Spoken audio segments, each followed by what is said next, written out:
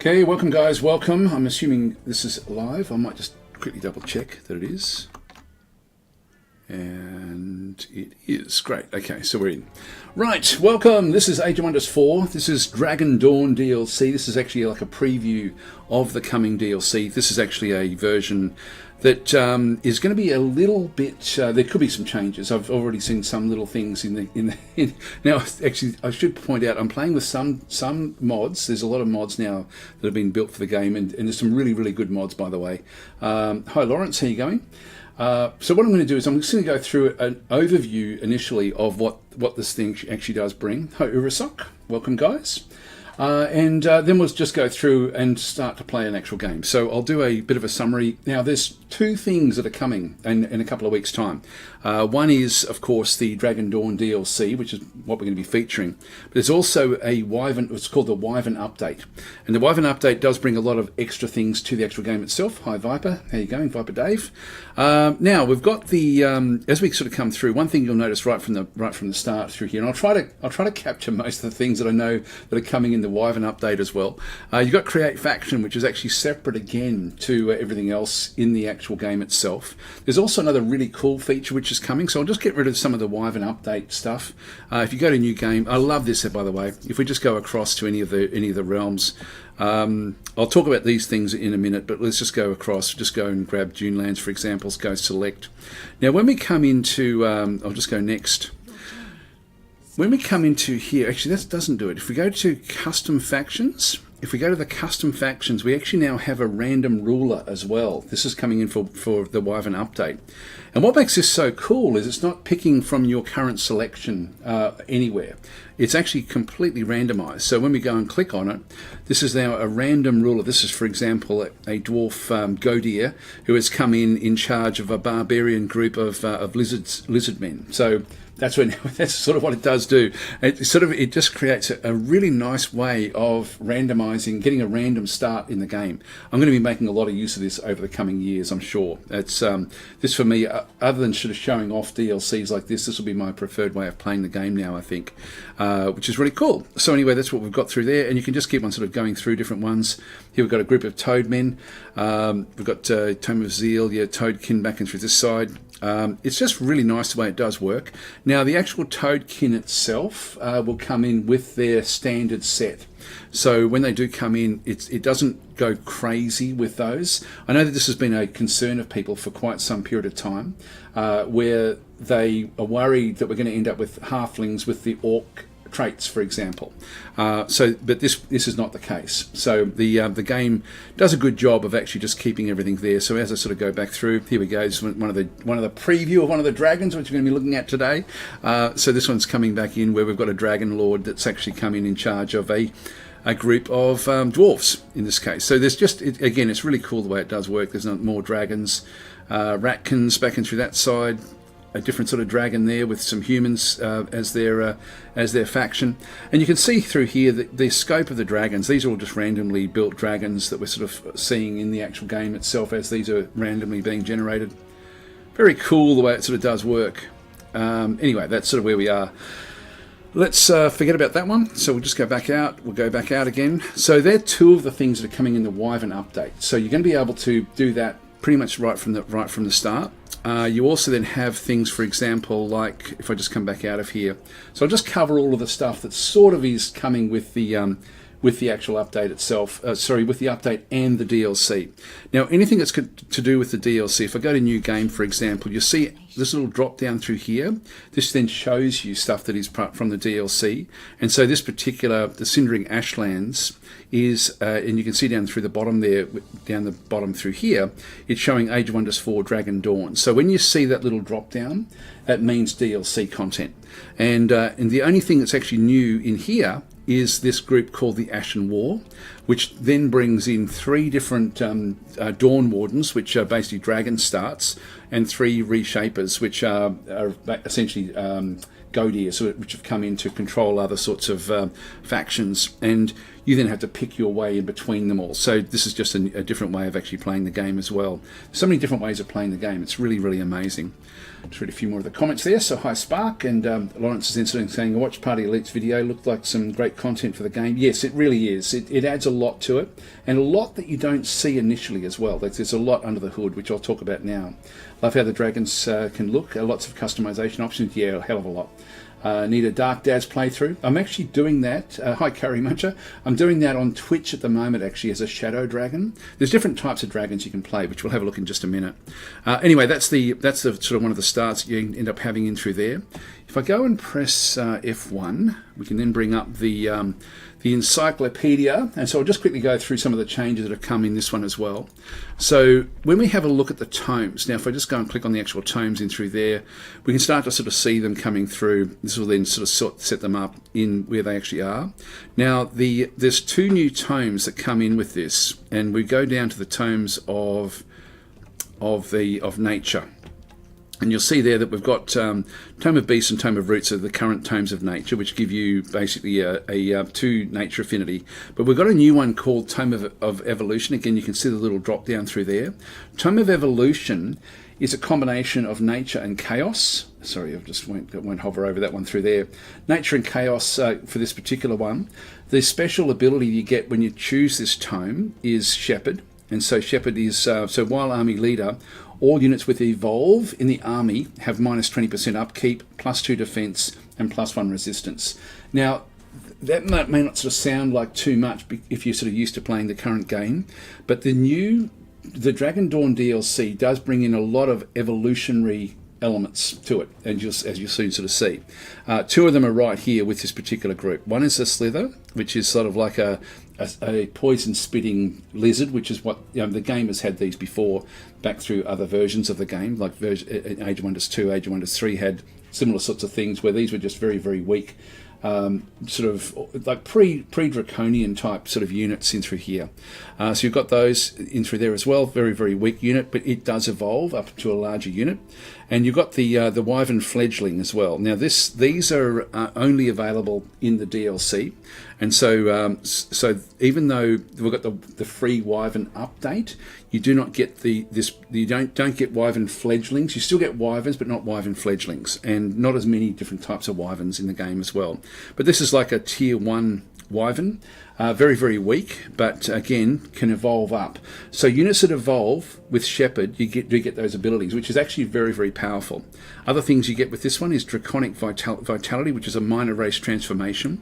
So the target race is imbued with dragon-like vitality, granting them plus 3 hit points per unit rank. So there is no Draconian race in the actual game itself. It's a bit like the way Frostlings are handled, except Frostlings is a minor race transformation. But this is sort of like, this is one of the minor transformations tending towards Dragonkin, I guess, or Draconian. Rapid Evolution Enchantment through here. This is actually an interesting one. So grants enchanted units, so any unit that's actually enchanted, plus 20% experience from combat, and resurgence if they're tier 1 or 2, making them come back to life if they die in combat where their army was victorious. This is very, very powerful. Very powerful when you think about it. So enchanted units are units that come in from summons. So if you've got a summon type unit, that's an enchanted unit. But also units that have got things like, for example, frost weapons or fire weapons like flaming arrows, things like that, they're still enchanted. And so tier 1 and 2 units have got resurgence, which is just phenomenally strong. So you can end up with, like that really can ultimately end up with a very, very powerful army of units that can afford to be killed off in the battle, because they come back if you win the battle. Then you've also got like Youthful Rejuvenation, which is just a healing spell essentially. So that's the first one that you get, the first tome. And again, this does change the game. This particular tome does change the way that you can play the game quite a lot, particularly when you put it in terms of, or with other types of tomes as well. Like, you know, as soon as if you get this one and you've then got another tome, a different sort of tome that then gives you the enchanted basic units, you're going to be doing very, very well. As we go through, that's a tier 1 tome. Tier 3 tomes, you've then got the Tome of Dragons in here, which is again a hybrid between nature and chaos. This one does then open up the seed of chaos and nature.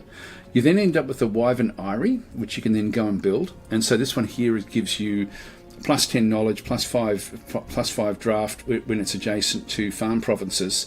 But the big thing is it unlocks the production of wyvern units at that particular city.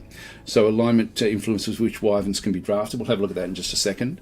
And so this is actually something where you can then go and get different types of wyverns from your city. You can just build them directly. Counts as a research post in through there, must be built in acquired province, unlocked by the time of dragons in through there. So that's where we are with that one. You'll see through here we've got another different type of summons, or this is a unit that you've then got access to. So grants access to young fire dragons and young frost dragons. Now we've already had fire dragons and frost dragons in the game, so they're just fighter units which grow into adult dragons. What's different in the which you don't get if you don't get the DLC is the obsidian dragons and the golden dragons. They're your evil and good dragons, and so if you've got evil alignment, you are then going to be able to have access to obsidian dragons. If you've got good alignment, you've got access to golden dragons. So that's sort of where we are through there. Back in through here, you've also got a siege ability where you've got where you can actually do an initial attack by dragons to sort of do things. Where you end up with the with a siege project, essentially where we do 26 fire damage to the defenders, and units defending the city have a base 90% chance of becoming burning. Now, depending on the dragon that you've got, that may be a problem actually. If you've got like a frost dragon, then you're going to end up like basically putting out the fires. Flame of Focus back and through here. So this one gives a fire bomb, which is a magic attack that deals damage in an area. This can be then applied to battle mage units. So this is a unit enchantment. You've got Purifying Flame in through here, which is another healing type spell, and negative status effects are then removed with that one through there. And then finally you have your major transformation. This is the Draconian transformation, and again this can be applied to any of the I guess the chassis that are used within the game. So you can still have Draconian orcs or Draconian humans, Draconian halflings if you are so inclined.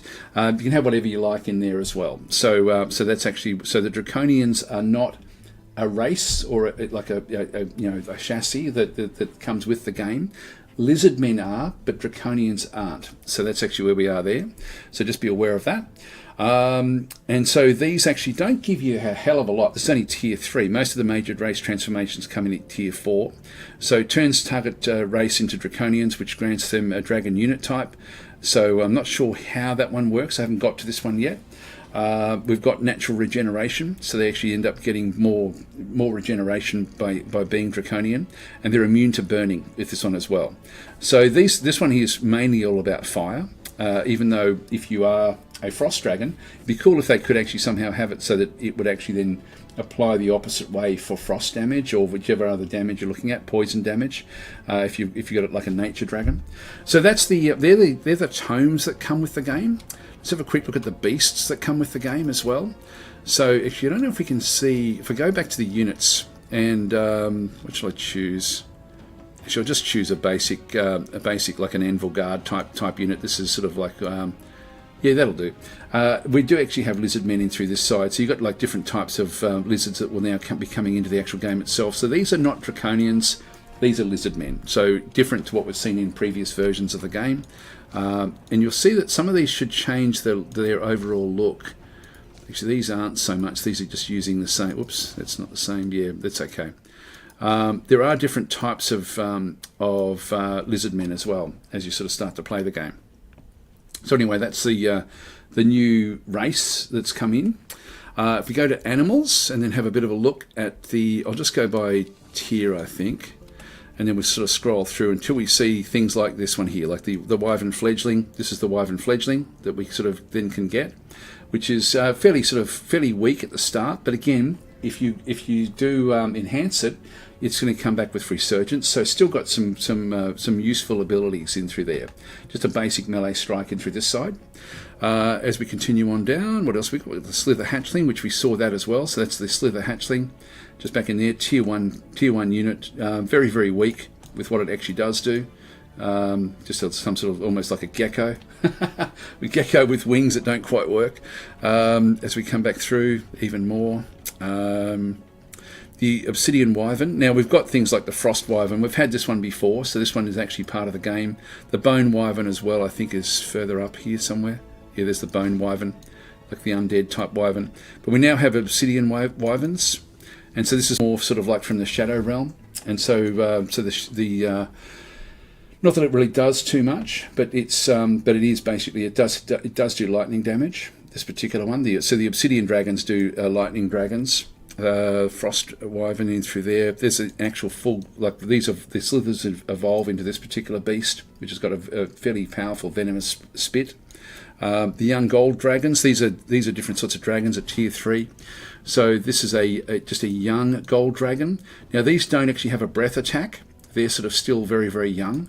They've only got melee and tail swipe attacks. The tail swipes are really quite strong, the way that they actually do work. As we come back through, what else have we got in here? Young Obsidian Dragons back through there again. So again, more of an evil type dragon. Again, no breath attack at this point in time. Young Fire Dragons back and through that side. So these all come with the DLC. You don't get these in the base game, but you do get Fire Dragons and things like that in the base game. So continue on through. The Gold Wyvern is also something that's a tier 3 unit. This is a more if you're sort of playing more from the spirit side.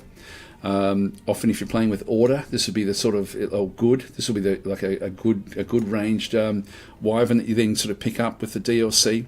Young Frost Dragon in through this side. So there we've got the frost abilities. Again, we're not seeing any specific change with this, but really it's from when it evolves. So that, again, these are all evolving units that we're seeing through here. Then we sort of go all the way down to tier 5. Where we get the so you got the Fire Dragon. Now this is not showing DLC because this one exists in the game. So you do actually have a Fire Dragon. Now I don't know if it's been tweaked at all. I'm guessing it will have. This is a Fire Breath, Tail Swipe, Melee Strike. So it's very, very strong what it actually does get to do. What else? We've got the Frost Dragon. This also is existing in the game. So we've got these as well. These have got Frost Breath back and through this side. What's a Lost Wizard? I don't think I've seen them before in the game, to be honest. I haven't noticed them before. We then have the Obsidian Dragon and the Golden Dragon. So these have been added in. And so this is more if you're playing as an evil. And this is an evil dragon with a lightning breath. And the Golden Dragon is the one. And again, you can sort of see the Eastern influence on the actual dragon head for the Gold Dragon, which has then got a purifying breath. So it does sort of spirit damage. So they're the different types that you get. So that's basically a bit of a summary as to what you get with the actual DLC. There's quite a bit actually, but the way it also then plays out. Actually, I don't know if I press F1, can we see the unit upkeep? So I'm not sure if we can. That's the yeah. No, it's not going to be it. It's just abilities. I don't think we can sort of see. Yeah, no, I can't remember where we can find the abilities for the actual for the groups as to what we then end up getting on the actual units themselves. I won't worry about that one so much. All right, let's just get back out of there. Okay, so that's what we've got. Let's go and create a faction. Actually, I'll just read a few more of the comments again. Sorry, guys. So. So Spark is saying, is there an option to be a skeleton dragon? No, there's not. No, you don't have that option. Vivian Holes is saying rapid evolution enchant only works on units with evolution mechanic, so you actually you get a chance to evolve them, and the enchanted unit is just any unit you have put any particular enchant on. Yes, that's right. So if we put on frost weaponry, that we've enchanted that unit, if it's tier 1 or 2, and we've got that rapid evolution, they'll then come back through as a with the ability to resurge back after combat. So it's very, very powerful. So Pickle Father saying, how's it going? Yep, so showcasing the tomes, nice. Yeah, so they're the 2 tomes that we get. Saying arrived just in time, not late for this one. Yes, that's true. I was live streaming on Twitch before, so this means we can have half dragon frogs and recreate the Rana from Songs of Conquest. Well, not really. And then saying they did the whole dual affinity tome thing. Sweet. Yeah, I'd noticed that some people doing that in the workshop. I guess they liked the sound of that over at Triumph. Yeah, I think that they did mention that they actually picked up a lot of tips from what people have been doing in the mods. There's about 400 mods or something now. There's a crazy number for such a young game. It's really quite amazing. I've got a lot of mods in this, by the way, that I'm actually playing. I don't know if it'll show the mods in here. No, it won't. There's nothing I can sort of really do in here. Yeah, no, I was hoping that there'd be some way to show the mods that I'm playing with in game, but I do have a fair few mods now installed and running. I've turned off all of the ones that do change the tomes, because I did want to sort of just highlight what's coming with this one. Okay, Spark's saying, do the larger dragons fly like wyverns, or are they only a ground unit? They're a ground unit that flies in combat. So they have the flying ability to fly and then land in combat. The wyverns stay flying the whole time. So that's the difference between the dragons. So the dragons do have the ability to move through flight, but only in combat. And also it changes a little bit how they can then move across the map as well. They do get some benefit, even though it looks like they're walking. They can sort of almost sort of skip ahead, I guess. They don't fly. It's not like the Game of Thrones type dragons where they fly for, across oceans or anything like that. They can't do that. Well, actually, I think, yeah, actually the wyverns sort of can once you get the water crossing one. Anyway, we'll just keep on going through. My 2 cents is in saying this game is visually stunning. It really is an amazingly pretty game. Pickle Father Noogle's saying they still have the flying trait, but animation-wise they sort of hop around. Yeah, when moving, that's right. So Lost Wizards are not new. Yeah, I haven't seen them in the game. It's just something when I come across it, I think, what the hell's that? Okay, so Pickle Father Noogle's saying fun fact about gold dragons with whiskers, a la Dungeons and Dragons. Whiskers are a motile and used to clean their teeth and groom their face. I think it's more just coming from Chinese mythology, isn't it? Those particular types of dragons. Anyway, let's go and start a new game. Now, I think what we'll do is I'll create a faction, and then we'll just go from there. So I'll show you basically the faction creation. Now, this is of course the new button, which is now where you don't start a game this way. You can just create a faction, and then you've got it then locked away. So if we create a faction. I'll do it this way. Sorry, I'll just get rid of my my virus scanner. So in through here, we'll just go to create faction, and now so lizard folk are the new ones. Now I'm guessing that you guys want to see them. They do actually come in with 2 new traits. So we've got poisonous and cold-blooded. So poisonous trait gives them +2 blight resistance, and melee attackers have a base 30% chance of becoming poisoned if they do get attacked by melee. They also are cold-blooded, and cold-blooded basically just means that they've got negative 50% morale loss from all sources. So they actually stay in the fight for longer, so they don't rout. And that's actually fairly important, actually, particularly if we're going to be playing with that resurgence. That will actually make them even more deadly in those sorts of things. Just reading a few more of the comments there. So the Room DVD is saying, hey Daz, is there going to be an option to remove the underground? I don't know, actually. I don't know. That's a good question. It's a good question. Oh yes, there sort of already is. If you can do that through the I think you can have small underground, which means that they hardly have any bearing at all, but I don't think you can get rid of it entirely. How good are bows, says my 2 cents. Depends on how you work with them.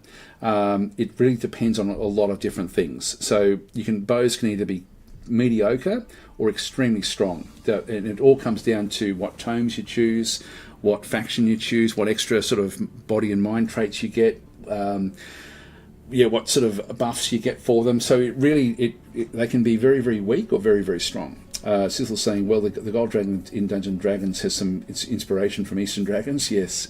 Pickle Father's saying, I assume the dragons work like Wizard Kings and get race transformations applied to their factions. I saw that your dragon at the start screen had a bit of what I think is the plant skin transformation. Yes.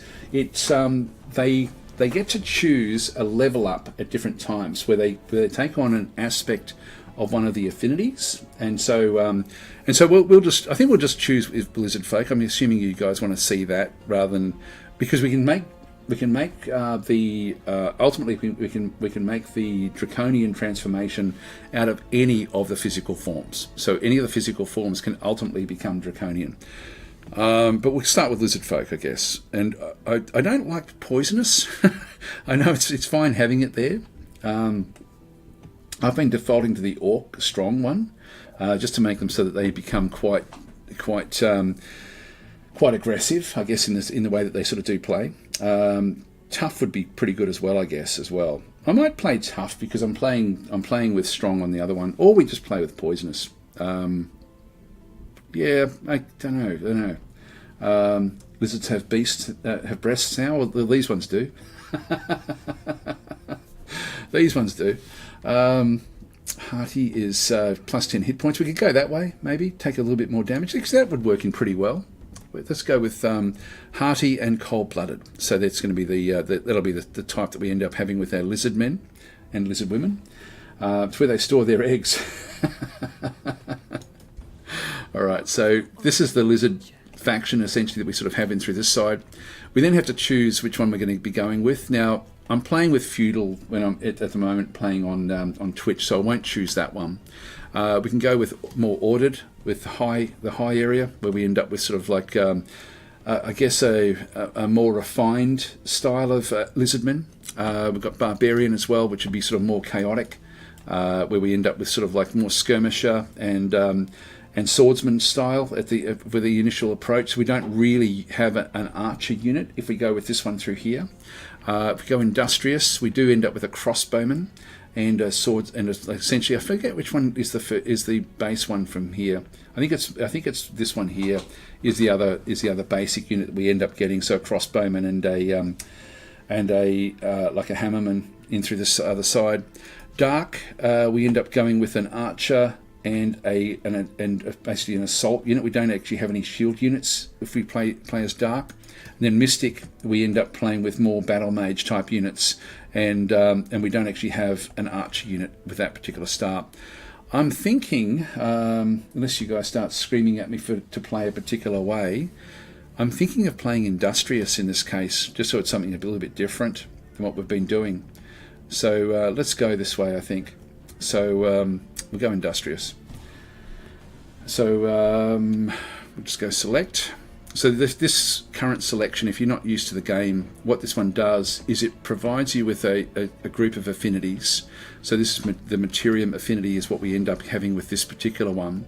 And you can see as I sort of scroll across, it changes the affinities back up in through here depending on what I get. So I'll go Industrious, just go select. And then we have to choose 2 traits back in through here as well. Now, I'm thinking of choosing the Chosen Destroyers. This was one that you unlock. You can see the little symbol there. This means it's been unlocked through the Pantheon, which is just as you finish off games, you start to unlock things. This is one of the last things in the Pantheon. If we go that way, we're going to be playing as evil. And one of the troubles of playing with this one is you only get one city the whole game. So you end up with basically, you have to then go full on destruction. So the Chris Lighthorse saying Barbarians are one of the best archers in the game. Yeah, they do. Actually, we'll go back. So Barbarian is a good choice because it also then picks up those same 2, Chaos and Nature. It does sort of pick up through there. So where's the archer? Oh, yeah, back there. Sorry, there's the archer there. What was I thinking of? Which one? It's Mystic that doesn't have the archer, isn't it? Yeah, so sorry, I did say that they didn't have the archer. What don't they have? They don't have the polearm. That's actually what they don't have. They've still got assault units. We could play Barbarian if you want. What I'll do is, okay, guys, I'm going to get you guys to just if you type number 1 if you want Barbarian, type number 2 if you want Industrious. So I'll just give you a few seconds to sort of to consider the difference between them. So one for Barbarian, 2 for Industrious. It will be what we'll actually choose. So vote away in the chat. There's about a 20-second delay, so I've got to just sort of do things while you guys consider what's happening. So the Barbarians, we're going to end up with skirmishers. Now, primarily, we're going to end up using a lot of the Tier 1 units. If we play as the Barbarians, we're going to be ending up playing more of an evil sort of fire-type dragon, I would guess, more chaotic. If we play with Industrious, not sure what sort of dragon will actually go over there. There we go. We're getting a few votes now coming in. So just sort of see how things come through. Sithil's gone with 3. What's 3? What's 3?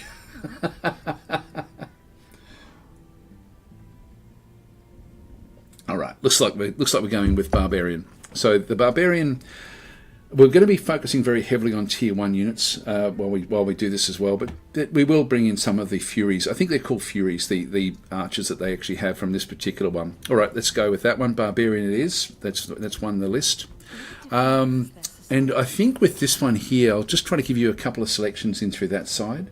So let's have a look and think how we're going to play this. And I more choose these from theme. Yeah, Spark saying 99. There we go. Now, what I'm thinking is more the sort of style of doing things. We can go a full-blown Evils playthrough, playing as Chosen Destroyers, or we can go, and I just want this to be sort of like the theme of what we do. What else should we have a look at? That one there is more of an Evil Empire. This is more of a, so we've got Evil Empire, we've got, and this has been sort of like the way that we're going to be playing it. The destroyers will be to destroy the world, essentially. So I quite like the idea of playing a dragon that way. It also then moves our chaos affinity back up, so we're going to be more of like a fire dragon. If you pick a special mount, the Furies will be mounted. Oh, okay. Okay. Actually, that's something we could actually look at. Actually, that's something we should look at.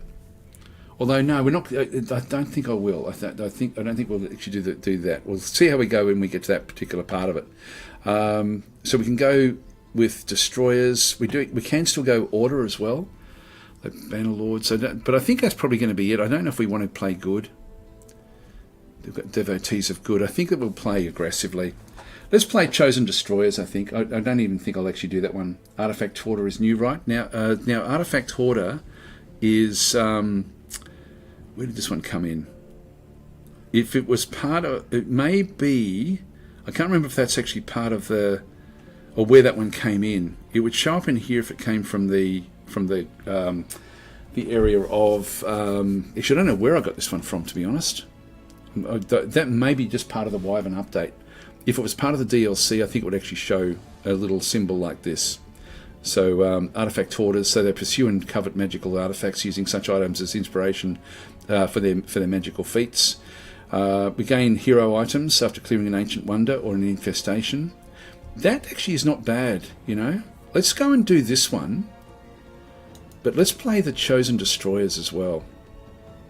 Let's go with both of these. So this one we're going to be trying to acquire loot as but also destroying the world. So Chris is saying Artifact Hoarder is very good when being a dragon. Yes, because of there's a hoard. You end up with a treasure hoard of loot that gives you gold, and so it actually enriches you. Let's go that way. That looks pretty interesting. Ruthless Raiders. That's going to then make our tier like essentially if they murder without remorse. They're interested in loot and plunder than right and wrong. I think I'll just keep on going with Chosen Destroyers. This is going to make it a bit more difficult for us, I think, to play this particular way. But raising cities is what we need to do. So we're going to be destroying cities as we go. And we can only have one city. So we're not going to have, unless we can afford them, we're not going to be really having other heroes so much. So let's just go with this one. So it's from the Wyvern update, says Chris. Thanks for that. So yeah, okay, that would make sense.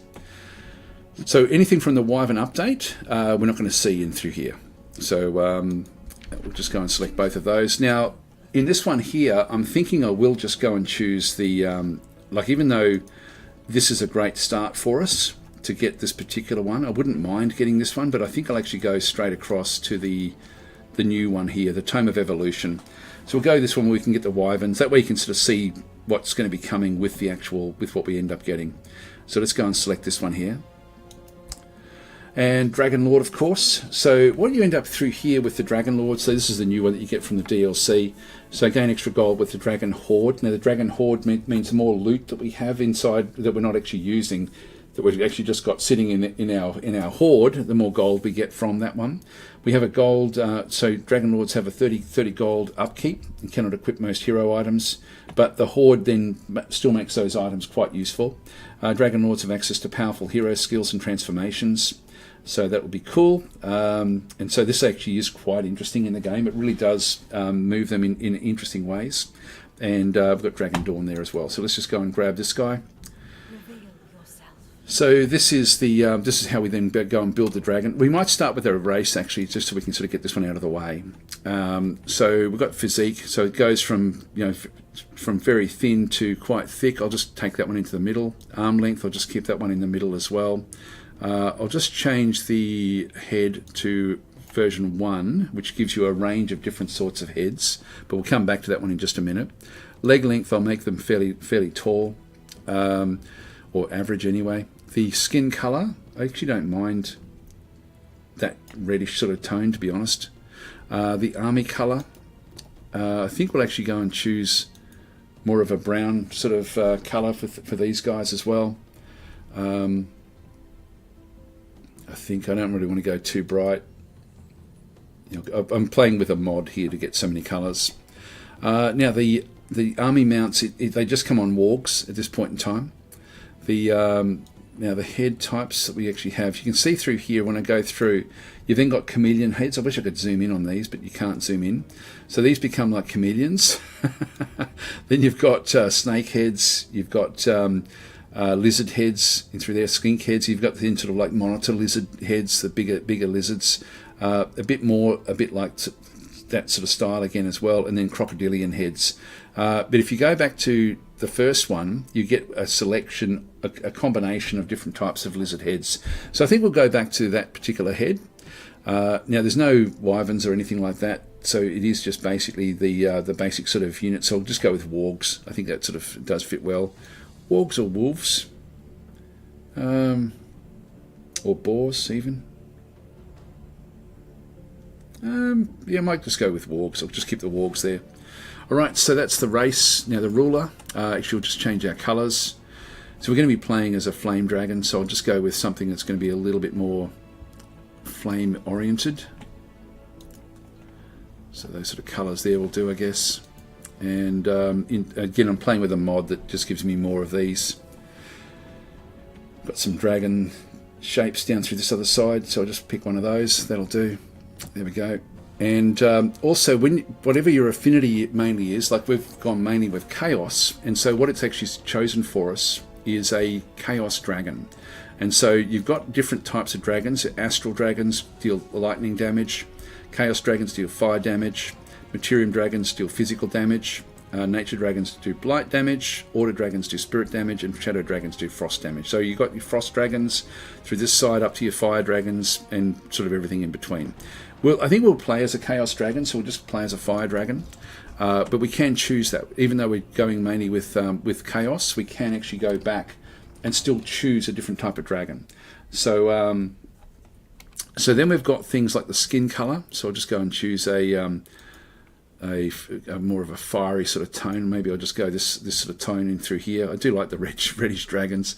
What does that one look like there? That's more pink. It's more of it's not really a deep red. I'll just go back this way. And then we've just got the skin decorations. I'll just get rid of them entirely. What these ones do is that's the base color. But then with the skin decorations, it then does change the way that they sort of then look with with different aspects to them. It's actually, I'm finding it actually is, you see more from the back as to what the actual look of it looks like. I might just have a bit of a look, so we're looking mainly at the back of the actual dragon itself. Which way should we go with that? Yeah, mainly there, I think. Let's just have a look at the skin decorations. So if we just go back through, and then we can, once we find one that we sort of like the look of, we can then sort of move it forward. That one looks interesting. Going back to this one here, actually, what does that one look like from the front? That one looks okay. Okay, so we'll look at we'll use that as a skin decoration. The scale types either come with, actually what I'll do is I'll just get it standing, just so it's typical sort of standing pose, just so we can sort of see what it looks like. But the scale type, you've got sort of like just rough skin down to like fine scale in through there, or sort of rough scale there. Let's go with fine scale in through that particular one. Ornamentation is what goes on at the back of the head, so the stuff at the back of the head will then sort of change depending on what we sort of choose. So in this case, I don't mind the little spikes. There was bigger spikes, weren't there? Yeah, there's that one there. Might go that way, I think. So we'll just leave that. Actually, no, we'll go back to the other spikes. But there's so much personalisation in here as well. It's really quite amazing. Yeah, let's just go this way. The physique can go from very, very solid down to really quite thin. Let's just go in the middle there. The wing length sort of increases how big those wings actually are on the actual dragon itself. I think just I'm sort of happy with them sort of being in the middle here somewhere, just so that when they're on the battle map, it's not going to be too dominant with the look of them. The neck length as well, you've got sort of like from quite short to quite tall. I'll just keep it fairly much in the middle there as well. Then you've got the body length as well. I don't mind them being fairly long, but I'll just keep it, I think just in the centre there sort of tends to work. It tends to stretch a bit too much. It looks a bit weird back in through there, but anyway, that's okay.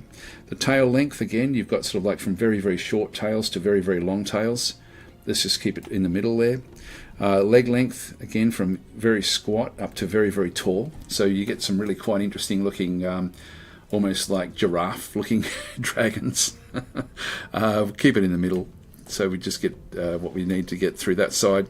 The dragon posing, of course, is you've got like it's sort of in, you've got the just standing repose on its back feet, sort of in almost like a walking type sort of stance, and then just a standing one. My dog does this actually all the time. He just stands there like that. It reminds me of my dog. I'll keep that one because of that.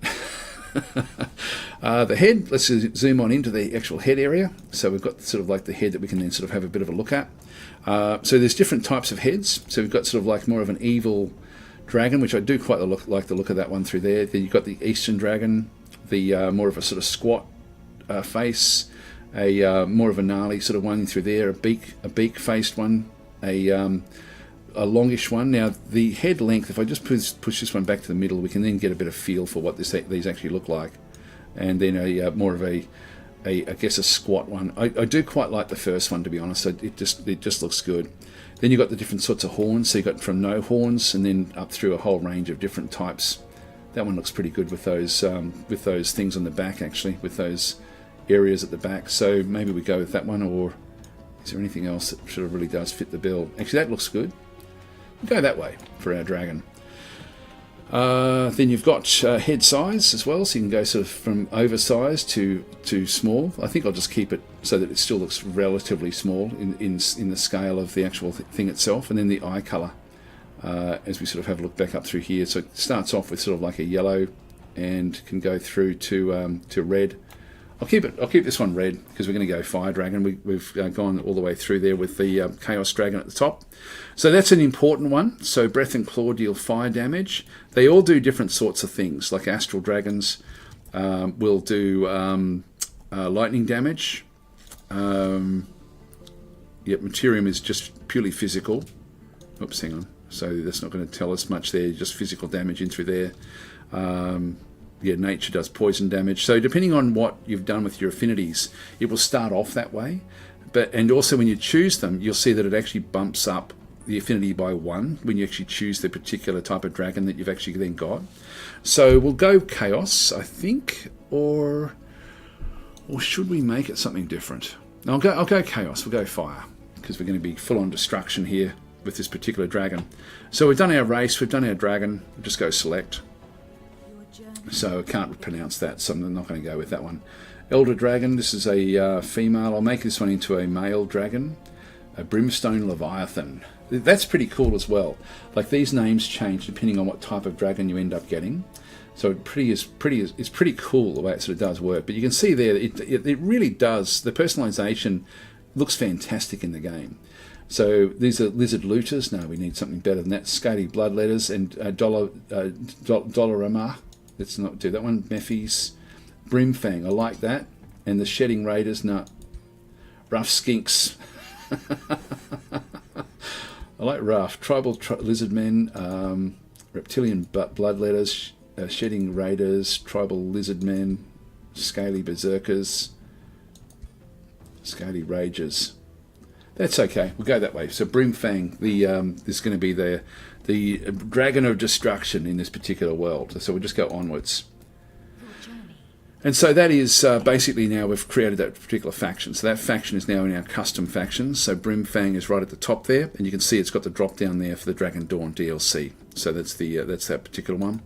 Let's just go back out, and we go to new game. Now let's go to custom, create a new realm. I've been really enjoying, I've just go and customize the realm. I've been really enjoying, I've got to say, the lava lakes, but let's do something a bit different. Let's go with, say, lava divide, or just land, islands maybe. No, let's go land. Actually, no, go lava divide. What this one does is it creates two parts to the actual map itself. If we go now, I've got a mod that's putting in further, distant, massive, and grand. I'll go further just so that everyone's a little bit further apart than what the game normally starts with. We'll go with only 4 players. That means that there'll be 2 on one side of the lava divide and 2 on the other side. That'll just sort of split the game up nicely for us. The difficulty, I'll just play on hard. This is a mod as well, actually got, which does show you what you get with what the AI receives on the different difficulty levels in through this side as well. So it's so it's quite cool actually to sort of see exactly what they end up sort of getting and through here as well. So this is actually just a mod that gives you all the information. So they still end up, even on normal, they end up with 120% gold. Easy is plus 10 golds per turn. Relaxed, yeah, not much. Anyway, what's brutal? I'll just go hard. I think hard will be fine. So we'll go that way. Let's just go across into the actual traits. Now, scorched climate. Let's not do that because we've only got one city. So I think we'll just leave everything pretty much as is. Endless fields would be quite nice. That way, desolate province features are absent. Grassland province features are common. Yeah, let's just leave it there for now. We can still have, even though we're playing the way that we're playing it, we're going to still be able to get vassals. So I'll just keep that one without any sort of climate. So we'll just go no climate trait. The inhabitants, I'm just going to keep them also where they currently are. We could have dragon territories, but I don't think we're going to need them. So let's just leave that one where that is. I won't play with any of the extras in through here either, so I'll just keep all them off. So the Ashen War is the one that did come with the DLC. By the way, the version I've got will have some changes at some point, I would guess. So it's a preview version that I'm actually showing here. Now this one here. If we went with Wondrous Past, so Ancient Wonders are common, let's go that way. That way we're going to end up being able to acquire more loot. What else should we do in here? Mana resource nodes and pickups are abundant. That would be quite nice, to be honest, for us, because we're going to need mana. Yeah, let's just do it. Make it more magical. As far as the free city modifiers, I won't play with those. I think Ruined Realms, so free cities are rare, but city ruins are common. I'll leave that off, I think. And as far as rule modifiers, I don't think I'll bother with any of these. Yeah, so the realm actively interferes with natural healing, so Empire units suffer no respite. No, we won't do that one. And then we've got the unit modifiers. These become really quite overwhelming. So let's not bother with those. High maintenance, yeah, we won't do that one. Immortals. These are good fun, but let's not do it. Okay, so this is good, and just click on that one there. So this will be the way that we actually end up playing it. So we'll get started, and just go next. Your journey starts here. Custom, and we're just going to go across and grab Brimfang. And select, I did show this before, didn't I? The random ruler, where you can actually just go and randomize a ruler. I'll just show you again, because it's really, really cool. Where you can just keep on sort of generating different random starts, where it re-rolls for you all the time. It's very, very cool. I really, really like that. I can't wait to sort of play that, to be honest. Anyway, we'll go with Brimfang, select the faction.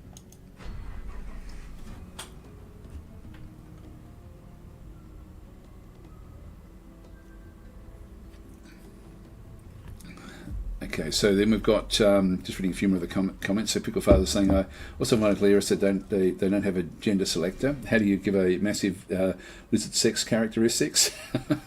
Can you show a nature dragon, please? Don't have to pick it. Oh, sorry. It's all it does is do poison damage. So basically, it ends up becoming a poison damage, and then you just change the look of it to sort of suit yourself. There is also upgrades that we do get, where we will probably choose the nature aspect when we do go into that one, for the simple reason it gives us a lot of hit points, and that would be quite cool. And that does then change the look of our dragon a little bit at that point as well. So sorry I didn't see that comment when I was actually going through that one. So Sithel's saying now I have to make a billion more factions. Yes. So Sithel's saying, well, got to go, but I'll try to catch the video later. Thanks for that one. Okay, so Dragtastic, there we go, says Carrie Muncher. Vivian Holzer saying female dragon ruler equals drag queen. Pickle Father Noodle saying first thing they said on the live stream showcasing this is that you could make a corgi dragon that's just as just an absolutely abomination of a creature. You sort of can by compressing everything down. It's still big, but it's they do look a bit sort of funny.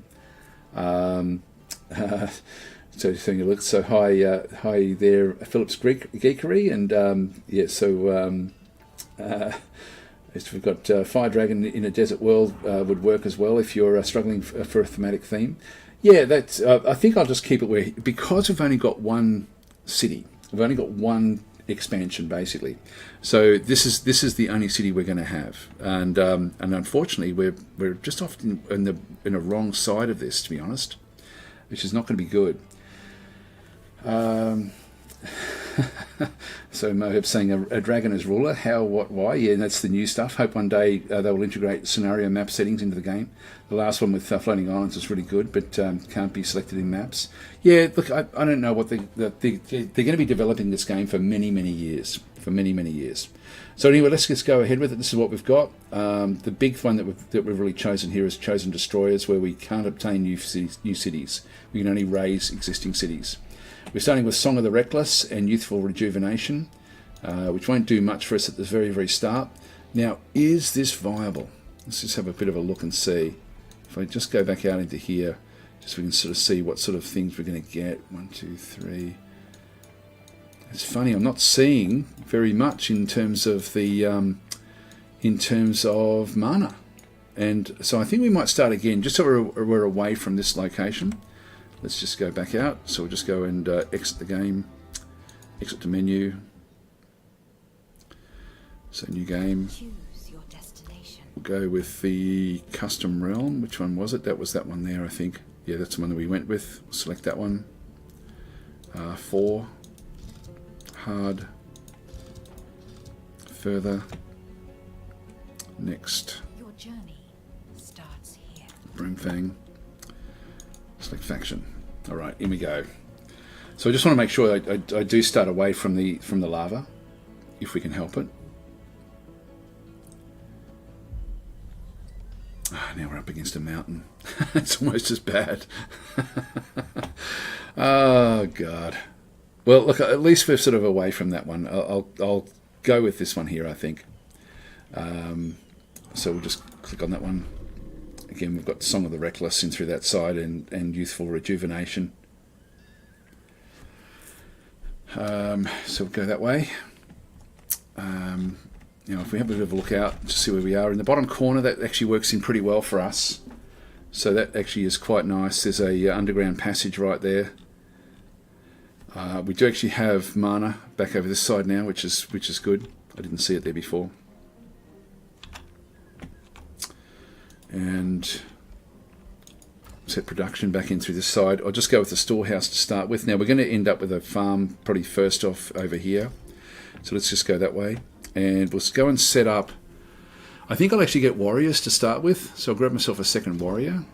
We've only got 3 units in here, so we're pretty weak at the start of this particular run. And set Arcane Research. Now, I think I'm going to go with the Draconic. So this one here, target race is imbued with dragon-like vitality, granting them +3 hit points per unit rank. Or I might even grab this one here with the so we can bring in some wyvern fledglings, and we'll go that way to start with. It's only 4 turns to get that as well. Orders received. So now this one here. Now we do have a road that runs off to the north. We can grab this this mana stash, so we'll do that, and we'll just see. There will be a another city somewhere by that will actually be the same race as us, and they're going to be along this road here somewhere. Now we've got that will have characters on it. I don't know where the next city will be, but I'm assuming it's going to be pretty up in here somewhere. Let's just move this one along that road. Now, in terms of what we have over here, at this stage, we've only got 100 points there, with a couple of toad soldiers, a couple of aggressive toadman shield units. So we should be able to take that on with our current group. So here we've got the Brimfang. So we'll get Brimfang leveled up as much as we can. So we'll just move across. Actually, there's a pickup right there. So we'll go and grab this one.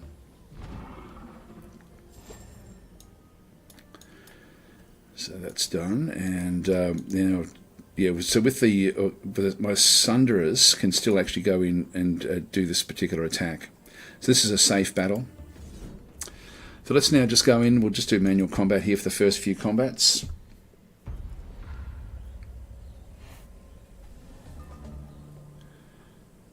Now here they come. Now the shield units, which we've got a shield unit as well. Oh, by the way, I'm using a mod, I should just point out, that makes the character, like the actual icons, much, much smaller. The reason I sort of wanted this in the base game, and this is too small for my liking, so I may even try to remod this myself at some point, so that it's not as small. But I find it a bit more immersive when you're looking at the actual characters without looking at the massive icons. But it is good the way it does work. So these guys are going to be able to come forward a little bit. Let's just keep on going. Now I want to draw them all one particular way, if we can do it. So we'll move across this other side. I want to keep them together.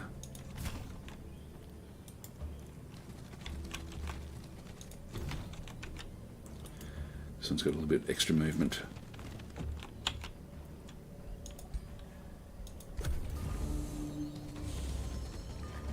Good, they come over together. Right, so what we end up having here is that our dragons have got they come with an ability to, we can use a breath attack. And what this one does is, if I go and show this one, it does damage in sort of like two in front, two out on the sides, and then one on either side as well. So, so I can get, if I end up being a little way away, I can then actually have them come through and do damage if they're on that outer rim. If I go into there and attack, or on the sides and attack an actual unit, then there'll be a retaliation strike. So I don't want to have that happen. So I'm just going to go across. So if I go to there, for example, I can then still actually hit all of those, including that one there. So we'll just go into this side with the dragon and do the breath attack. So that was now going to attack both of these guys.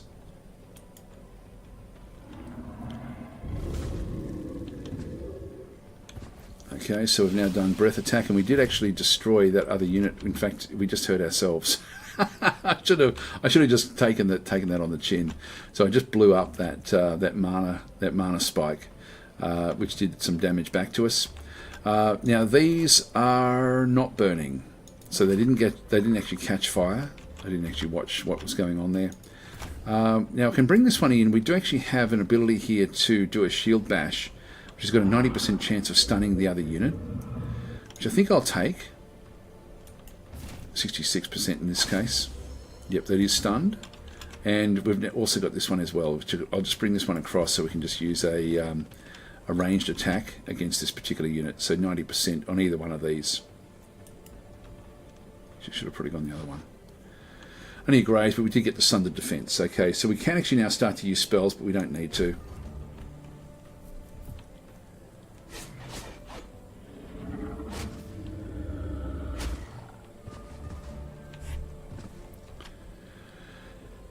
Now, I will just attack this one. This will kill this one off.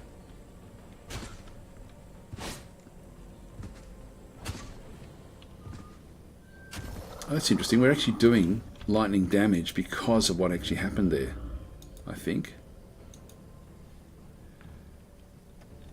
I don't know, I'm not seeing it there. Not sure how we end up doing that lightning damage there. Magically charged. I think we're magically charged because of hitting that other thing, but then we should see it hidden here. It should be showing up.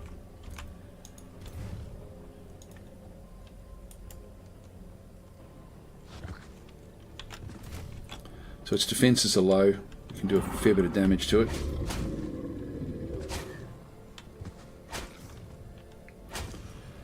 Alright, that will end our turn there.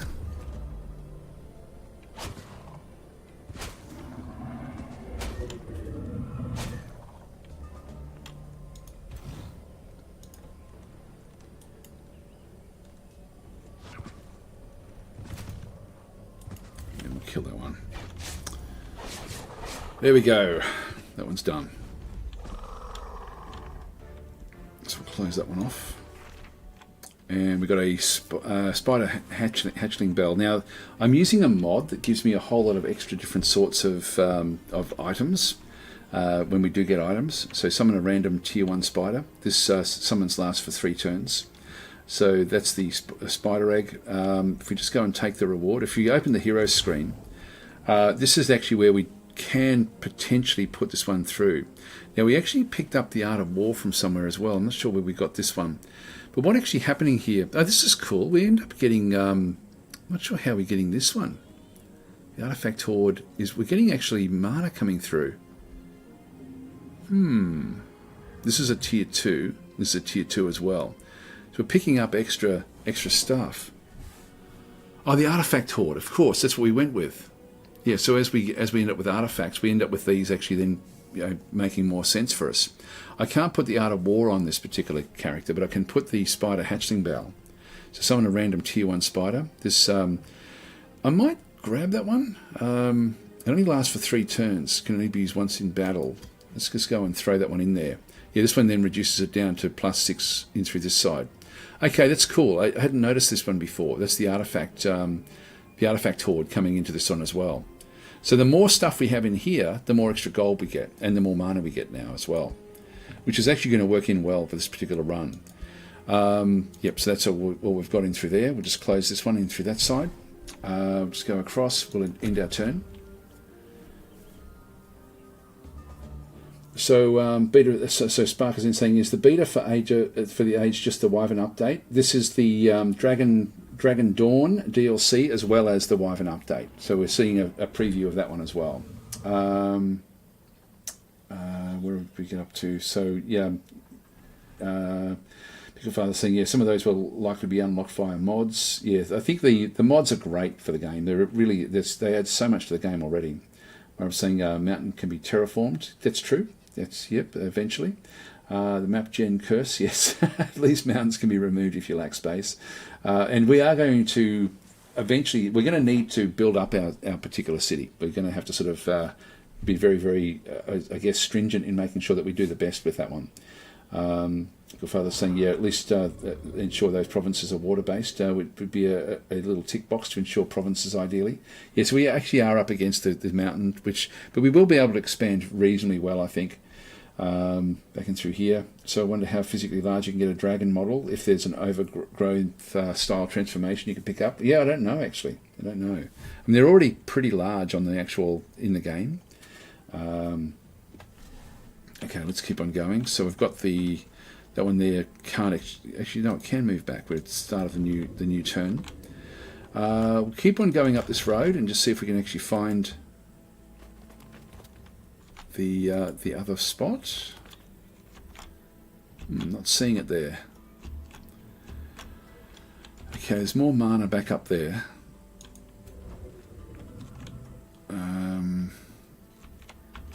Now I've got another one down this side. These guys are all actually okay. So we've taken a bit of damage with this one. I think we'll still just move across and just keep on clearing out. Different units in through there. Now we've got 40 Imperium. One of the changes that's also come with the Wyvern update is that the Imperium now costs more. So when we have a look at actually I can't look at the Empire development, but it does cost more Imperium now. So Imperium is becoming much, much more important. And what that then means ultimately is that in your cities, when you're building things, you will be wanting to then go and get the wizard towers because they do give you extra Imperium. So Imperium becomes really quite critical. I can actually go and just double this one up now and get another population by spending 30 Imperium. I'm thinking that at the early part of the game, this is quite a good thing to do. So I'm going to go and do that, which then gives me the option to grab more stuff, like right from the very, very start. And I think if I go into here and grab a farm on this location, it's then going to boost some of these other things along as well, and going to give me growth. So we'll take that right from the start. And I'll probably do that to get all of these basic areas pretty quickly if we can. So we'll just go that way. We'll end our turn here.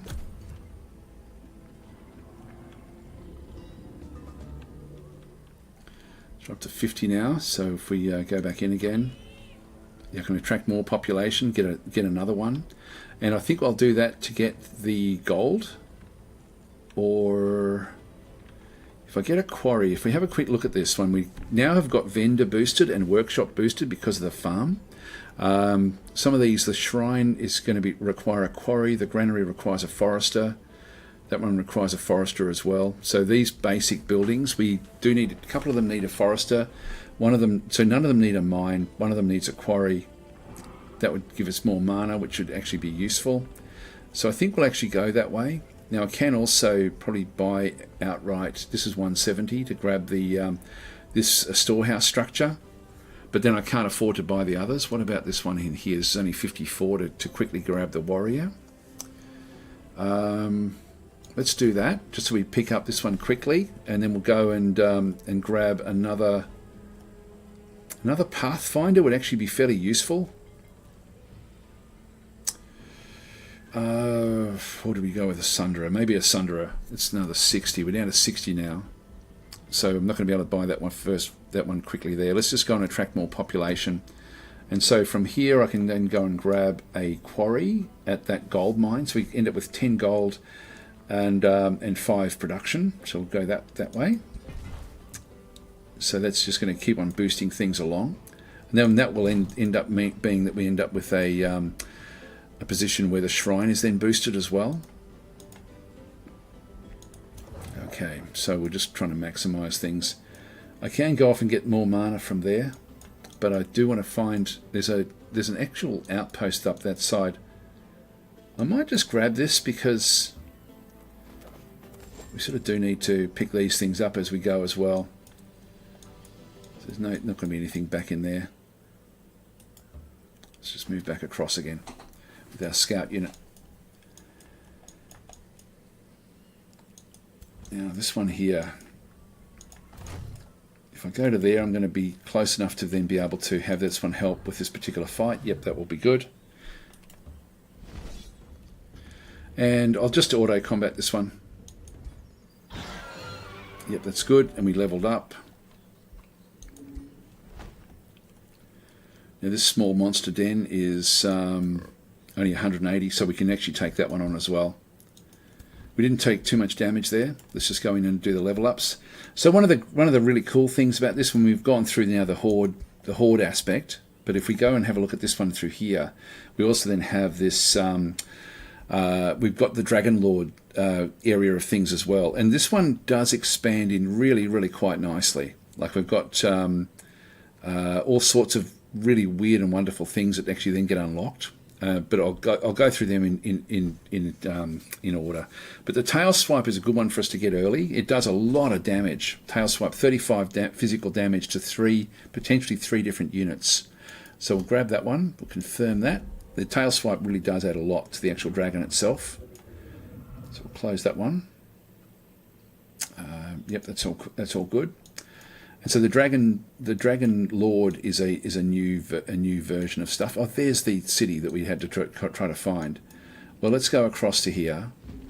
There we go, Tuskhelm. So we were going the wrong direction anyway. So this is Chieftain Ivar Warclaw of the Free City of Tuskheim. They're also scaly rages as well, so same as us.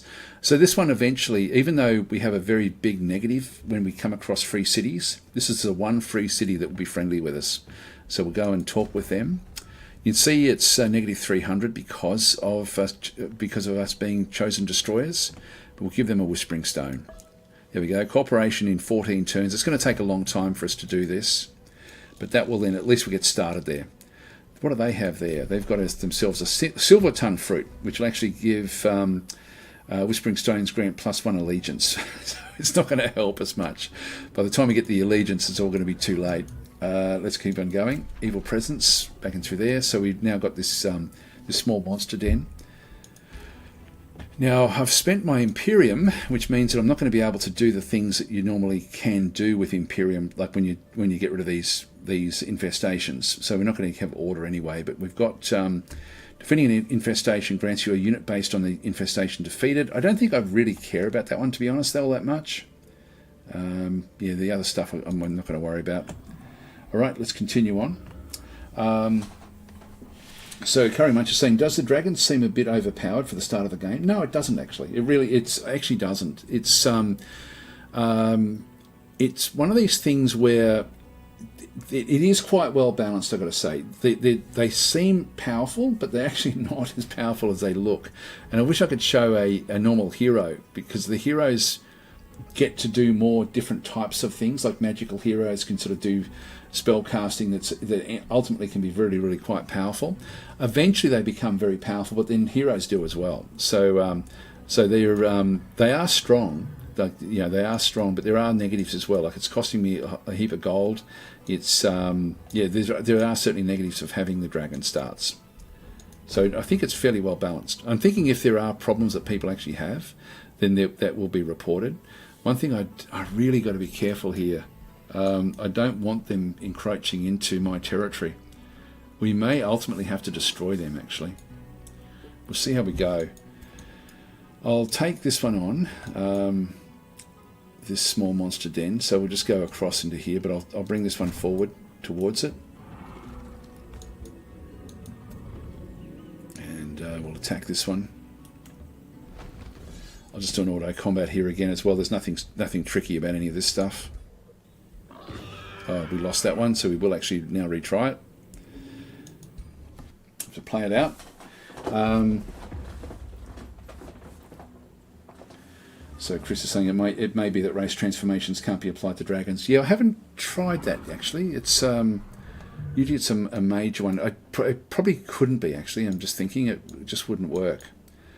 Now we're going to have to just set this one up a little bit so that when we come forward, we're going to be able to do different things. We'll move this one into here, I guess. So we'll sit this other side out again.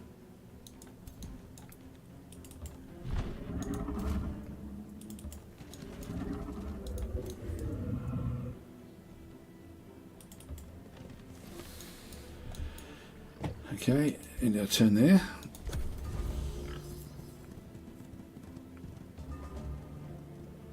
Now the only attack I really have on this one, I can go in there with the dragon if I can reach there. No, I can't quite reach it. I can do 2 damage in there, but I need to be in there to get all 3 of them. So I might just hover back. I'm not going to really be able to do much here, so let's just move this one across, back out of the other way. We'll set up the dragon can just go into here to start with. Ultimately what I want, actually I might move the dragon back and move this one in behind here as well.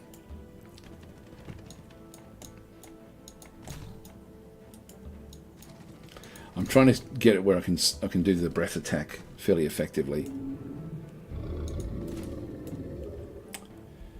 So the only things I've got is these useful rejuvenation and Song of the Reckless, which I don't really want to do.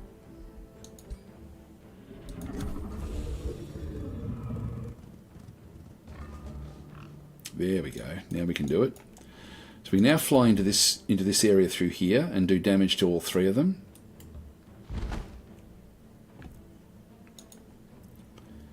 Oh, I've got this egg. I forgot to do that one. I should have done that last time.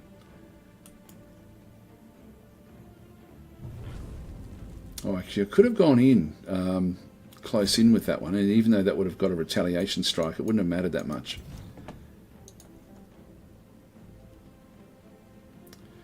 Yeah, I've got 90% chance there.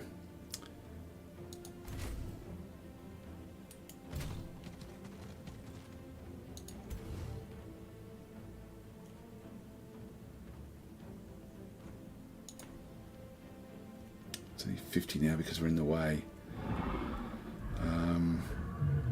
Oh no, that's only got the one shot, so that's okay. We'll just get the 90 from here.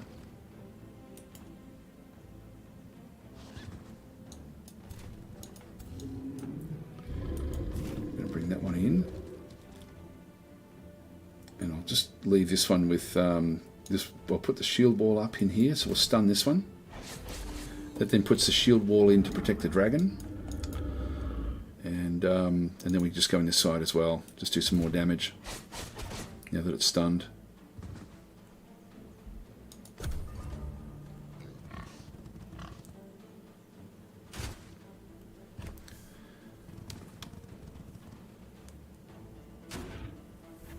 Okay, so we're now bleeding from these.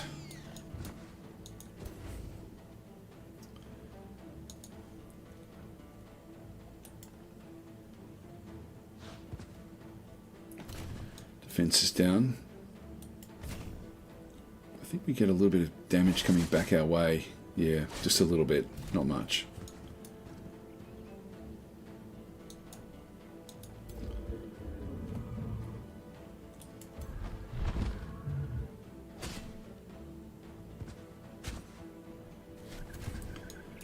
Bring this one around.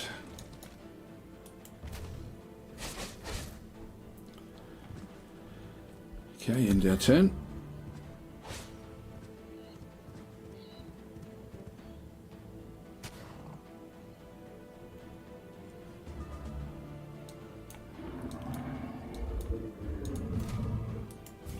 Kill that one off. And kill that one off. Alright, so we didn't lose any this time.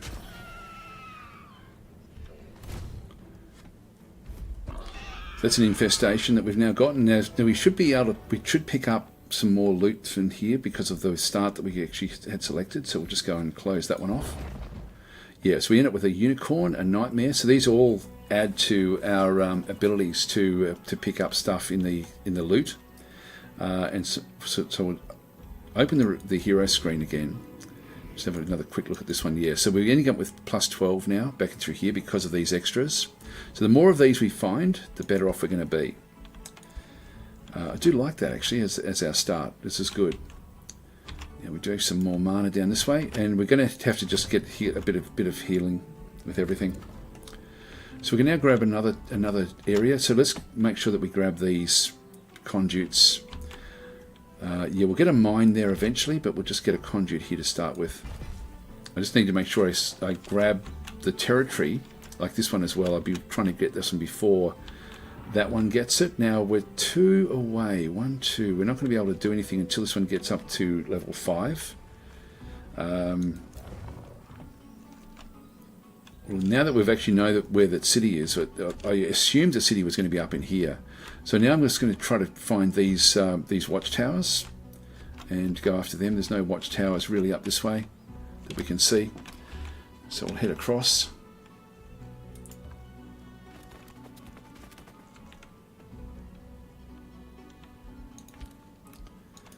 And our turn there.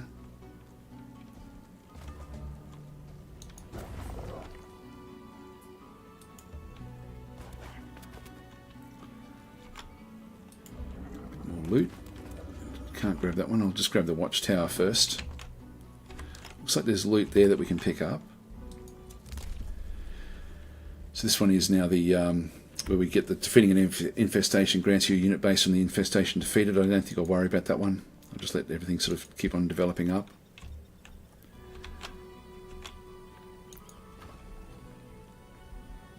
We get this in one more turn. I'll let it continue on. I'll save up the Imperium now.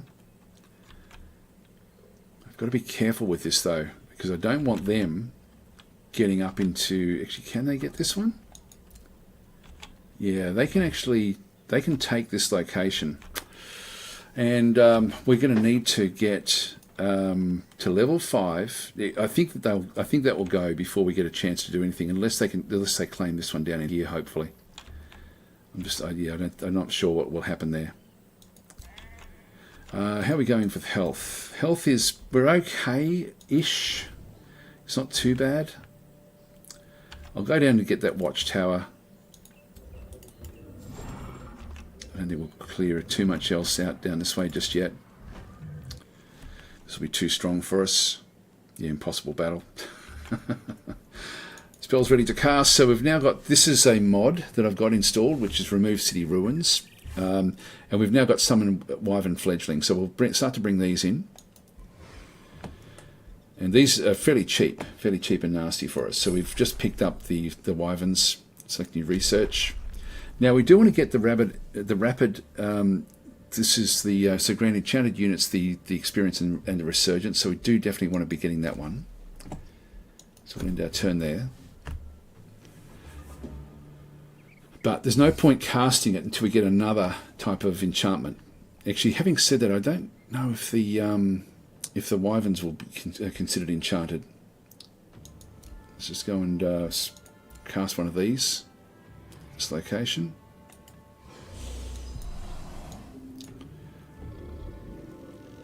And we'll grab another one. So we now have a small Wyvern. Just a fledgling.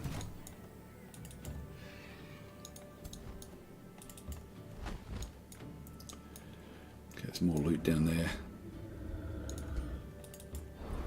There we are. Small monster den back over that other side. Actually, a monster den, that will give us spiders and things. That's probably worth getting, you know. I think I can always just ditch it at the end. So if we grab this one here, it's 100 Imperium. I think we'll do it. We'll grab that one for when we actually get rid of this area. And even though there's no real point grabbing these as such, because these aren't going to do anything, so I can just leave them where they are. Actually, there's some more loot down there. Don't have anyone else that can go down that way. Now we can annex another location here. So this is the 5th. So we've already got a quarry there.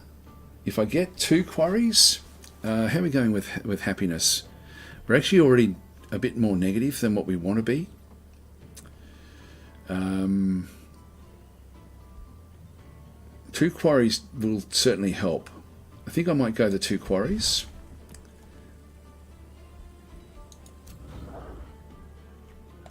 And then we'll just go into here.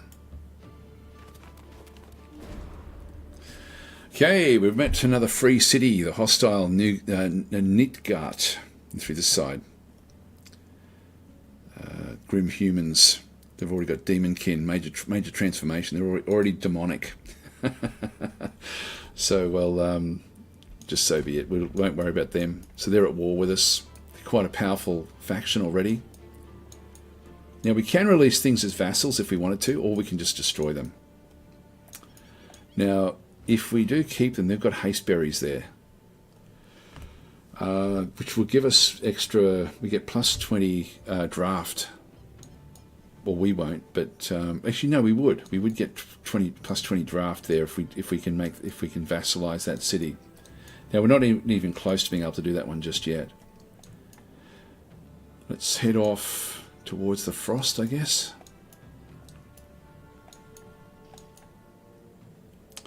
She might just swing back around this other side, go past this big tree and have a bit of a look around.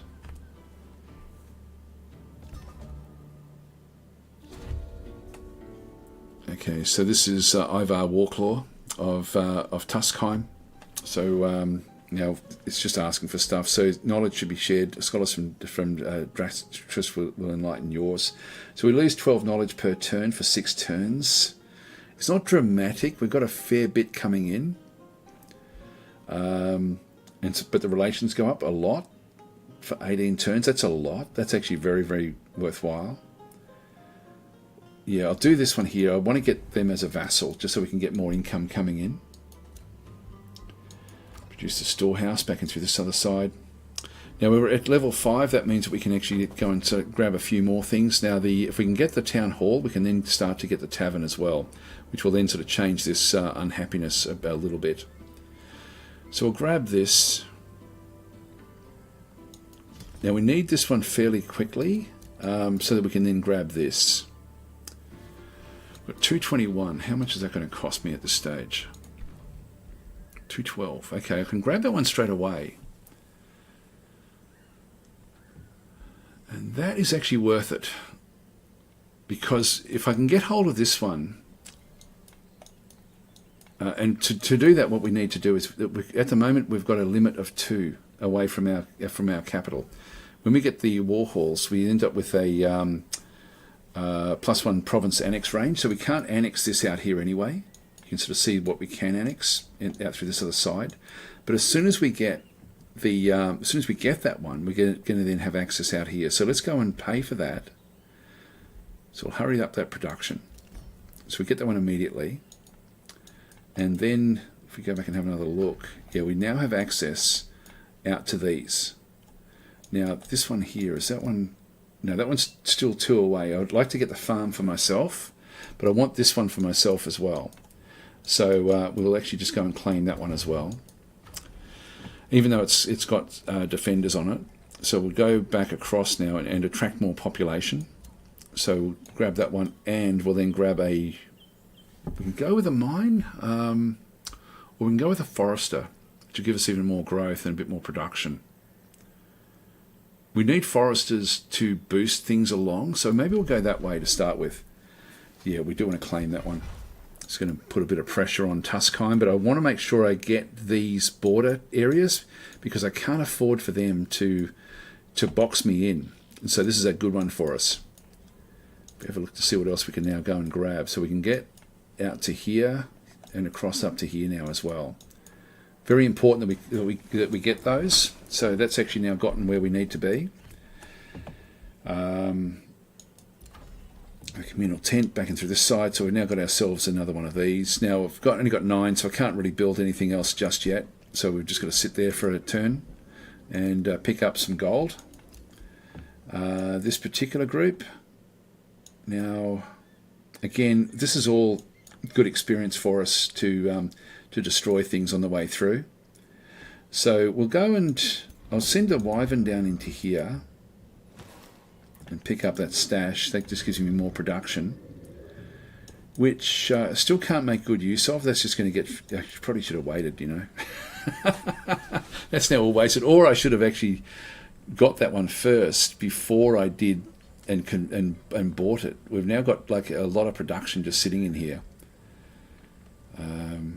Plus 40. You're not seeing how much is actually stored up. Anyway, that's all right. That's okay. We'll come back to it.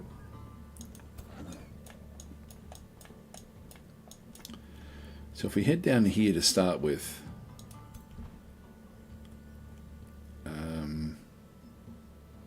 what's that one down there? That's 240.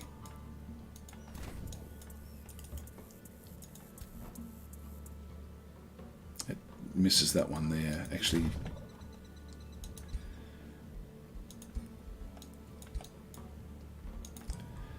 I'm better off. I'll come back for that one. I'll just pick up that mana, and then we'll move these in. So we've actually got these now as part of the actual group, and then we'll come back with the other wyvern. The other wyvern will be ready next turn as well. Now back up this way. So we're at war with this one, but we want to just keep on scouting out a little bit. So let's just scout down this other side. There's the lava. Okay, so that's the dividing line. So we'll start to work our way along the lava line, just so we can sort of see what the lie of the land looks like. So when we have a look at this one at this point in time, that's going to be the divide through the middle of the map. Looks like there's some lava there. In Tuskheim as well. So that's the edge. There is another area over there which we can have a bit of a look at. So I think what we'll do is we will come down, we'll clear this one out, and then we'll swing back across, just clear out all of this territory back in the back through here, and that will be good. These do move pretty fast. We'll end our turn.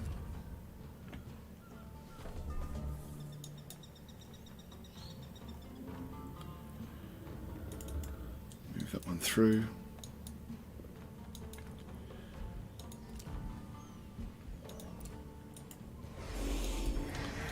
Bring another wyvern in, and we've got this one here moves pretty fast. Just do a quick save. Do an auto combat. Yep, that's okay. We've leveled up again.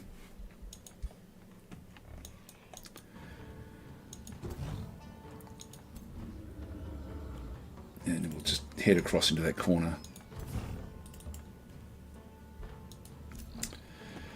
Alright, so we're level 3. Now at level 4 we go up. Now I think this may be part of the Wyvern update, changing when these get unlocked. So instead of it being 5, 10, 15, 20, it's now in multiples of 4. So we can now get a few extra little things from here. So we've now picked up, the last one we picked up was a tail swipe. Well, we can get some more powerful breath attacks. We can also get Ancient Governor, which will allow us to get through the knowledge and the city stability a little bit better as well. I think it's a good one for us to actually pick that one up. Although I really do like these extra breath attacks. So you've got 3 different types of breath attacks. You've got one that projectiles across and then sort of explodes. You've got the cone, which is just an extended version of what we've currently got, which I think would actually be fairly cool. And you've also got a line attack, which does more damage usually. Yeah, that was 26, this is 28. Everything like five hexes in a long line. But I find that often the attacks through these long lines are difficult to line up.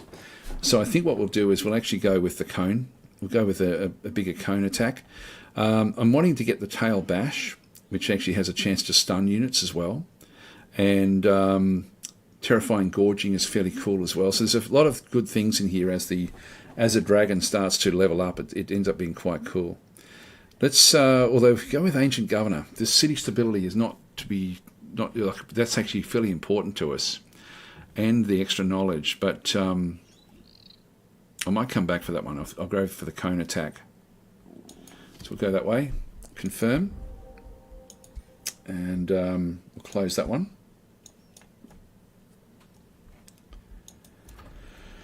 Now production back in here, we now have a bit of gold lined up, so we can now start to make use of this one. We've got the tavern requires 2 farms to actually be effective. Now that's going to mean grabbing this one in through here. The shrine we can get, which will give us more mana. The mana is actually okay. The gold is probably the thing we need at the most. At the moment, the workshop will give us draft and production, which again would be useful. So I'll go vendor and get that one to start with. Now we do actually have now the Forest of Stakes. So what this one does is, you get extra food, production and draft per adjacent forester. Now we've only got the one forester. Counts as a forester, must be built on the acquired province. It's not a bad one, that one. So we'll end up getting this one here. We'll just keep that one there. We'll go with another one of these. We can pick up the War Shaman now, or the Fury, which is the ranged unit with the shoot bow. So I think what we'll do is, if we had selected like a mount for our, like as one of the benefits that we actually go with at the start, we wouldn't be able to have these mounted. But these do actually have a lot of upkeep, at 12 upkeep, and so I'm sort of tempted to not use them, but I wouldn't mind just having one of them in the army, just one. So let's go and grab it, and but I won't have too many of them. It's going to be expensive for me with the way we're going to be playing this. I love that there is actually so many different ways of actually looking at the game, and that's one of the things. I don't really want to be relying on them too much, because I've already got like a ranged attack with my melee units, with my skirmishers. We'll end our turn there. We'll go and clear out this back area through here.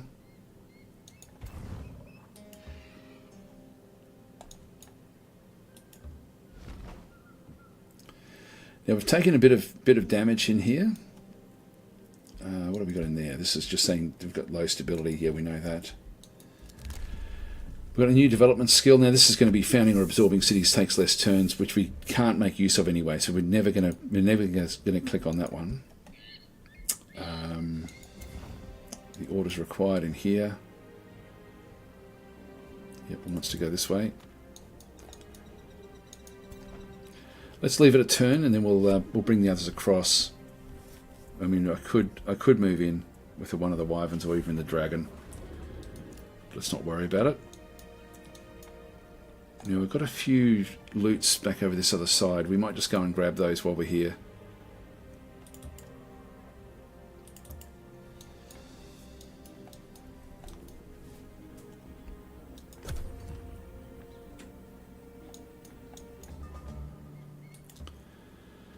pick up mana.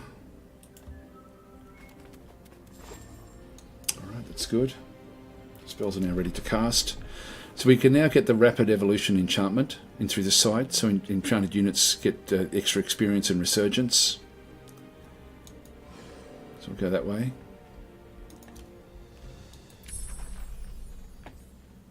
So we'll close that.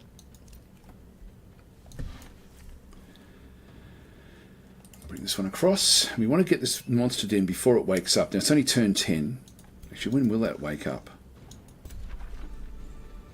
Infestation will become active in 9+ turns. Okay, so that's not... We've still got time. Now we do actually have one of the large slithers and the smaller slither hatchlings. We'll just do an auto combat here. Yeah, that's okay. Didn't take much damage. Now this here is an oasis. So now there's no point grabbing these. It's worth grabbing this, but not these. So because like as far as putting an outpost down. So I'll definitely put an outpost in around these once we get it. Now that is just the actually that's rainbow clover, which we're already going to get over here ultimately. So we've already got. Actually, no, that's silver tongue fruit. That's different again. Yeah. So no, we will grab that one. We'll put an outpost there when we can. Let's go and move up to here. And we've got that one in there as well. We'll just move that one up slightly. Now if we're going with one of these guys, that one doesn't kick in. So I'll wait a turn for that one. That's fine where that is. We'll just end our turn there.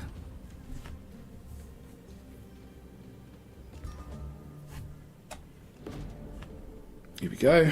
So, as soon as negotiations are concluded for the day, Chief AoW4 of Tuskheim requests advice concerning his useless younger son. He now walks with wizards and halflings. A true paragon of bravery and courage, whereas my youngest hides in damp caves and shoots arrows from cover like a coward, and all the while he thinks himself as lordly as a king of old. So, so my valorous captains will train Vikur in Draktusk. So we end up getting draft gets Vikur of Warclaw gets added. What has he got? He's got shoot bow, sprint, blooming life. He's not bad actually.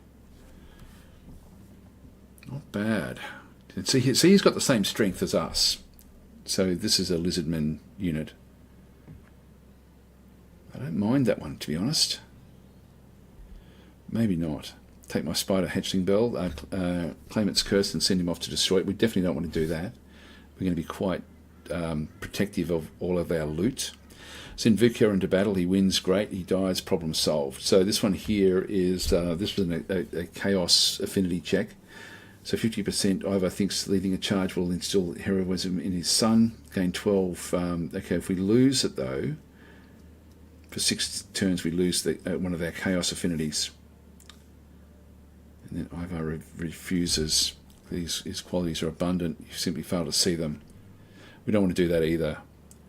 I think I'll just do this one here. We don't need any more draft anyway at this point in time. So let's just go that way. It does mean ultimately that we're not going to get as much growth in here because we're just converting the draft across anyway. New Empire skill. So we can. I do want to go down. This is another change. They've actually added more loot into more things to find in underground. So we may even focus on that a little bit for a little while. So we'll grab that one. Actually, this one here as well. Tier 1 units cost less upkeep. So I might throw that one in. We'll come back for this one when we can afford it. So the Imperium now does cost more for certain things in the actual in that tree, which is good. It does feel better, to be honest. Just little things, but it does feel like the progression does feel better with the game. So in here we've got now we can get the shrine, which will give us more mana. Mana is actually not a problem at the moment. The tavern is important.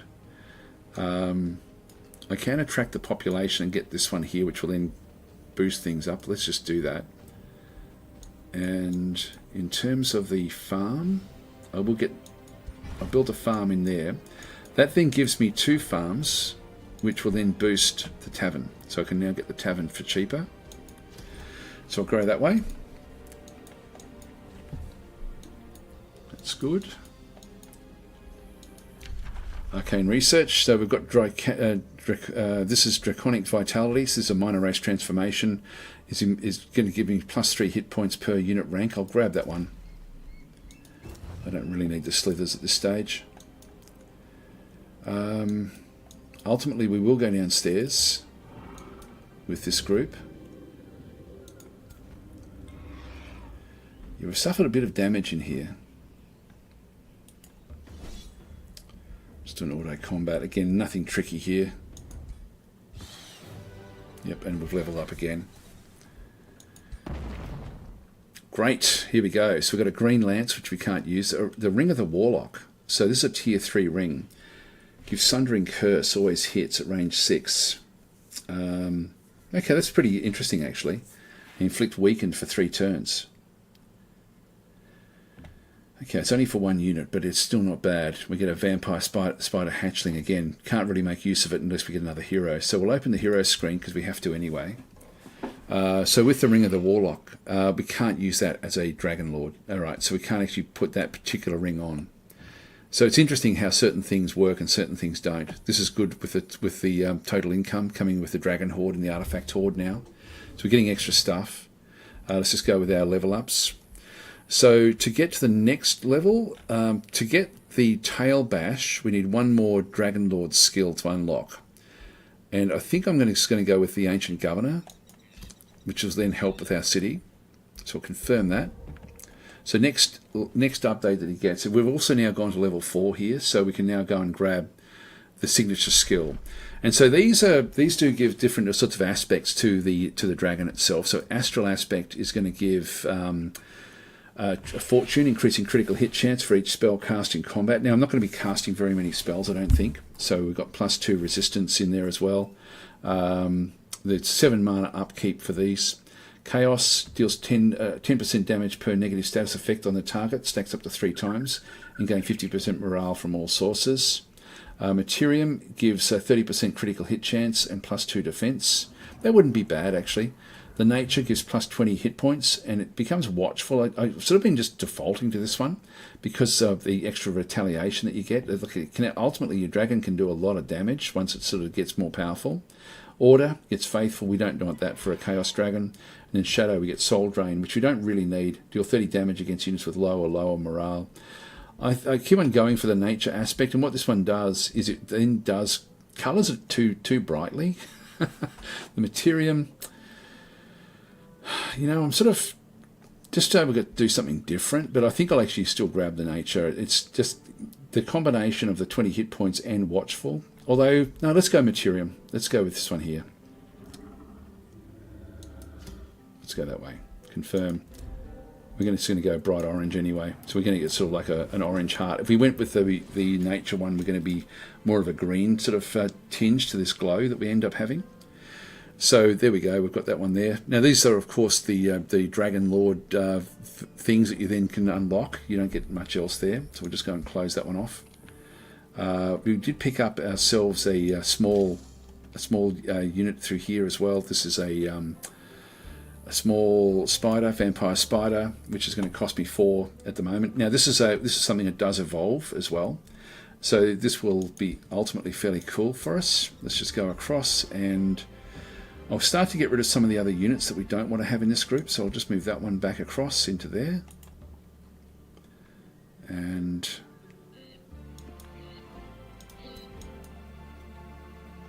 pick that one up.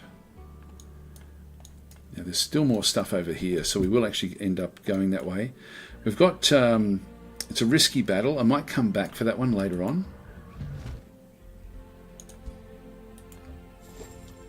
Just go that side.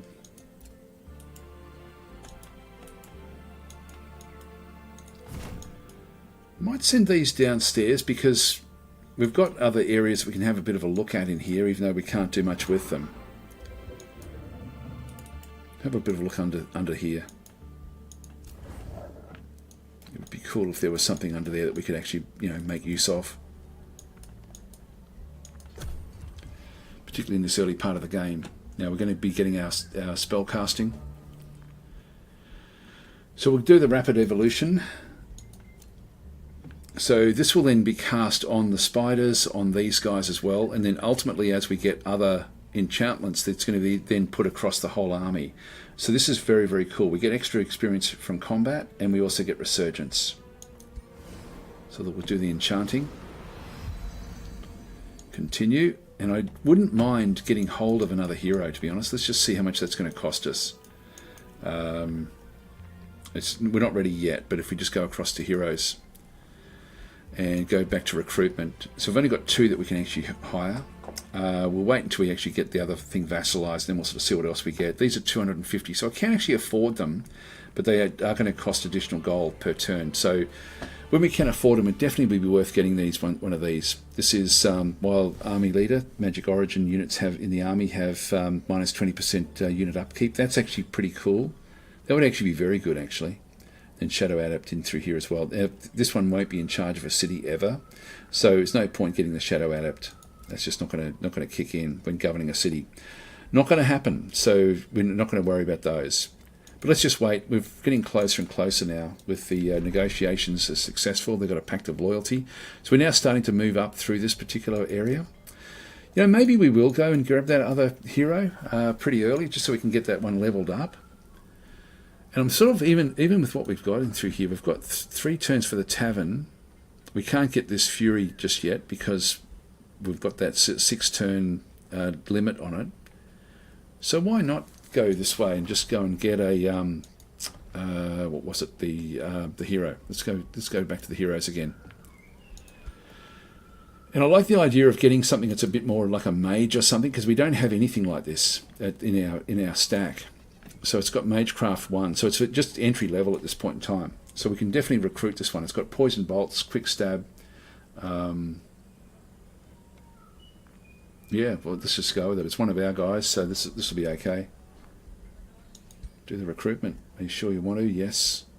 It's going to cost me an extra 30 gold per turn, but eventually this one will be useful. So let's just go and grab this particular unit. This one does have a mount, so let's just go across and see what else we could do. Now, if we don't like the idea of just having a mage type unit, I can adjust what the skill set actually is. So it comes in with the Warg. Now the Warg is a tier 1 mount. The Nightmare is a tier 2. This is very fast, intimidating aura. This one here has got Phase. This is a tier 2 mount as well. It's going to then, when I swap these out, we're going to lose a little bit of income in through here as well. I've got the Art of War, which is this will give +2 experience to all of the units in the stack. I will grab that. So we're down to +19 now. We also have Ring of the Warlock. I will grab that as well. That's a tier 3 ring, so we're down to +14 now. Got the Green Lance. Okay, so going 20 damage per hex, travelled up to 3 hexes. Yeah, poisoned. Yeah, 60% chance of inflicting poison for 3 turns, but we sort of can do that anyway. I think I'll keep the mage stuff happening, but we might switch one of these out. Although, do we really need to? We don't need intimidating aura. The phasing can be useful. Maybe we'll throw the unicorn in there, so it'll ride the unicorn. So we're down to 12 now. That's okay. So we're going into the horde, the dragon horde, to take stuff. We do get phased now with this one through here. So we'll close that one off, and we'll bring this one through to join up with the rest of the army. There's our rainbow coming out of the other one. Let's move across. There's a brigand camp as well.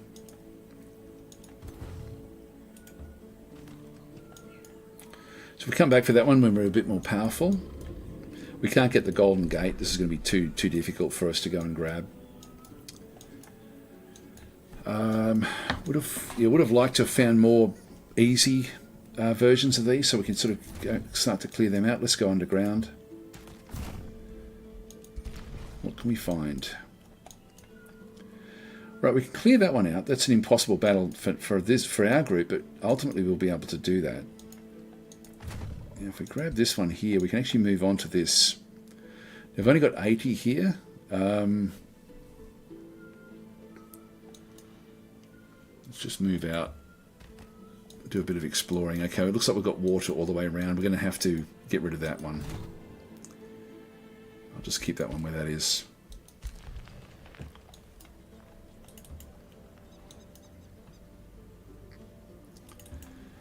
It's Archon Blood. That'll be good if they capture that. Sorry guys, I'm missing a fair few of the comments here.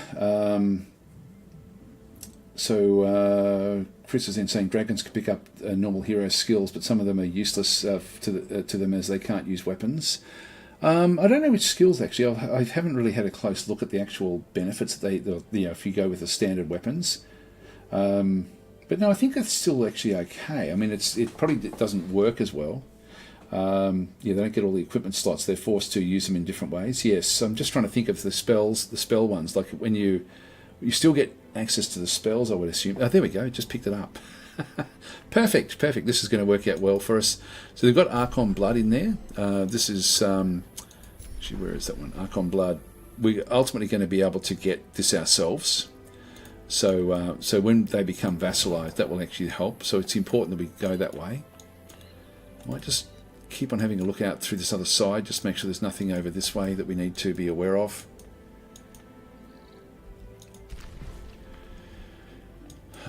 These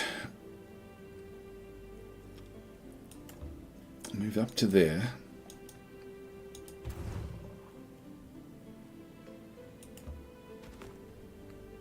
Now, we can't actually open this one up, so I was just waiting for the Imperium to come through. Now, what do we need? 125. We're 5 off. Damn it. Oh, well, next turn we'll have to do it. Just leave them where they are. Bring this one around. And then we can hit this one. So it's a low-risk battle. There's a few other things we can clear out through here as well. So we'll do a auto combat here. That's good. Close that one. And we've got a Hunter Spider. That's a mount. Actually, that's going to be better again. Anon's Wisdom. This is a oh wow! This is actually some headgear plus a warrior of the aggressive Toadman. Cool. We'll take the reward, of course. So we've got an extra unit. You can go down and grab this, please. So we can then see what is in that corner. Now, that one there we do want to grab. It's a bit difficult for us at the moment, so I think we might wait for the other units. The one that's underneath there, this is Astral Dew. Again, quite a nice one for us to grab. So what we might do in here while we're here is to just double check where that one actually is. So that's actually inside this particular location. So let's go and start in here, because ultimately we're going to be wanting to clear that one. So what we will do is to come back in and build the outpost. So and that will then get the Astral Dew, which will be nice ultimately once we get that one. So we'll get and then eventually when we get hold of this one, we can then just expand into there and pick up whatever we need to get in from that one. So if we go produce the tavern, now we're down to 58. Hopefully we've got something we can afford. You can get the shrine. Go that way. And just keep on having a bit of a look outside this other area. Okay, so this is just a tier one recruit, so just basic shield bash, etc. So that's actually going to be fine. It'll just sort of slot in with the rest of our forces. Just move that one up. Leave that one there. End our turn.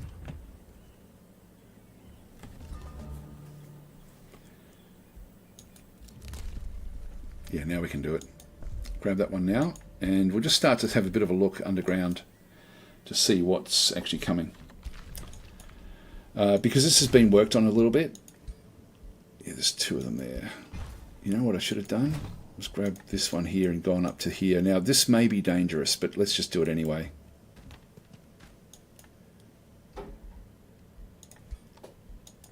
Get rid of both of those. Just open them up. Hopefully if there is a monster, it's in here and not in here. Produce the shrine straight away. If we can get the ritual battle site, this will give us more knowledge and draft. get the mana obelisk or the market. Actually, we'll grab the market, get even more gold. These are still not going to be quite ready. Now I could go this way. Even that's a bit tricky for me at the moment. Let's bring this one forward.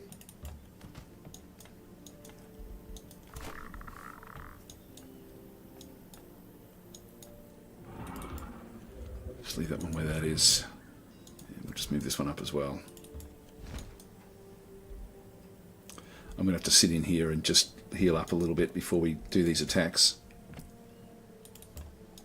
Yep, so there's nothing else to see there. Now we still can't go through here, I don't think, easily. Actually, no, they are friendly. There's we're not fully coming in yet, but we're heading in the right direction with them. So I keep on missing the comments here, guys. Where did I get up to? Okay, Picklefather's saying heroes get 3 entire sections of skills to choose from, but from what I've heard from the reveal stream, Dragon Lords are a bit more pigeonholed into a particular role. Sort of, they are. Dragons can pick all the normal hero skills, but some of them, yeah, useless. Actually, Chris did say that when we covered that one, yeah. So, yeah, they don't get all the equipment slots. They're forced to use them in different ways. Find it neat in a way. You get massive power, but the trade-off is early game gold in some slots. So Chris is saying you should use the tail sweep more. The tail sweep's great, actually, really, really cool. Much better damage than the breath attack. It is, but it's sort of one of these things where there's a cooldown, so it depends on the dragon that you've got. Like in the Twitch stream, I've got like a frost dragon, and it actually freezes the units in place, the breath attack. So the breath attack is actually very, very powerful in that case, because it stops them.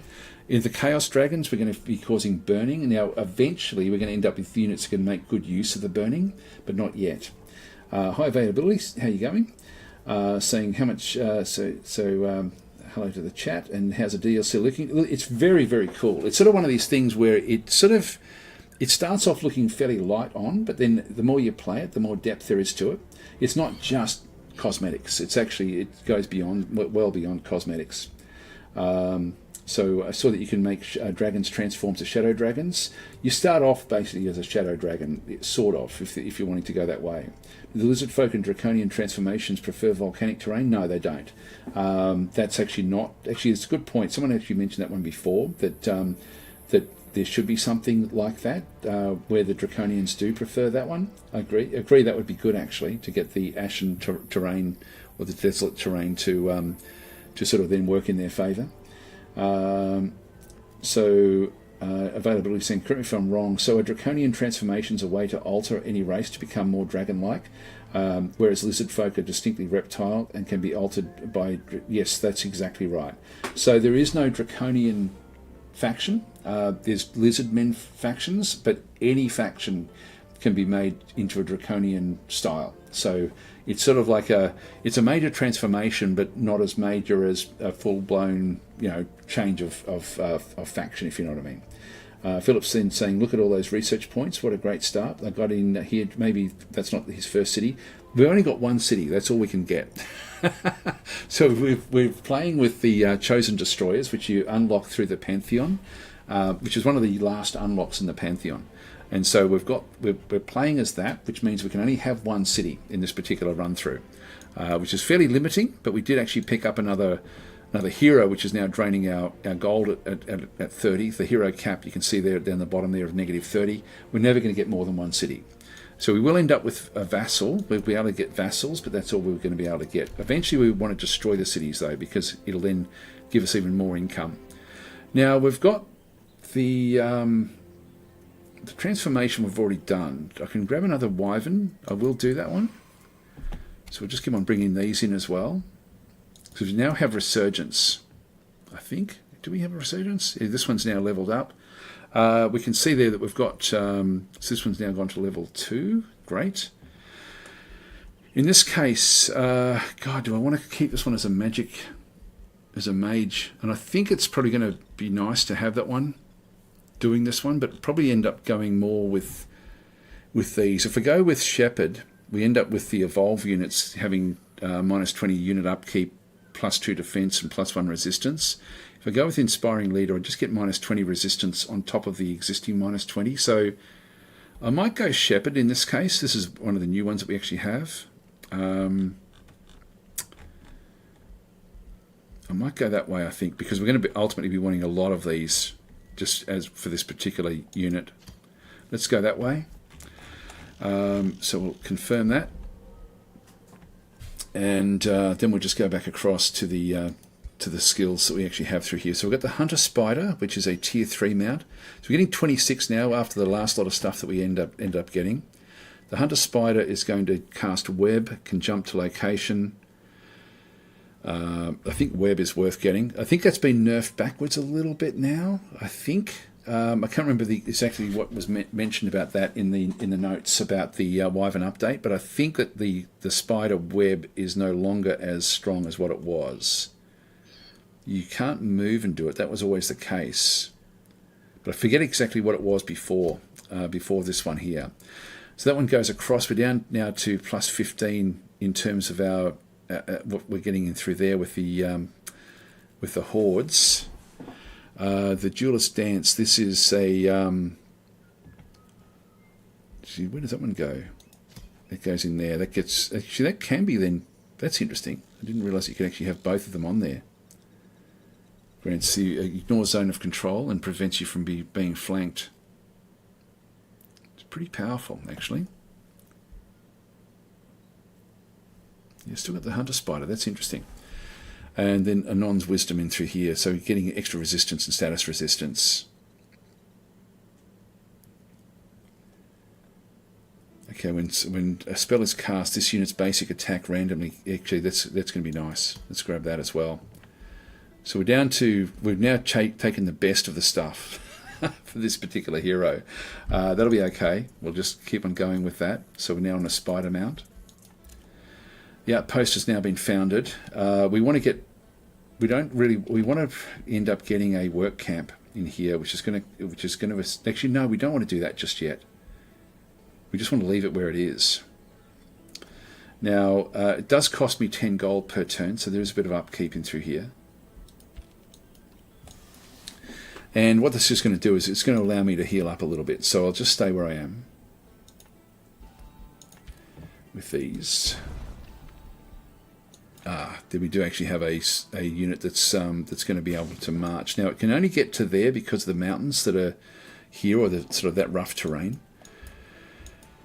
Iron deposit back in there. We can't do anything with that. Let's get out of here.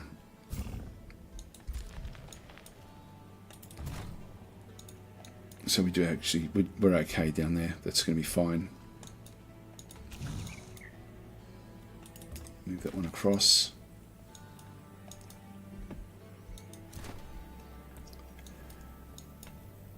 Leave that one there. Can't leave just yet. That will come hunting. It'll probably end up being in here, but it can't reach us, which is good. Can we move through? Okay, well, they get pissed off. No, that's okay. Another underground passage there. Oh, here we go. We've found an actual player. The other player is right below us. You pawn appears before me. You look like a go-deer, but we're ready to face the likes of me. So this is now this one is negative 800. This is going to go very, very badly, very, very quickly. This is good that we've actually been able to build up fairly well before we've actually met that one. And we're going to be able to still go through and actually level up even more with our dragon. And with the other hero too. Okay, so that's going to have to be where we go next. Okay, battle quest. So we've got get the mage. So Jur the mage approaches you. I was a lonely child. Blah blah blah blah. My only friend was my pet Shadowmere destroyer. I love that beast. It's a hunter spider. So we'll help you kill the hunter spider and get my revenge. So we'll do that one. We get experience plus a mystery bonus. So that's back over here. So we will go after that one. Summon the wyverns back in as well. Now the wyverns are better off with her because of the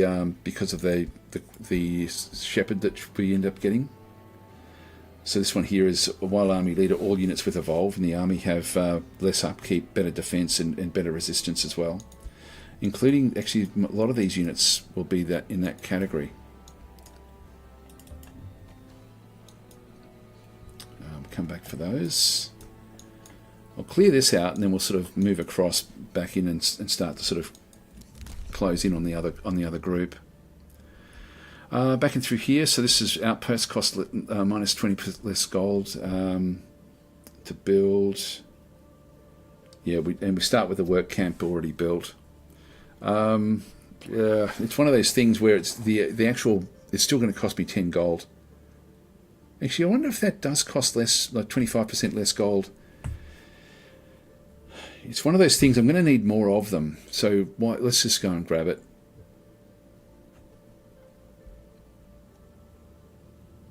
Yeah, I've already got that one. Let's just get it. I do like the rebalancing of the Imperium, with it being a bit more expensive. We still can't build this yet. I think we're still in those turns. It's only turn 16. The market, we'll leave that one where that is. So we can get another location here.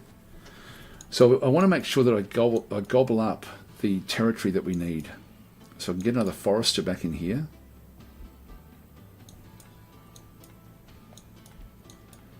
Now ultimately we're going to want to go up this way. There's nothing much down here that we're going to be able to reach anyway. So let's ignore that. And again, there's nothing of great value down this way. So we'll start to head up this way. That's the other side now. And yeah, I'm not going to be able to reach those. So it really comes back up to here now, where we try to reach up into here. So we'll go this way. Grab another forester up this side. Okay, that's good.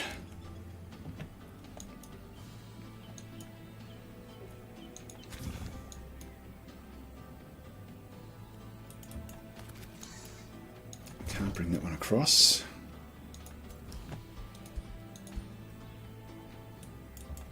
They go into there.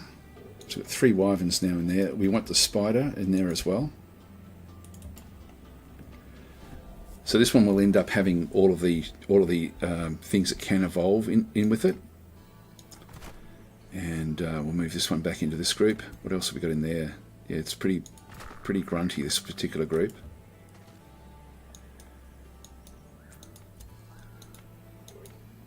Okay, we'll just leave that one where that is. Yeah, it didn't actually affect the cost of the upkeep cost. So it's a low risk battle. We'll just go in and do it. So we got this one's level 2, we're level 4. I'll just do an auto combat. What are we up against? Oh, tier 4, Magebane. This is sort of interesting, actually. I think that this one is the one I'm thinking of. It sort of has a Devourer of Spells. While this unit is in battle, spells cannot be cast by the enemy. So this one actually stops spells, which is quite interesting.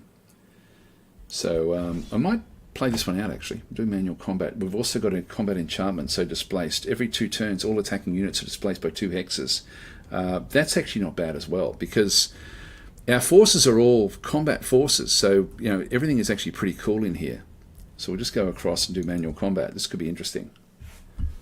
Again, I'm missing the comments here, guys. Sorry about this one. So you're saying that's awesome. Having the ability to turn them all draconian is amazing, even though draconian toads would look kind of weird. And so Sethi Lick is saying, seems you're lucky with all the items already. No, we went with a there's a new with the Wyvern DLC. There's actually I forget what it's called. I think it's called Artifact Hoarder, and it gives you extra loot when you clear anything. So it forces you to go and try to clear out the various locations on the map, which is great. So this is exactly what we want to be doing. So it does make for an more enjoyable game playing as one of these sort of dragons, I think. So we end up with a much bigger horde, and the horde is where we get a lot of gold income, and we get a lot of mana income through that as well. So Lithy Stek is saying Web used to do like more than double than it says. I can't remember exactly what it was. So overpowered though, but I'm pretty sure that they've actually nerfed that one right back. Chris is saying, so there was a bug where web did double damage. It has been removed. Okay, cool. So you should give the wyverns to the hero. Yeah, we've done that. So sorry, I missed that comment. Sithy's then saying, I wonder if the Eldritch DLC will have Lost Wizards as a new leader type. Since dragons are upkeep with gold, then Lost Wizards can be more mana, maybe gold too. Yeah, I'm not sure actually. Is that the next one that comes? I forget which one's the next one. So Sithy saying also hope we get more outfits and hats. Yeah, well, there may be stacks of DLC coming. We just don't know. I mean, you do unlock hats and outfits with your Pantheon a little bit. Pickle Father's saying, so yeah, the transformation seems to be the most dramatic of all of the major transformations. It doesn't change you slightly. It just full on makes you a dragon man. Was I mishearing from how you've spoken of it? That seems to be the way it works. It gives you aspects of being dragon-like, so you end up with more rage and more hit points. I think is sort of the way it sort of will tend to work. But I haven't actually got that far into the game yet. Okay, what do we have? We've got ourselves the Displaced Reality plus Devourer of Spells. Okay, this is cool. I don't know if this was showing up before, actually. So this may also be part of the Wyvern update. So the Wyvern update is free, by the way. Everyone's going to get hold of that. The Dragon Dawn is the main reason that we're looking at this. Now we can jump across. I'm going to have to take some of these on. Got some interesting units in through this side. But we're a very grunty type thing. But you can see through here, this thing's got like a lot of defense, a lot of resistance back and through this side as well, including fire resistance. So I'll just move across into the middle. Bring this one over. Now just double check that these ones do have resurgence. Yes. So when the unit dies in combat, it's revived at the end of the combat if its owner is victorious. Revived units are brought back with 50% of their maximum hit points. So these are expendable, which is great. So all of these wyverns and also this spider, these little spiders that we end up getting, these are also got resurgence. So they're all good. It's only when they're tier 1 and 2 units that we end up getting that. When they turn to tier 3, when they do evolve, we're not going to have that particular ability. So we don't have to worry about them, basically, is the thing. We can just have them go off and do their own thing for a little while, which is nice.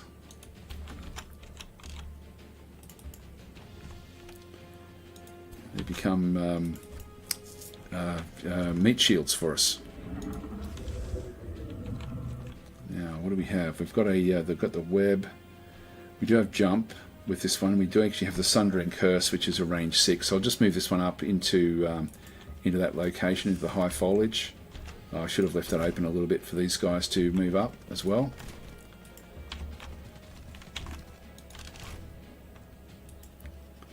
Get the Toad Warrior back up there. Is that the Toad Warrior? No, that's a Toad Warrior there. So the Toad Warrior's there, and we've got our warriors back into the other side.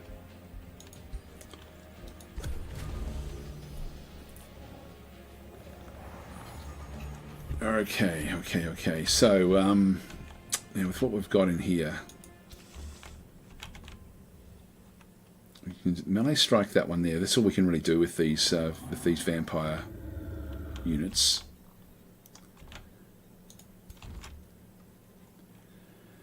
Now, actually, one thing I forgot to do was to summon this spider in. Summon as a random tier 1 spider. This summons lasts for 3 turns.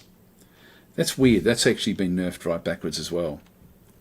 So you can only do that very minimally, and it takes, you've got to do it from where you actually are. So I can do this dragon breath. So I'll take it into here and do that. So we're not getting these particular astral wisps. We're not accessing them at all just yet. Now, before I do that, just have a quick look and see what it's like. Yeah, I can get those 3, so I can basically get all 3 of these. It's not going to do a hell of a lot of damage against the main guy there. Let's just go and see if we can change that.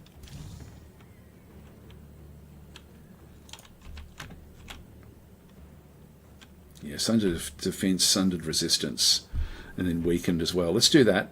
So we don't do very much damage to this particular one, but it then weakens it.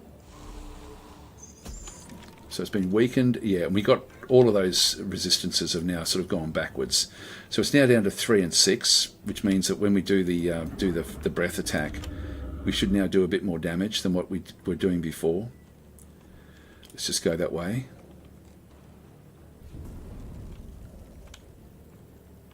That's been refuged. If we have a look at, let's see what that one does. The Flow Serpent refuged. So it becomes invulnerable but stunned, so it can't actually do anything. So that one comes in, so it's immune to any other attacks that do come in against it. So now we can just sort of set up and get ready for it. These, now this one comes in from its abilities. Where does that one come in? Astral Refuge. So when this unit is hit, it becomes invulnerable and stunned. So we can't do any more damage to either of these two, but we can still do damage to this one here, the Mage Bane. So it doesn't have that invulnerability. I don't think. Yeah, it's got this resistance in there at the moment. We'll move that one up to there. The only ranged unit that we actually have here at the moment is this one here. So I'll move this one across. Again, doesn't matter about the attacks that come back our way, because we get resurgence.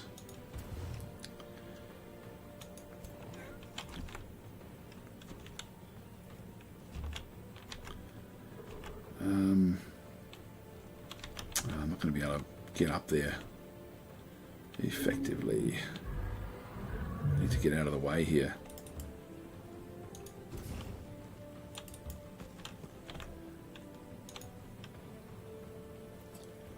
Just 95 from there. That's okay there. We'll take that. We can remove the defense a little bit. I should have done this before I did the other attack.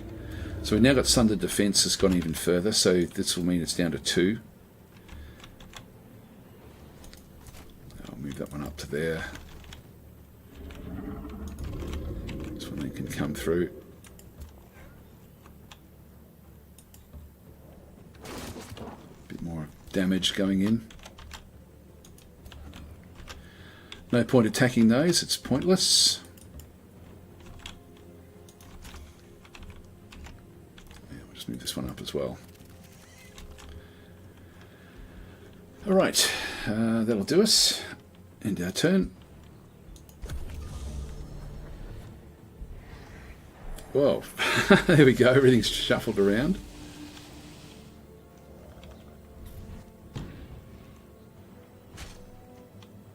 Now it's been refuged again.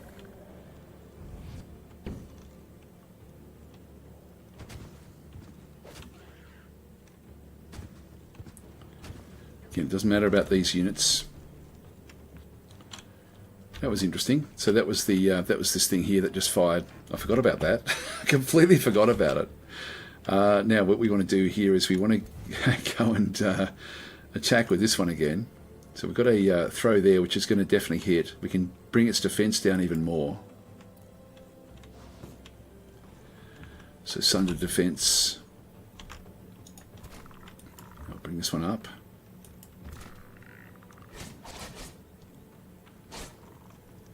And once this thing's dead, we are then going to be able to cast spells if we have to. So we've got 2 shots in here, that'll kill it.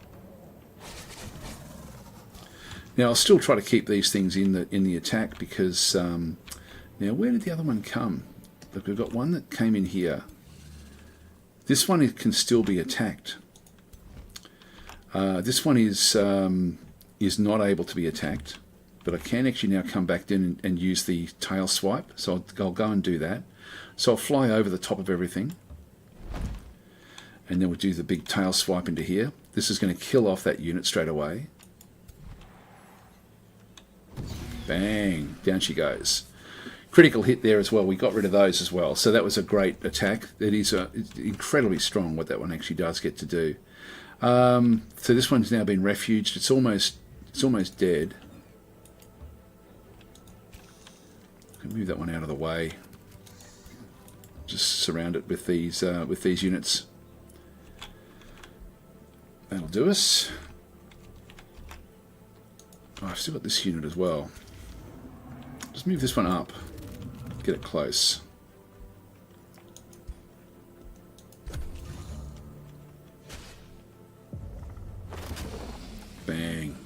that's got it. Job done. We took a bit of damage in through there, so we might just go back inside. We're already inside here. We'll just leave it until we heal up again properly. No level ups, but we now do actually have now do have Astral Dew. So Astral Dew is going to give us the plus 20 world casting points. So it's going to help a little bit more with bringing in even more different creatures and things, which is pretty cool.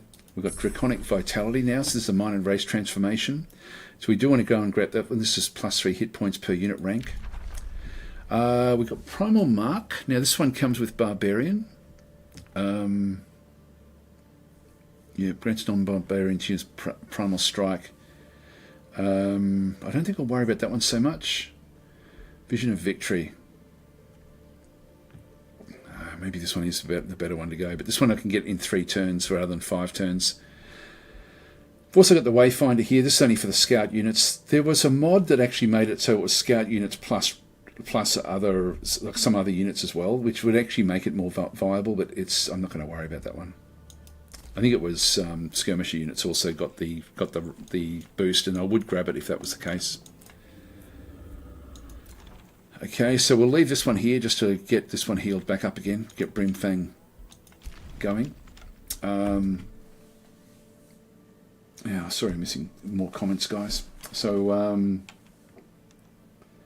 did we get up to?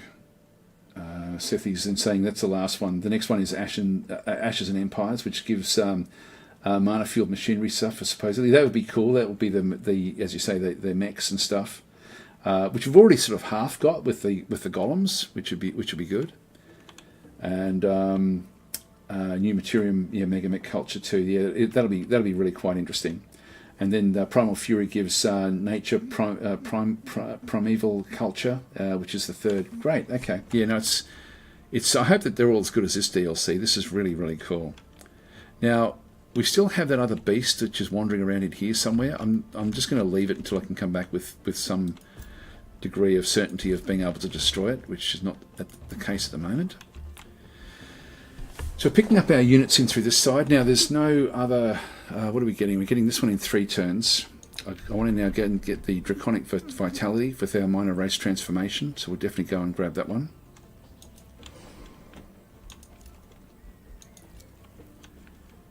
And did we have a look under here? I don't think we did. If we just go page down. That looks interesting, actually. We'll just see what happens if we do go down with it. About to trespass. Let's not do that. That will just give them more grievances. So we'll cancel that. We want to be declaring war when it suits us. So we'll just move off. But that's where we have to ultimately destroy. And yep, this one here just stays where it is. End our turn.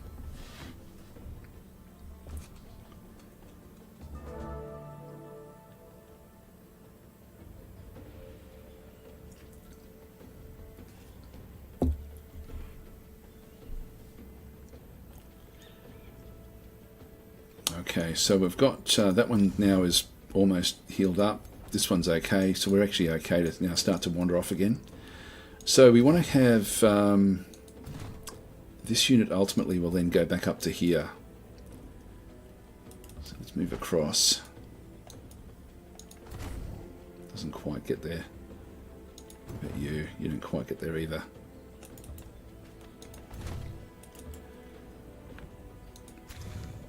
Go into here with this group and occupational hazard. Okay, so we'll now we can get them to come and serve. We get you get a defender unit. The independent army will be removed from this location. Clear the pastures without a fight. So this one here we have a group of so we get another unit in here, defender, which is a stronger unit. I think we do lose a bit of gold. I think we're going to go more evil. The more evil we get, the better. Let's just do it. It's a defender. It was level 2. Yeah, that's okay. We'll just do an auto combat here. Everything else is good. we've leveled up again. And we get the ring of flanking this time. We'll open the hero screen. Now, yeah, we can actually put the ring of flanking on our dragon, and so this is going to give us much better flanking attacks, which is actually very useful for this dragon because we can fly over the top and then do flanking attacks, which is great. We then get the tail bash, and what this one does, it's the tail swing ability now just places units up to 2 hexes and has a base 60% chance of stunning the unit's hit. Combine that with a flanking attack from behind, hitting multiple units for massive damage. The tail swipe is 35 damage. So this really is very, very, very powerful. So we'll definitely grab that one. So we'll just keep on upgrading the dragon itself. This is why it's good to have another hero, even though it's costing us a bit of money. We'll just keep on going that way. So we didn't get the extra from the other one. Just keep on going. Hero is now leveled up. So in this case, this one has leveled up as well. That's good. Just go back down to the supports. Inspiring Leader will then just make everything a bit cheaper again. So I think we'll go that way. And it won't be free, but we're going to get like whatever units are with this particular unit are going to be able to look after things pretty damn well. We'll just go and close that one. And then we've still got this as well. Move that one up. And we can just go across into here and wipe this one out as well. So again, it's more just I'm just doing this for the experience. Now we do have to go back up and grab this as well at some stage. So we'll swing back up. I might split my forces up at this point and go after them with this commander.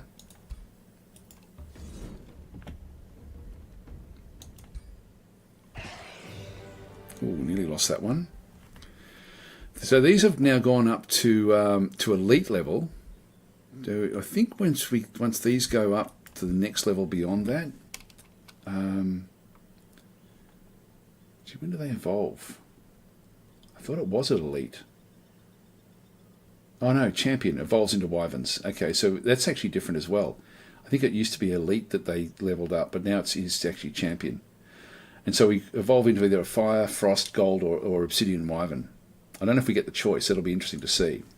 Anyway, we've got 2 of them now that are getting up there. So that's okay. We'll close that one. And you can go back to your group. And what we'll do is we will go and grab another wyvern again once we do this. Let's have a look down this way. Oh, we can't get to that one. That's interesting. This one's one we can go back for. We can grab this one.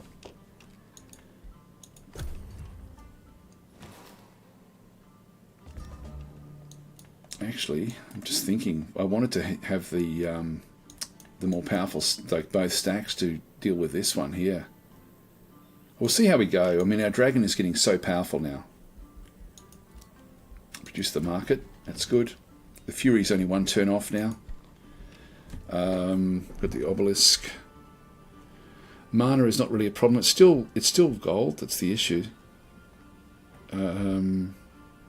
Wizard Tower Foundation. We can get the workshop. I might just grab that one, and the Wizard Tower as well. I'll pop that one in there just to get the extra Imperium. We do need it. Actually, we've got more of these now. We don't need a Whispering Stone, although the Whispering Stone would be cool to have back in our own city. But we're going to get this one as soon as this one levels. As soon as this one comes across, we're almost. Actually, no, we're still going to need the other Whispering Stone as well. I think getting an extra one wouldn't be too bad, just in the short term. We're not going to need it long term, but short term it'd be good. Okay, so Chris is saying Evolve has always been at champion rank. Oh, has it? That's sort of funny in my head. I sort of thought it was only at elite. Parax just announced Star Trek Infinite, a new strategy game. Oh, that sounds good. All right, let's continue on. So, if we move on up, yeah, I was actually ultimately wanting these to help out with the other fight, but this will be okay.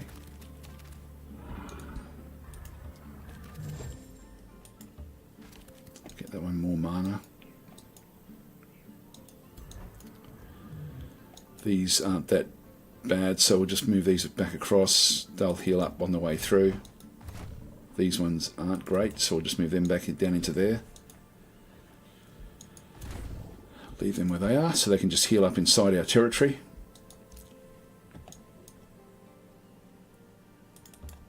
And what do we get from here? I find these a bit boring. Like they're always the storm scale serpents and plague serpents. It's just the same stuff all the time in these. I just wish that that would actually be a bit more interesting with what goes on.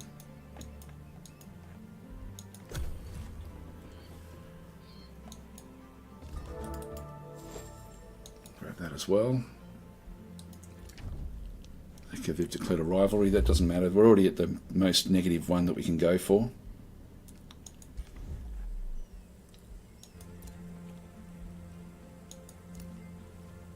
Okay, so we now get Draconic Vitality back in through this side as well. So we just cast these across all of these different units. We'll transform them. So these all get leveled up. Not leveled up, they basically get the hit points as they rank up. So we can then have a look and see. Like these guys are. This one here is already on champion level, I think. So he's. God, they look good, don't they? With the crocodilian head. These guys these are elite. Yeah, so we've got elite in through this side. Now we've got 6 upkeep. Why is that 6?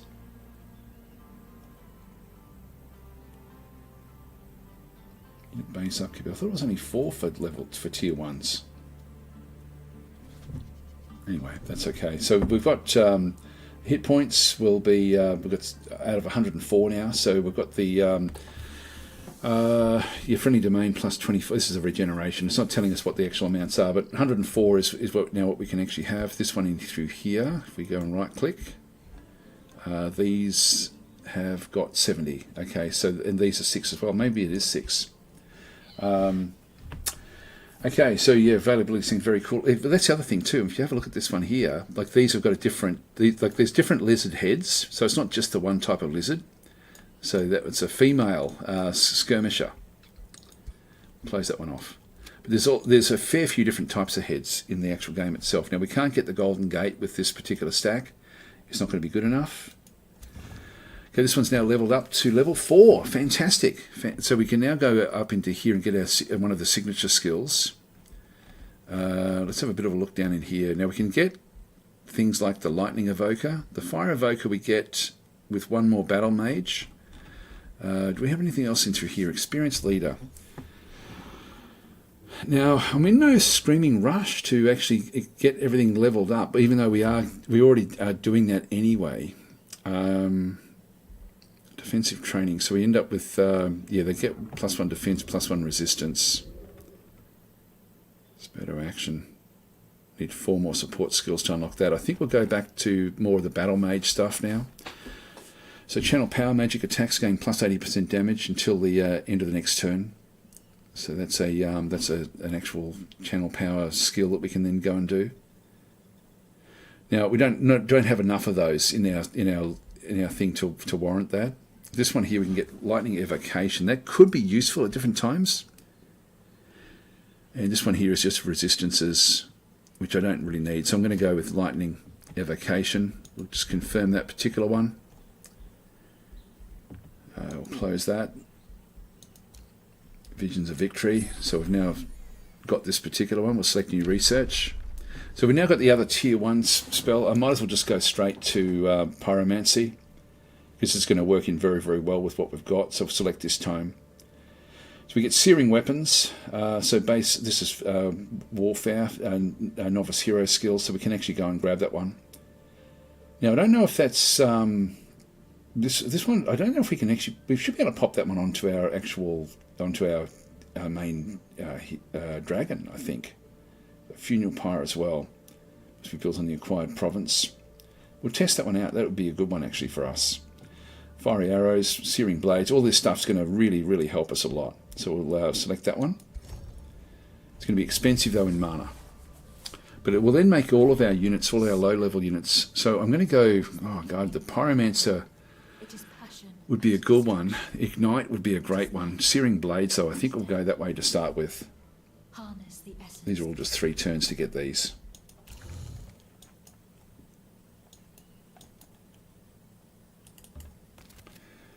the meantime, we'll go and grab another wyvern. Because why not? This one here is a little bit better. Just trying to think about whether I might just come back across and just leave them until they heal up one more turn. Then we'll go after this. It's a risky battle, but I think we'll be okay. We've got a lot of good protection in here. So we'll leave that one inside our territory. Again, there's not really much we can do with this unit.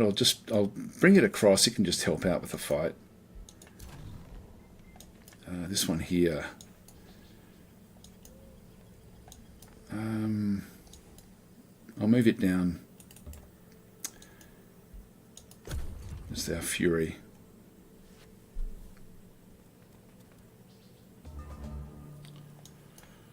Alright, so now looks like these ones have just come across to become vassals. There we go. So it's now actually it's a pact of loyalty now. So we're actually now seeing what it sees. That's great. Negotiations successful. Negotiations are bad in through here. So we now have a war justification. We can now declare justified war, which is important because when we get strong enough, we're going to be wanting to do that. But in the meantime, I just want to go and clear out these sorts of things. So we'll just go back across. This is going to be an easy battle. Now, how are our guys going? This one's a bit weak. Summon that spell into there. And I can still grab another one as well.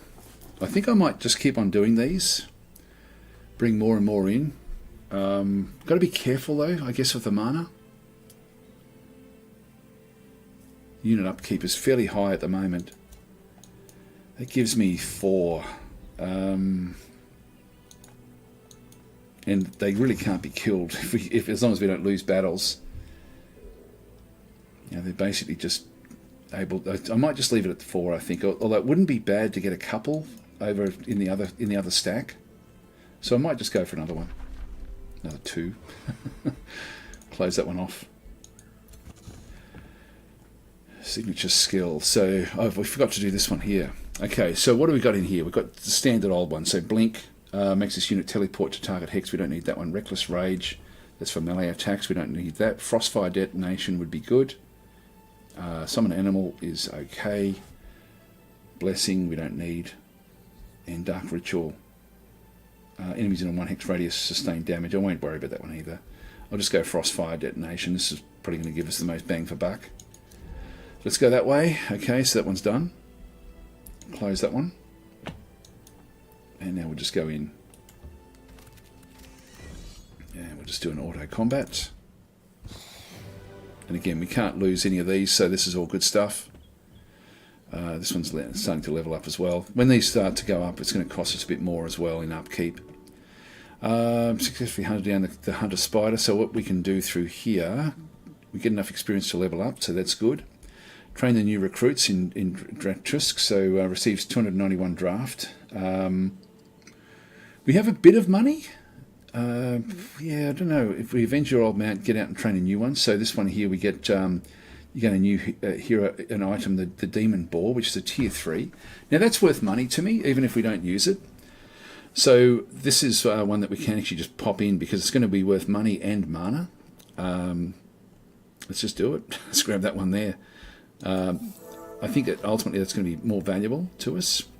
And so when we have a look at that, if we have a look back at at our dragon and look back in here, we then actually have, where the hell is it? There it is, a Demon Boar. So we're now up to plus 17. We just need to get more for the Horde back in through this other side. I don't think we can do a gold level just yet, so I won't do this one. We had a Phoenix to the unit to the Rally of Legions would be pretty damn cool. But I can't see us getting through there with a whole group of tier 1s. These also don't have Resurgence yet. They don't actually have an enchantment. Once we get the enchantment, it probably would be worth going in and doing that. God, how far off are we? No, no, hang on, we did have it. No, we didn't have it. I didn't go for it just yet.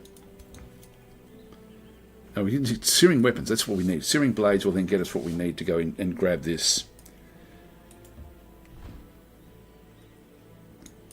Maybe we'll come across. This one's now leveled up again. So we've got searing weapons through here, basic melee and physical ranged attacks. So that's not going to help us. We've got Fire Evoker. So this one here, we've got Fire Evocation. This is going to be helpful, I think, overall for things that we're then going to be doing. So this will then almost make it into a Pyromancer. So we'll confirm that one. Close that one off.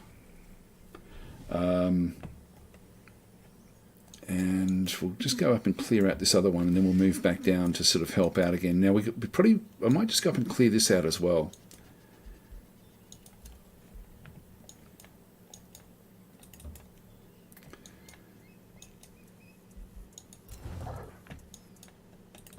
Move that one across.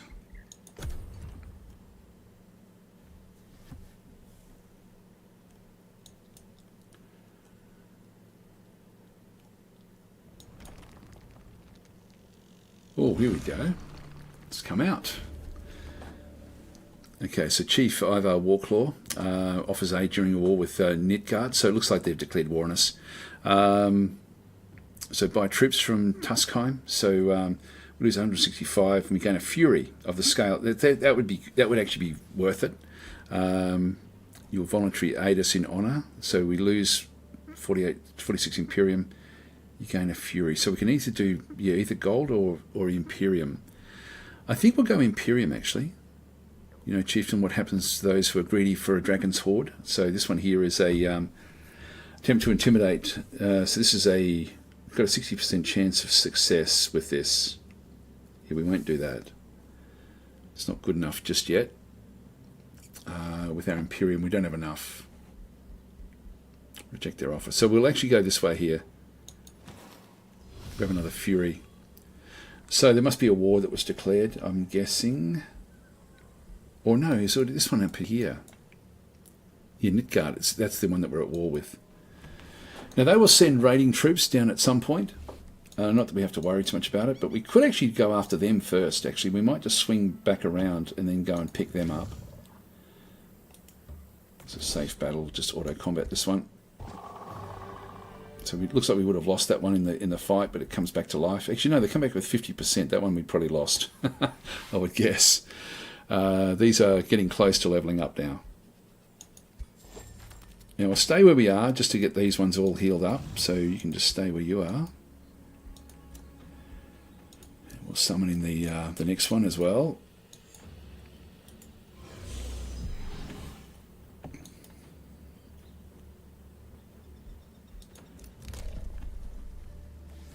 Now we're a little way off with the other group. So if we get a Whispering Stone, it's 150 Imperium, which is a fair bit. Maybe we'll go this way. We're going to be killing off a lot of units. We'll just go that way there. God, I really do like the balance now of the Imperium. It makes the Wizard Tower so much more viable. Let's go and kill this thing off.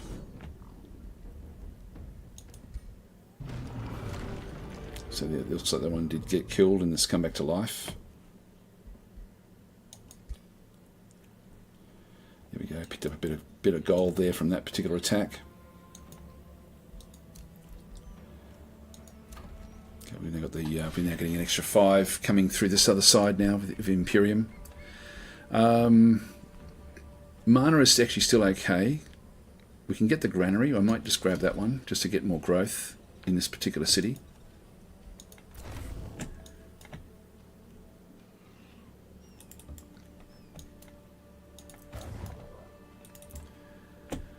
Up.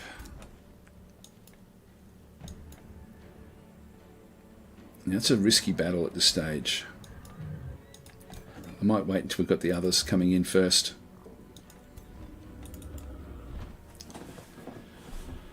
Then we'll deal with it. one more turn we get the Searing Blades as well. So we'll ultimately be able to go back and maybe just get the Golden Gate while we're over this side, so we don't have to sort of waste time. It'll be interesting to see how we go against that one there. There's another Fury. We'll bring that one around as well.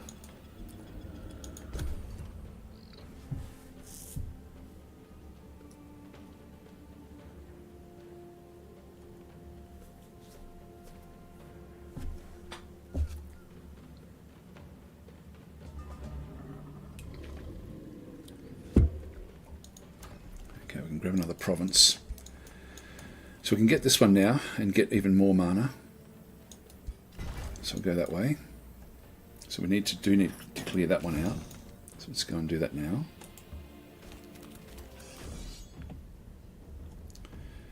I saw that thinking, oh, that's on the. I thought that was on the map underneath there. Combat, so took a bit of damage through there, but we're still actually okay. Here we go. We've now got a level up in through the side. An Obsidian Wyvern has now appeared, so this is good stuff. Locket of Channeling. So this one here grants 10 combat casting points at the start of battle. Yeah, I don't know if we can. Yeah, we can actually put that onto the dragon.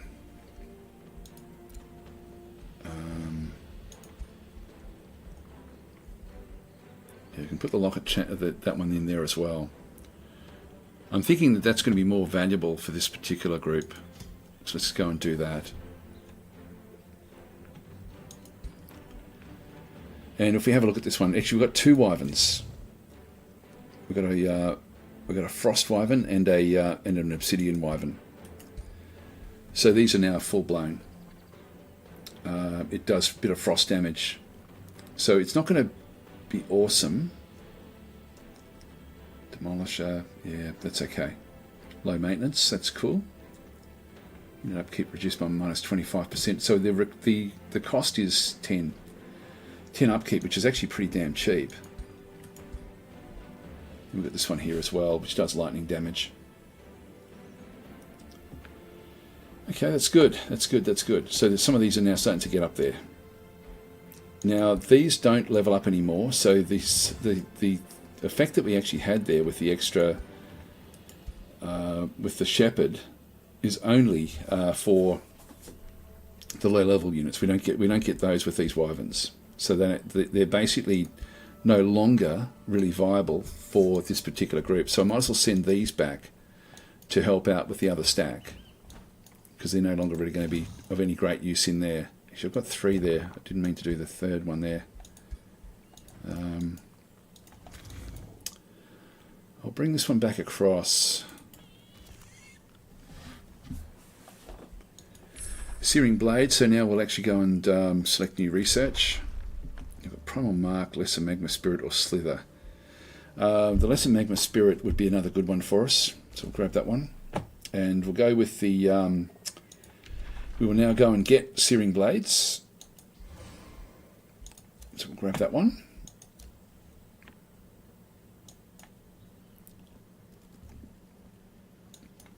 I really can't heal this one up all that well.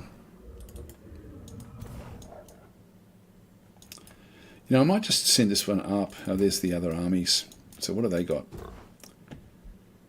Okay, they've got Warlocks, Phantasm Warriors. Okay, this we can certainly deal with this one. So they're only level 3. Anura the Cold-Blooded, that's their leader. Okay, I think we can take this one out pretty fast, actually, by the looks of things. I think we've actually now developed enough. This one, they do actually have a tier 3 Dark Knight. But again, I think we're going to be fine with what we've got, even just with this stack in here. But if we bring those other wyverns down, that will actually end up being really, really quite good. Bring this one through.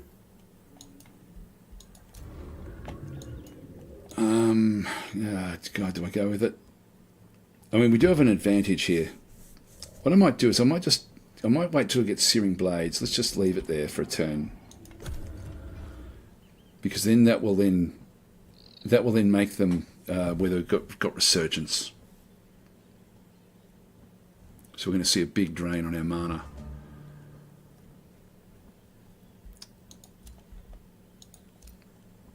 Yeah, it's going to cost me 22 upkeep. So pretty much all of my units are going to end up with this. including the big wyverns as well. So we'll enchant. There we go.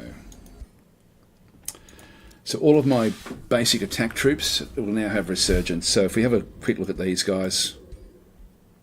Oh no, that one doesn't have it. What's going on there? Oh, I've got it around the wrong way. These are not enchanted.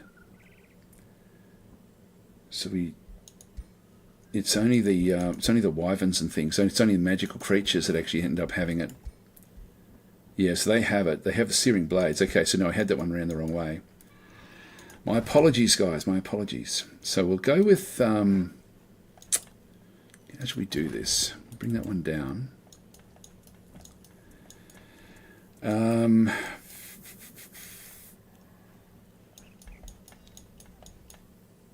we want to keep that wyvern with the other group.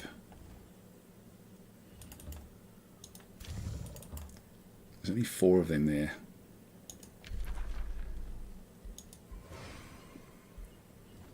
Let's close that one. And so these 2 we do definitely want to come back down to get them to join up with the other group. Now, are they at war with this group? I'm hoping not. Let's have a look and see. Just go to diplomatic overview.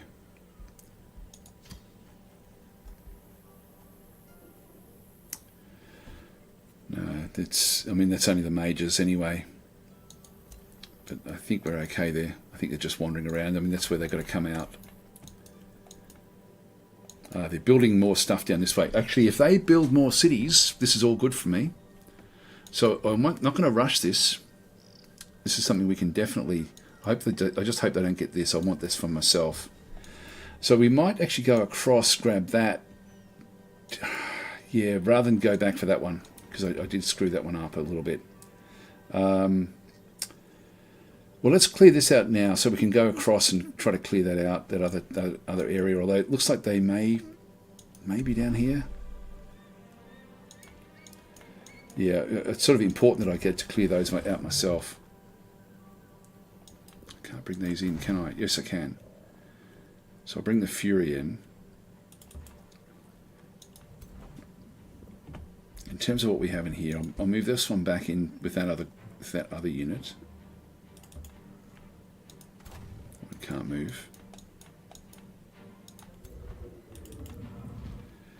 And I'll just use one of these to finish off this particular group. I'll just do a quick save. We'll just do an auto, see what actually happens. Yep, everything else is okay there. So we'll close that one off. That was good. Now we didn't pick up anything special there. One thing I do want to do while I'm here is to pick up this rainbow clover, and so I just want to go and grab another outpost. It's going to drain more gold, but we should be able to contend with that one. Let's move across. And then the scout will just move back up to the north again, just so we can keep tabs on what's happening up that way.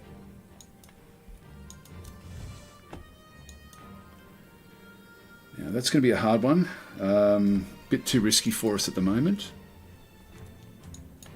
But as we bring more wyverns in, we'll be okay. This one here should be a bit easier for us.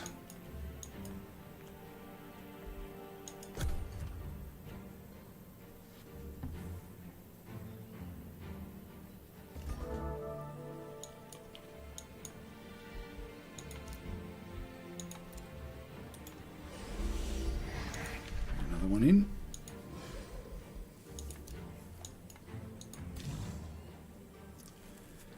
That's now a safe battle. This one in here. We'll auto this one. We almost can't lose these because these all have got resurgence, and when you auto battle using a mage, you only lose them if you lose the battle. So we have to lose absolutely everything for this to get killed.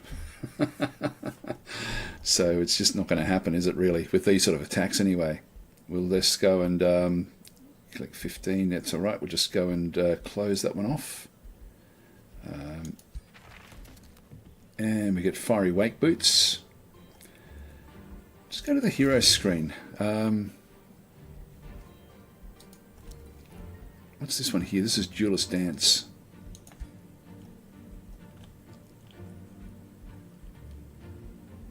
Where are they? There they are there. So that one, in comparison, we've got the... Actually, Duelist Dance interior grants the ability to ignore zones of control and prevent you from being flanked, whereas this one here gives you +1 defense. Unit ignites flammable objects as it moves out on fire. You know, I'll go back to Duelist Dance. I'll use those and not those. Anyway, this is all part of the loot that we've got, which is great. So we'll just keep that one coming. Go back off up to this side. Rainbow Clover is now acquired. So yeah, so we've now got this one here. It's lending its scintillating aspects to any setting. Yep, that's okay. Actually, one thing we better be careful of. These guys aren't... Oh, these guys are starting to try to get the vassalization. We've only got 5 turns before they become vassals anyway, so we're actually okay there. Now, I'm not seeing that one. It doesn't look like it's been taken, so I think we're actually okay. I hope that they make that into a city. That would be ideal for us. Hero levels up. Okay, so it would almost be worth keeping them around to build cities for us. So we go with more battle mage stuff. Got magecraft, ignore up to 2 status resistance. Actually, the distance of evocation is always a good one with these guys. The extra experience, I mean, yes, it would be good, but I'll go distance evocation. So this has been worth getting, this one actually, even though it's costing me gold. It's not just costing me gold, but also lost gold from the horde as well. But it's still, I think, worth it.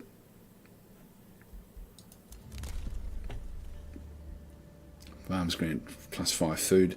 We've only got 2 farms. It's a lot of Imperium for just 1 city. This one here is so when you're in a battle. I don't think I'll worry about that one either, to be honest. I think I'll just leave it. So a unit can build roads on the world map. Yeah, let's not worry about it.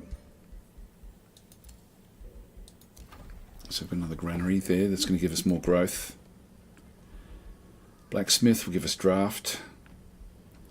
And this one here will give us actually knowledge and draft. We'll do that one. Now I'm a bit worried about my gold, so I'm not going to buy any more units. Outpost is now founded. Okay, so we've now got this one. So again, it's now going to cost us a little bit. We're getting more Imperium from that one as well. Okay, that's cool. Oh, from the Rainbow Clover, that's why. Yep, we're next. Yep, just gives us extra happiness and stuff. I'm not sure where that gets applied. Alright, well, I think what we'll do is we'll just keep on now marching across. So let's go with you, one of you, and both of these. Move them across to there. Move that Fury down in with this particular group. And we'll march these over. Do I want to move this one in with the other one as well? I might do that. Yeah, I can't move that one off. I'll move these ones out. Move you in.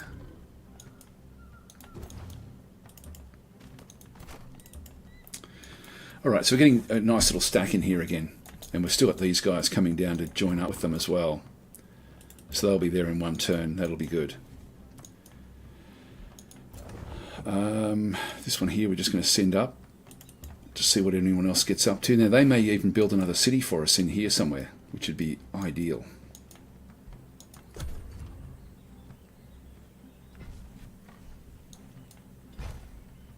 Yes, they have. Great. Awesome. This is perfect. Absolutely perfect for us. Okay, this is fine. That's okay. Not a problem. They are building... Looks like they are building up a city there. This is going to be great.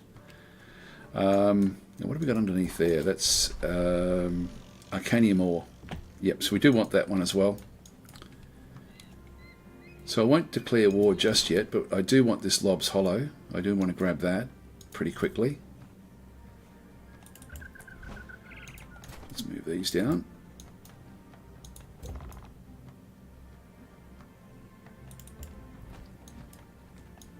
Yeah, their commander is there.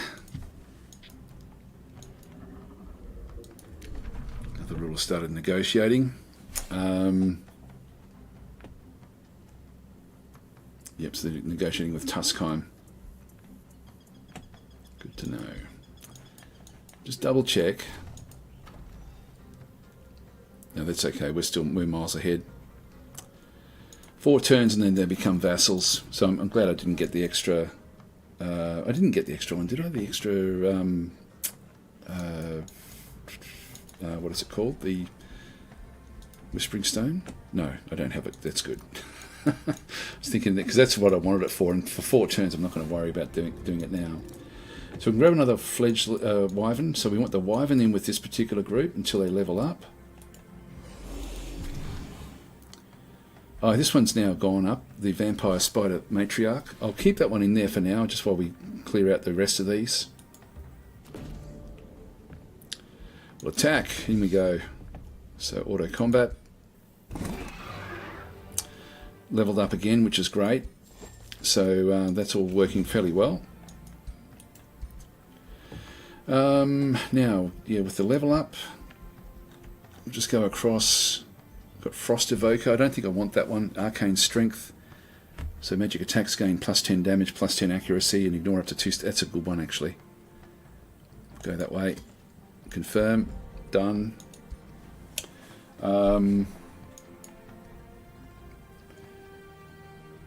So Scythia Lex saying Peasant Pikemen would gain them. What was that one about? Oh, Evolve has always been at champion rank. Yeah, sorry, we've done that one before, didn't we? I like the new effect when you gain a skill or perk. It's a beautiful game, actually. Hi, Sketic, how you going? We just can come back across this way. This one's a bit more difficult, but we're still actually okay here. So we'll just go back in. Just do an auto combat here again. This one here can die now. But no, it didn't. That's okay. Picked up a bit more gold. Now, we haven't been underground here, so we don't know what's underneath here. But I think we'll just keep on clearing out these different things. Actually, that's just a bronze. We can definitely do that one. So we can grab that one. Spell's ready to cast. So we've got the Magma Spirits. Now, I've only got +4 mana coming in, and I don't want to do that one anymore. So I'm just going to keep that where we are with everything. Battle Ritual Site. Back in through this other side. Just go back across. Get the Mana Obelisk. Get +15 mana. That will be helpful. I need to start to kill off cities now. Summon lesser mana spirits. So this one here, the Tome of Pyromancy. Yep, that's okay. So we've got that one. Fiery Arrows. That will be a good one for us. I could go the Pyromancer, but I'll go this way. This is going to then still chop a lot more mana from us, unfortunately. What else we got? Just got to be careful up and through here. I think I just want to bypass all of these entirely. We'll just go further north and see what else we can find. How much have we seen of the actual map? Yeah, we're still only in the bottom corner there. There's still a lot up here that we haven't actually looked at yet. So we'll find out fairly soon as to what that's all doing.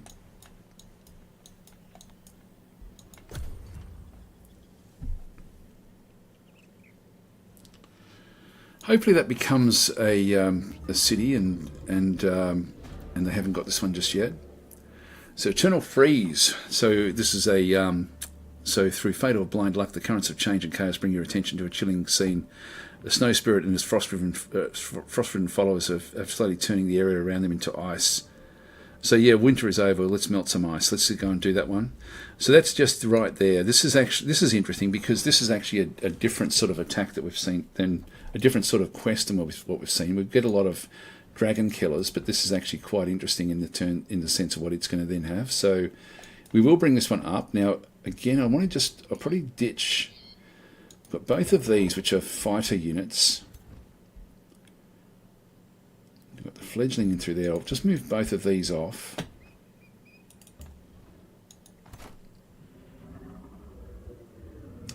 I might leave one of them with the army. And I'll then just use one of these Furies out of the army. Bring that one up. It gives me a nice, interesting stack there.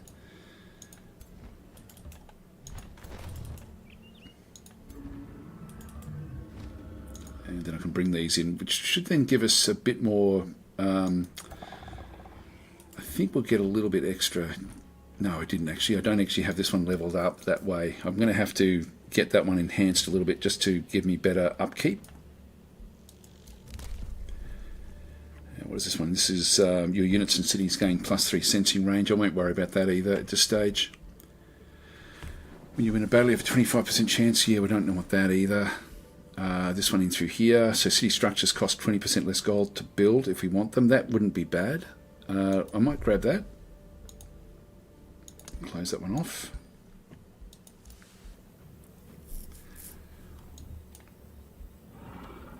Now we've got a fire wyvern here. Okay, so with different sort of wyvern that's now leveled up. I might just keep these with the group. These will be all fairly easy, I think.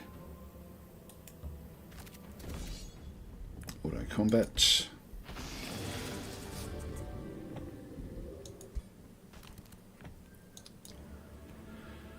Now that's Silver Pond. I'll just get rid of this one as well. Oh, don't want to do that one, so we'll retry this one. Don't want to be losing those. So Sithy's saying this, the peasant pikemen get the resurgence and XP, I'd reckon. I think that they do. I've seen them get it, but I don't know why they get it. Not sure why. I wonder if that is. Yeah, I have seen that with the when you have feudal. So that's why I thought it must be any of the other units that end up getting those other enhancements. Oh, okay, so we've got a heap of wyverns in here. So we have to be a little bit careful with these.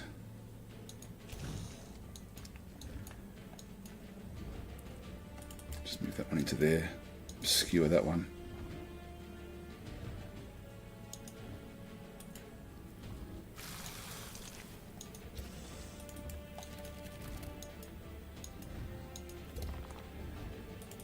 Keep these back until we actually have a need for them. So these wyvern fledglings will come back to life, so I can sort of keep them doing what they're doing. Yes, I've got 3 of those. I'll just move them up. Just keep this one in behind. Okay, that should do us.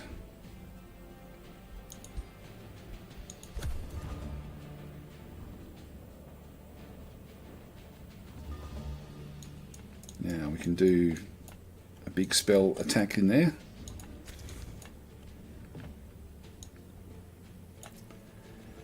Jump, rallying speech, lightning evocation. This is,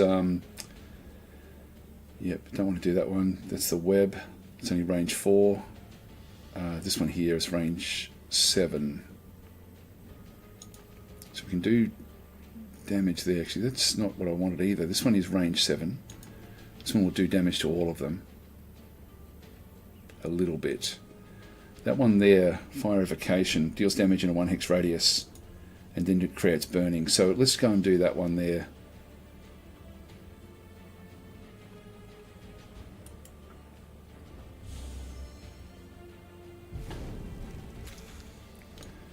So now all burning.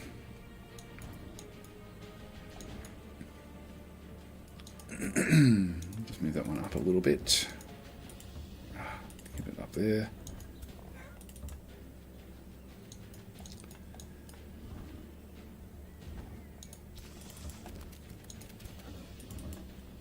Keep that one where that is.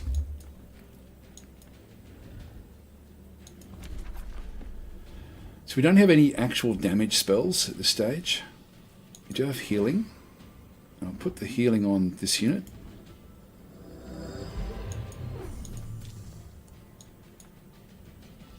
In terms of the web, let's come back up this way with the matriarch.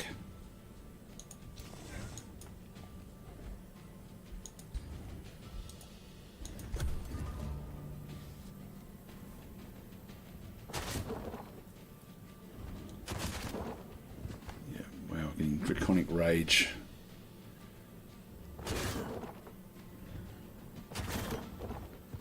Yeah, doing big damage there.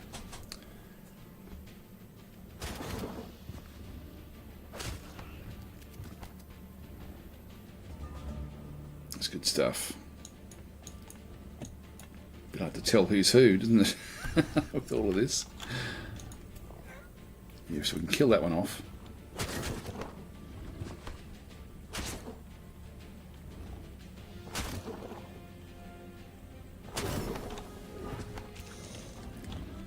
That's great.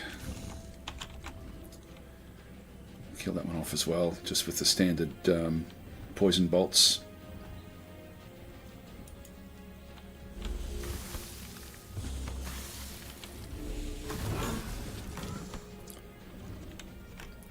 Kill that one off, yes it will.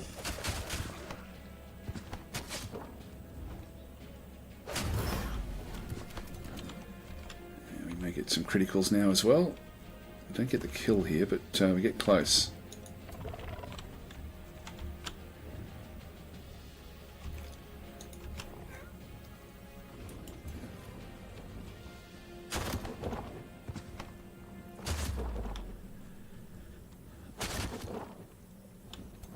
I'm not sure how we're getting the draconic rage.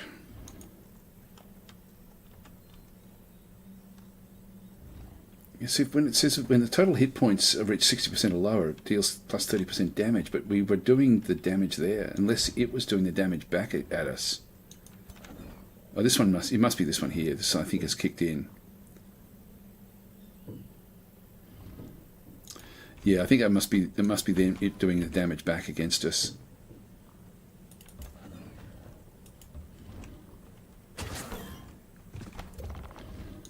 This one up as well. That'll kill that one off.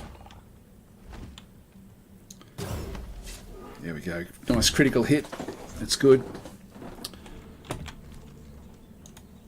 Big web attack. Yeah, this is good. It does have immobilization. It doesn't do much damage though, which is good. That's the way it should be. So we'll end our turn there.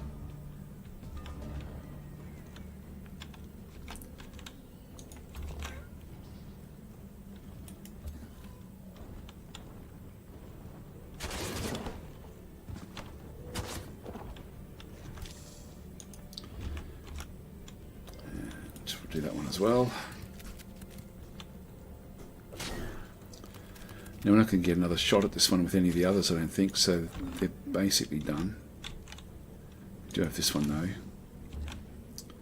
Yep, so we can do 90% chance of hitting that with a magical attack. That's good. Alright, that was good. We did that one well. And we've still got this one to deal with, and we still have this one to deal with as well. And I think I'd prefer to come back for healing and then go back out after those. Although with the silver pond, yeah, no, we'll just take it, I think. Hero leveled up, so this is good stuff. We're now up to level 8, so we get another one of these now.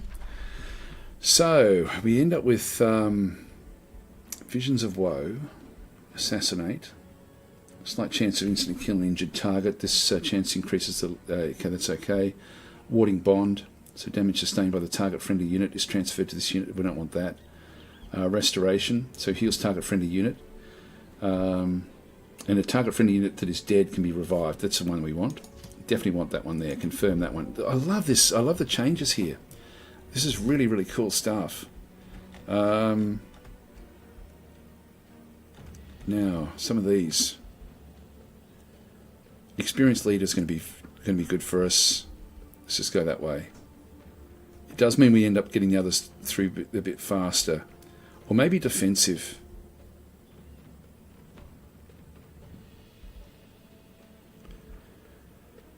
Restore. Yeah, we don't need that one. We'll go defensive training. That will just get everyone a bit better off.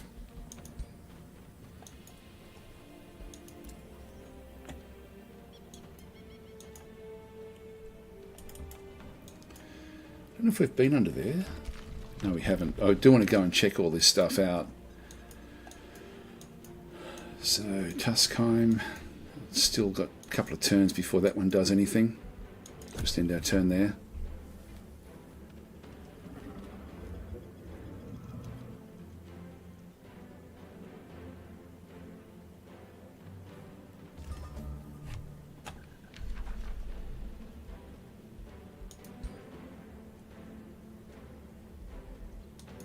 New rally has started. So we've got still only got 2 points in through here. We've got the War Shaman or the Fury.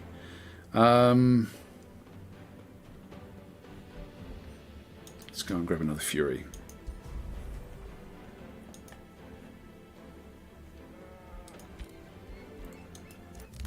Empire development skill.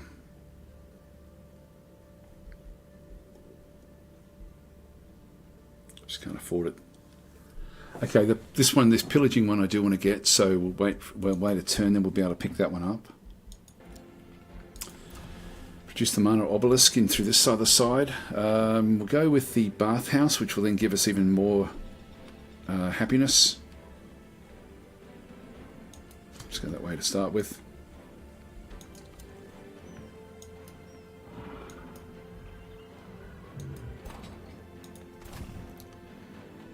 Go after this one. This is a safe battle.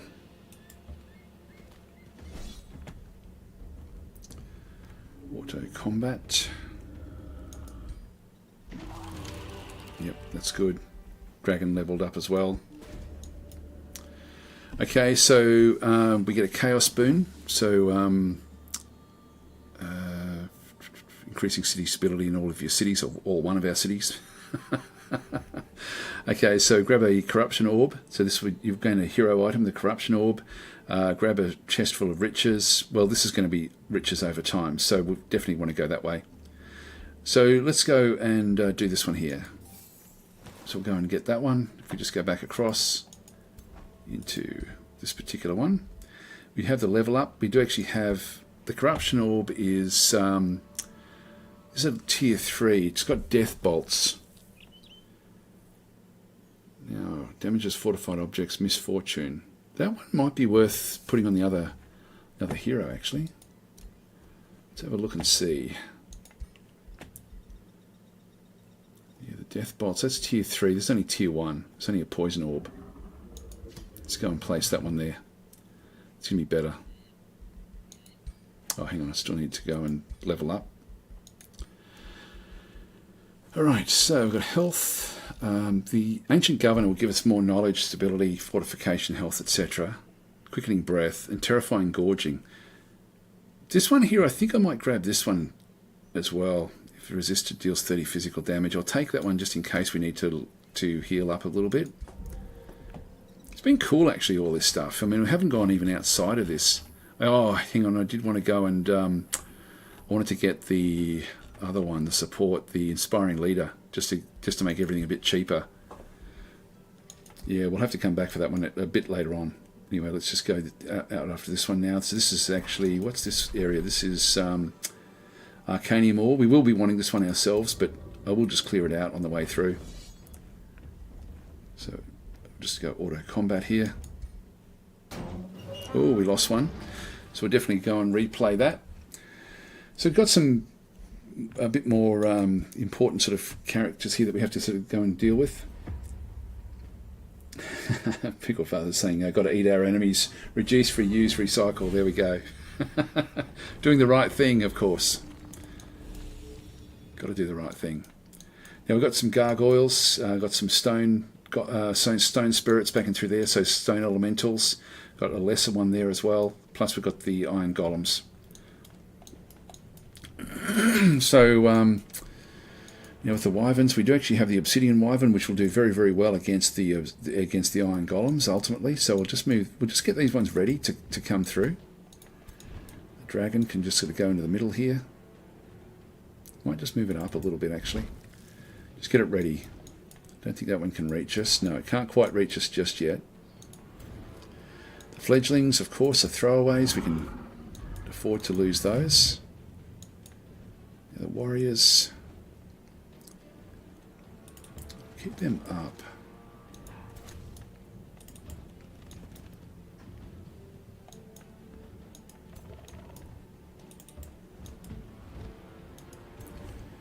We want to make sure that we keep all of these together.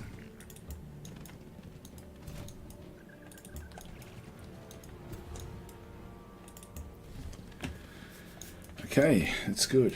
It's quite nice. Actually, what does this one do? So every 2 turns, all non-floating and non-flying attacking units suffer 20 physical damage. So we're going to have to be careful of that. We're going to have to finish these off fairly quickly. That's probably why we lost that other unit, to be honest. So we'll just go across, end our turn.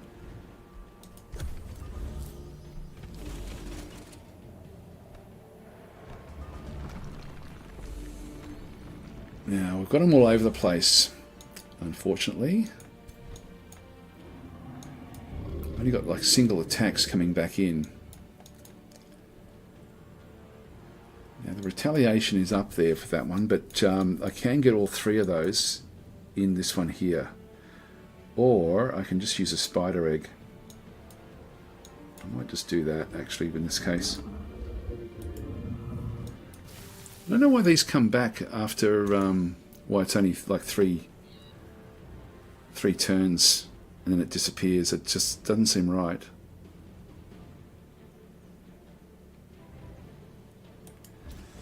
Okay, let's throw that one away.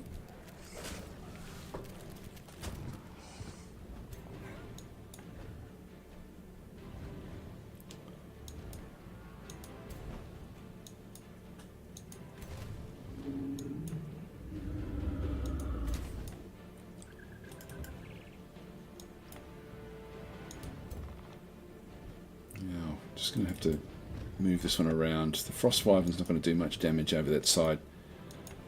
This one here is going to have to come across.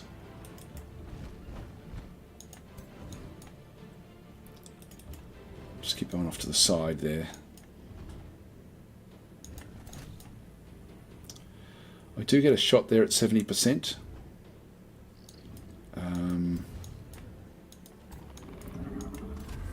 That's worth 2. I want to move this one up a bit more.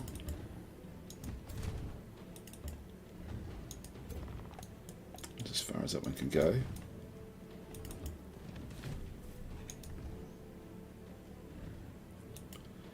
So we'll just reduce its... Oh no, this one doesn't get impacted by the by bringing it down. Only get the 1 shot there. 2 shots there, I'll take that.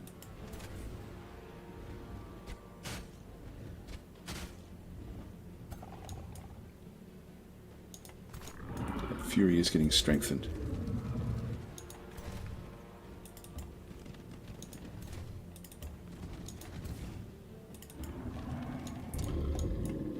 Okay, let's just leave it there. Still got this one here as well. It can go back in, but it's not going to be able to stun it. I think I'll just leave them where they are. We do have spells. Again, we've only got buffing spells. Now we will be wanting to heal up as we take damage against for the units that will likely die when this one kicks in. Let's just go there. Yeah, there's damage that just went through.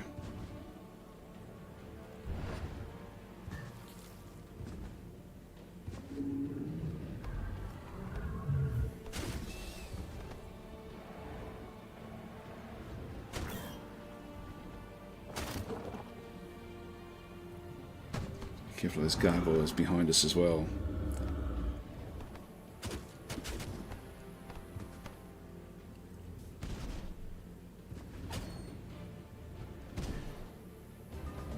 Okay, so we're suffering a little bit. We're still another couple of turns before these ones come. That one did trigger, didn't it? Pretty sure that one triggered early. Or maybe they didn't. You know, they did. Surely they did. No, they didn't actually. Okay, so we're in a bit of trouble here.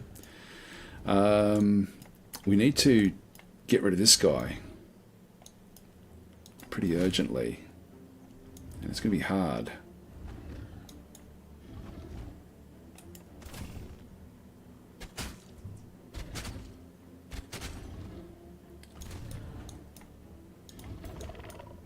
I had wanted to attack that one there, but I'm thinking I'm going to have to... The tail swipe, I can actually get both of those with the tail swipe. So I'll go and do that.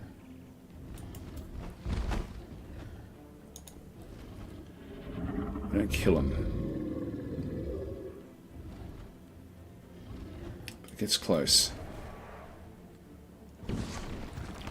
Actually it did. Looks like we got a critical.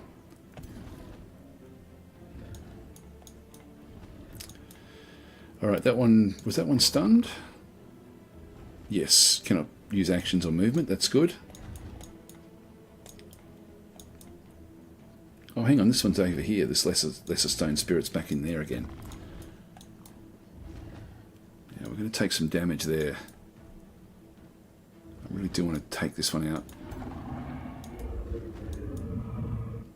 That one has been immobilized. Cannot move. That means we're stuck in here. Okay, we haven't played this one out very well.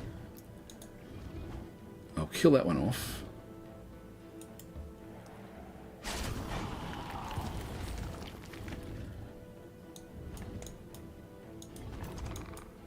That one does give me a shot there.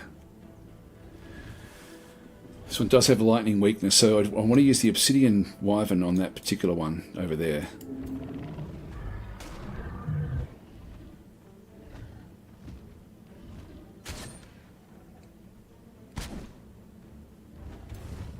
Okay, we've now gone under the 60%, so we're now going to get the Draconic Rage in through that other side. Don't do much that way. That one's actually stuck where it is. That one's already had a go, I think.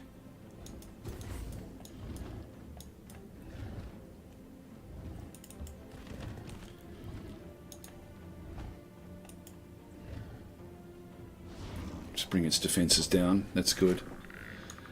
I've got two of these that can come in and do more attacks. Yeah, so 75% chance of stunning that one. That one can't reach over there. What about this one here? Is that 75 as well? Yeah, 73. 73, that's about the same, so that's okay. See if we can stun this one. Did it get stunned? No, it didn't. Of course it didn't. What am I thinking? Yeah, so this is we may have to be playing this one out again.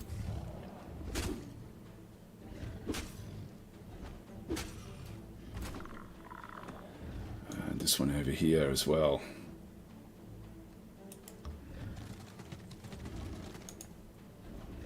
%90 chance to stun. It has been stunned, so that one can't move. Alright, well, we're going to need to protect one of these two. That one almost kills that. Does kill that one. Okay. I think we're going to have to be replaying this one and being a bit more careful about what we do this time. So we've got Berserks, we've got Gain Fortune, this one here. Let's see if we can survive this Arcanium Tremors. We haven't played this one very well at all. That one's still got movement.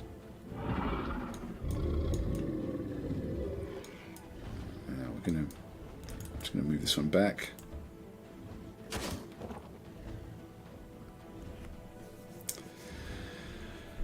Okay, end our turn. Here we go. This is going to hurt.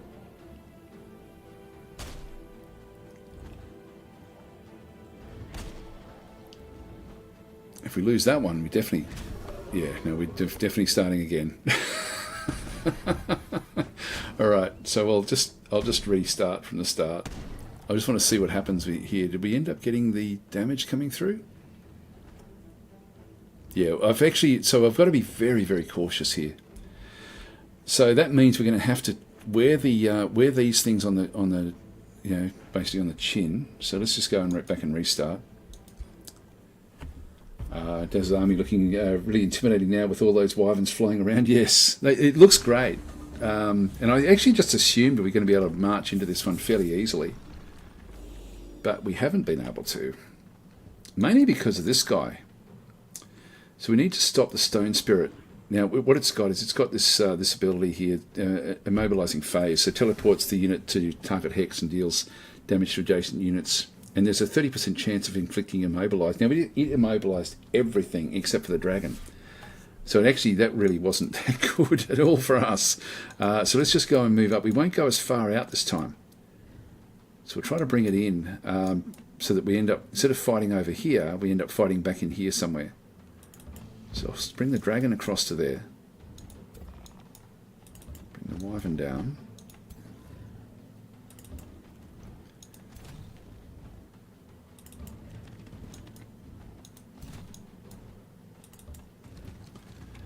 Bring that one in for a bit of protection. I'll leave my wyverns behind.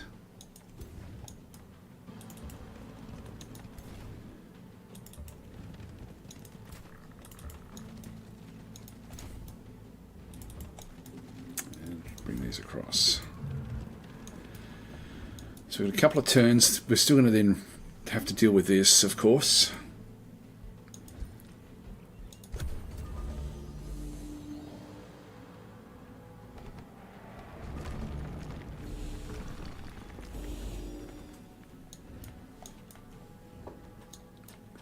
I shouldn't have gone after this. I think this is a big mistake. If I go there, I get all of these in the fire breath. So let's go and do that. Let's see how we go. It doesn't do much, does it? Oh, you know what I should do? I should go into here and then do a tail swipe. That would be good.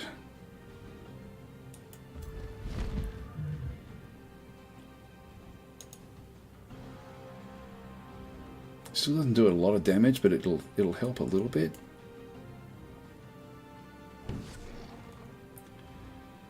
Pushes them around a little bit. Now, did we stun any of them?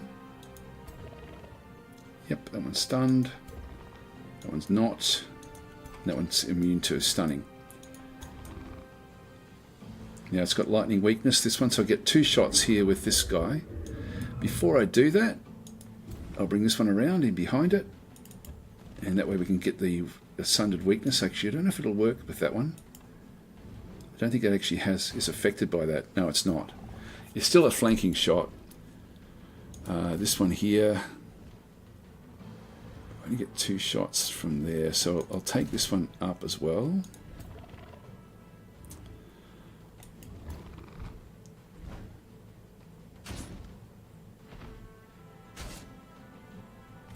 So I'll go that way.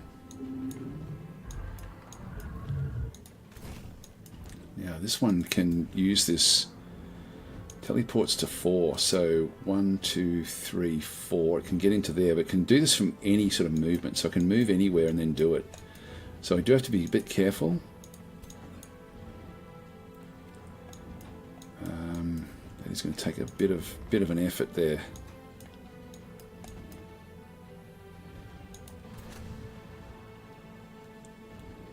It's only 50% there, it's 90% over there. I'll take that.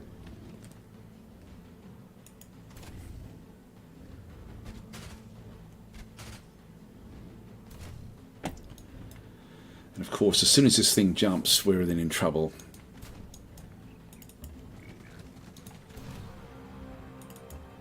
A single 70% chance there. Just get ours strengthened.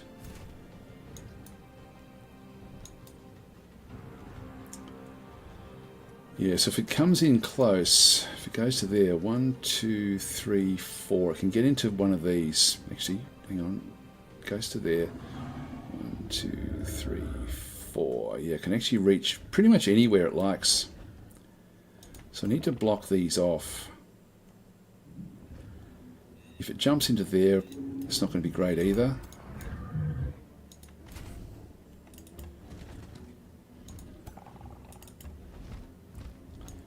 So I'll just block it from being able to easily get in behind us. Hopefully that will work. I don't think it'll try to get past the dragon. And hopefully it stays trying to go after the dragon as well. Alright, we'll see how that one goes. We don't need to heal anything up, so we're all okay there. It all comes down to this guy. Oh, he's gone after the dragon. Great.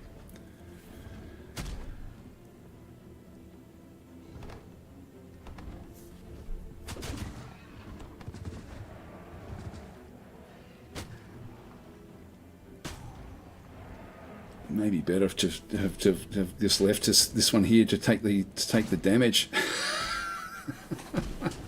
Ultimately. All right. So now we've still got. Now I think that went through. If we just have a quick look and see what happened there.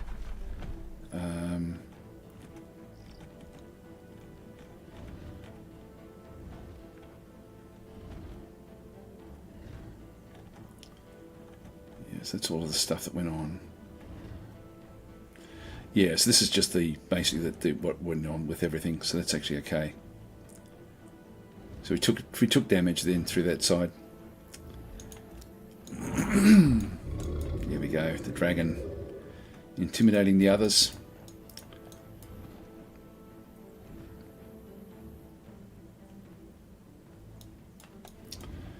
Now this one can still use this effect.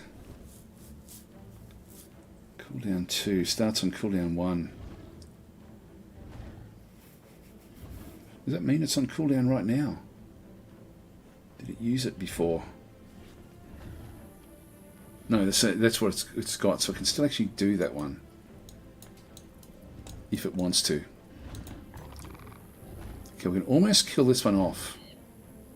There's not much coming back, so let's go after that one.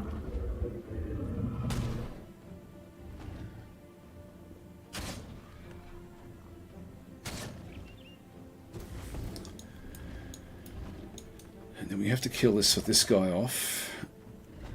And there's only one retaliation, which should then allow us to jump away from this one. I've only got one attack there, so I'll go this way and get a flanking shot. Actually, I'm going to need to do other things here.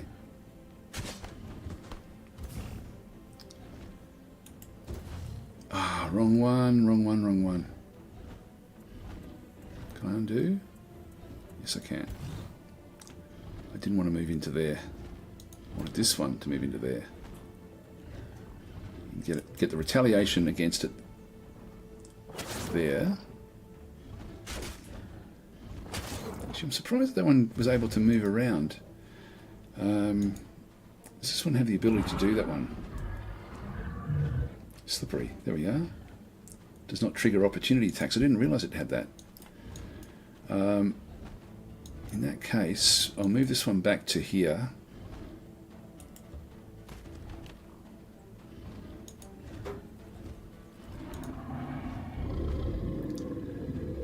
So 50%. Let's go that way. Okay, let's kill that one. That's good. We've still got these gargoyles. We can do big damage with this, so we'll do that. Now I can also come up to here as well, which is not going to do much. Actually, that's good.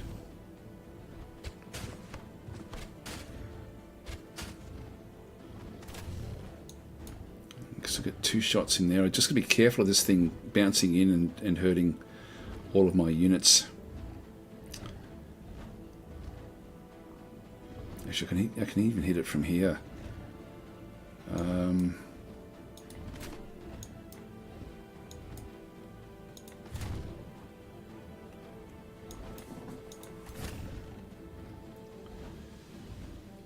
Get another shot from over here. 2 shots, 70% at the top there.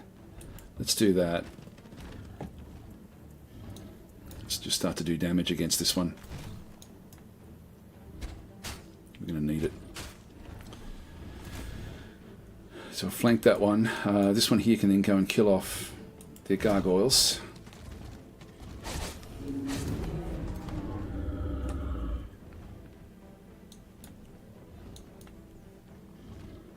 Now I've got Terrifying Gorge.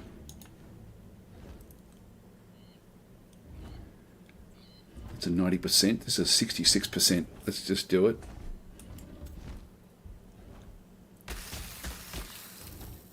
Ah, it resisted it, damn it. It's a shame. Okay, so coming back up. Chance to stun it? 66%. Let's go for it. Yeah, we got it. Great. Okay, that's awesome. That then really does now change a lot of things in this. Don't think this one can do much. Yeah, it's only got basic attacks. And this one here, it does have flying attacks. It'll be able to do a fair bit of damage to us. It'll probably go after the dragon, I would guess. But let's just move this one down. Yeah, what's going on there? That's a Fury. Move that one forward.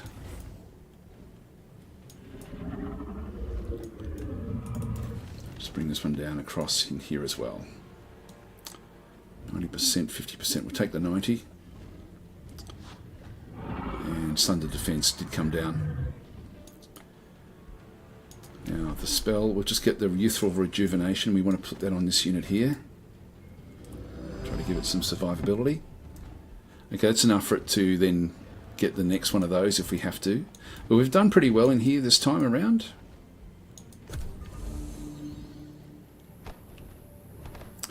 Yep, we're going this way.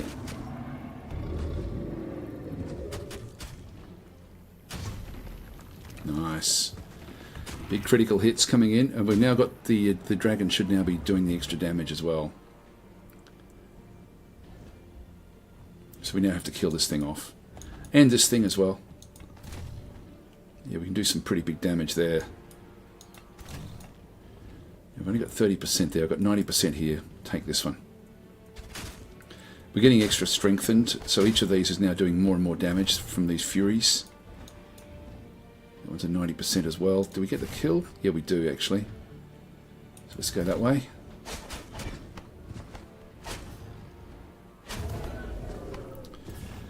Awesome. Now, this we've got the tail swipe yet again, which almost kills them both off. So let's do that. Still got 2 turns before this one kicks back in again. Oh, critical hits. And they're done. Great. Okay, we did it. We did lose a bit of health in through this side, but that's actually okay. So we'll close that one. And we don't actually have that, but we'll end up, if this becomes a city in one turn, that's absolutely ideal, because we'll then go and attack it. Destroy it, then build our own outpost, and then we'll be sort of at war with these other guys. It's going to mean we're going to have to send this other one back in again. Hi, Diamond, how you going?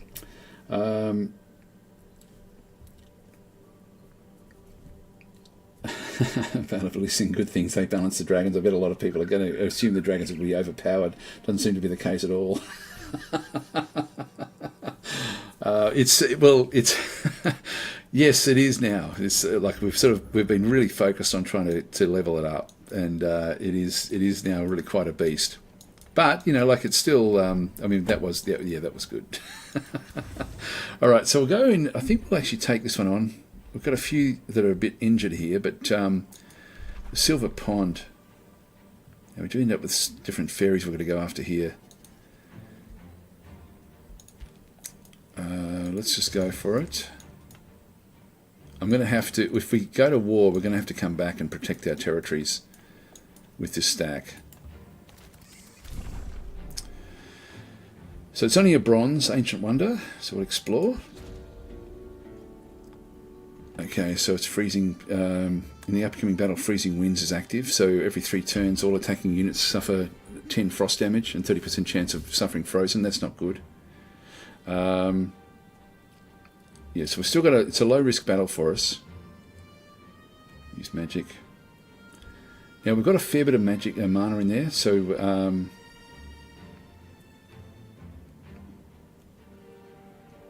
I might. I think I'll just do this one here. Actually, this one here we've got. We can use chaos. Yeah, let's do that because there's a good chance we're going to get what we need. It's not going to cost us anything. So, fingers crossed. Failure. Damn it. Okay, so we just got to go in. So in we go. I'll just auto combat this one and just to see what we end up with. Yeah, we lost our obsidian wyvern, which we don't want that to happen. So we'll retry again.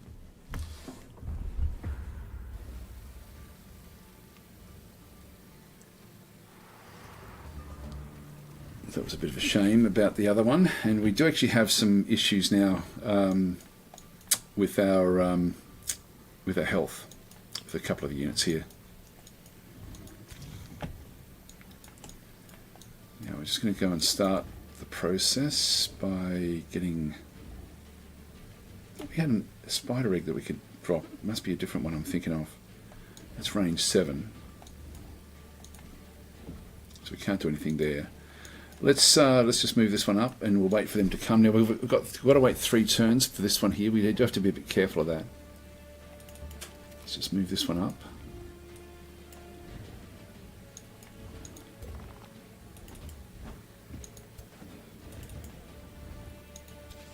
Oh, it's this one here.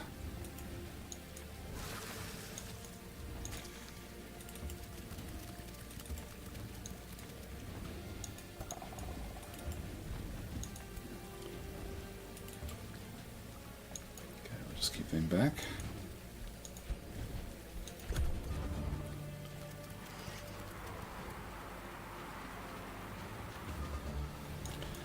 Now the attacks that we do have a flame attack, which I will use against all of these. These would become quite powerful, these snow spirits, so we're going to have to be a bit careful of those. Let's just go in with this one. So we do actually have the Frostfire detonation, which will do a bit of damage. Pretty much against all of the units, but not a hell of a lot. If we go in with the actual fire evocation, we're going to do more damage ultimately. So I think we'll go that way.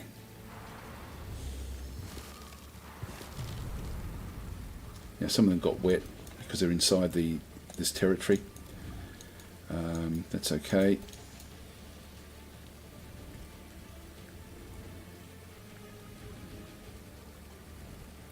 I'll move that one out to the other side.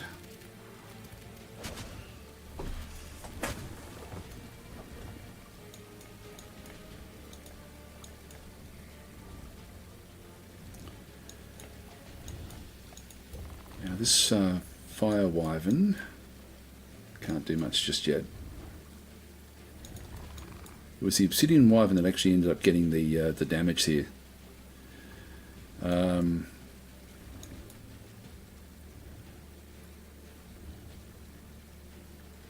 only got the one attack here. Now this is against a ice spider. You can shoot the web, so I want to make sure I'm sort of spread out a little bit with this one. I do have 2 of these.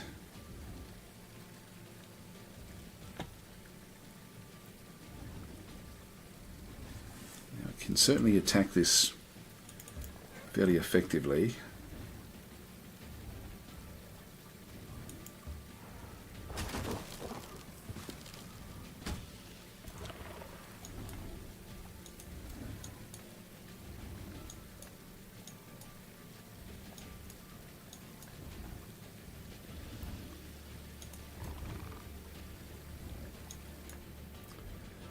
You have to be careful of those as well.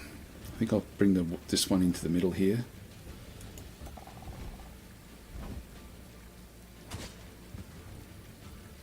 It's been electrified, that's good. I'll just do more attacks.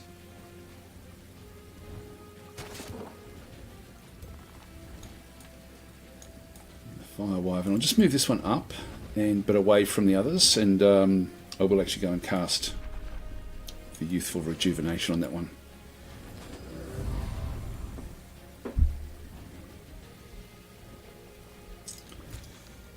This one can now start to come into the fight as well. Okay, we'll move that one up. Yep, that's okay. Okay, they got frozen.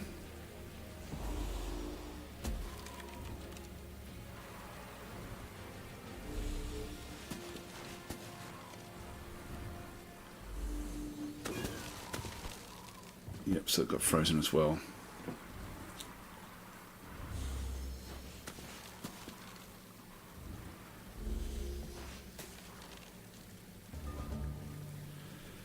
Alright, so our big spider got frozen. This guy here is heading off. So we'll smash that one.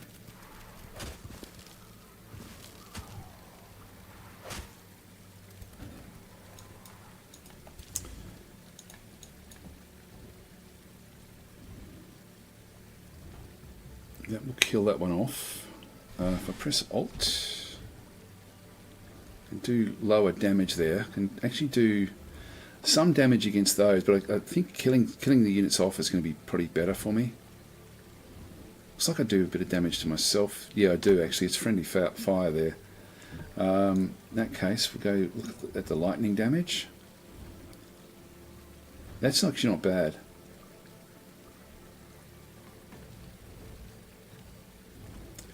If I do it here, I think we get the kill. We get the kill definitely there. And it then does damage across there. And then all the way out to here. That's okay, we'll do that.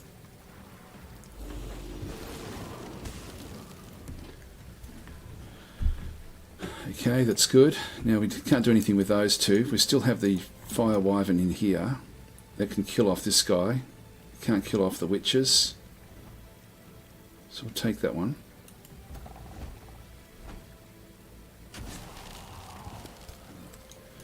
And we will come back in and just use this one again on this unit.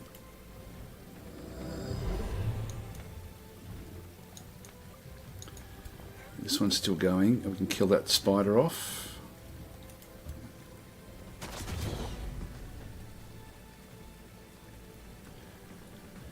Okay, that's done. Here we go. Now, that one got frozen. That one's wet. Doesn't matter if this one dies. It doesn't matter if that one dies either. This one's still frozen. Okay, so the white witch over here, we need to kill that one off.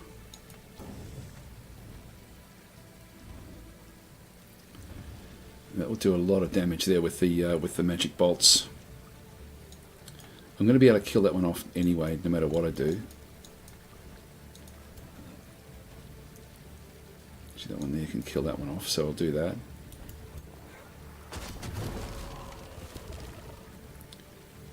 And then we just use this one to smash this one and then kill that one off with the obsidian wyvern.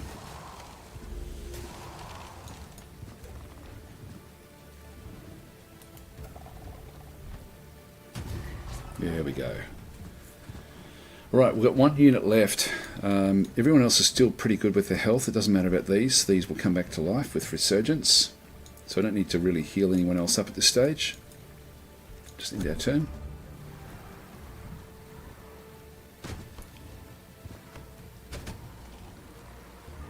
Now we've got our spider, finally. So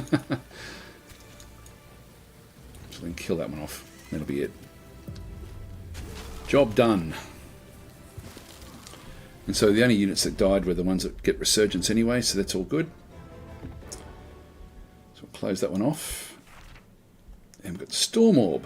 Now this is a tier 3 lightning bolts. Again, that's actually probably even better than the one that we've got. We'll take that reward. Frozen Lake Aftermath. So as the sun melts, the last of the ice, the sound of quacking returns to the spring. The White Witch fades. Her voice. Okay, so in no time to delay, my secrets melt away. The fast melting symbols are nearly gone. So You bring friend, receive gold. Staff of Decay. Definitely want to get the items. Tier 2. That's going to give me a bit of gold every turn. So we'll go that way. Now, I don't know if I can actually pick these up. I forget whether I can get them straight away. Claims on this province. So we end up with food. Yeah, we don't get much in here. I don't know if I have to have I don't know if I just get them anyway. The Silver Pond. Yeah, so I think we still get them, the Spring Ferry, Summer Ferry, Autumn Ferry and Winter Ferry to the Rally of Lieges. So I think I'll actually just leave it there. Now, friendly units in the domain are healed for 30 hit points. I'll see how we go with that. So I'll just keep them on the side there, just see if they actually do heal up. I think this is still technically inside our territory now.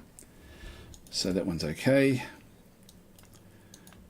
This one here, we have suffered a bit here. Move across, move down.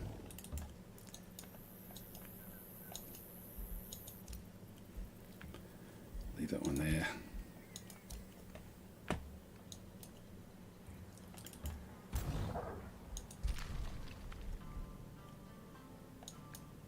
It's a silver.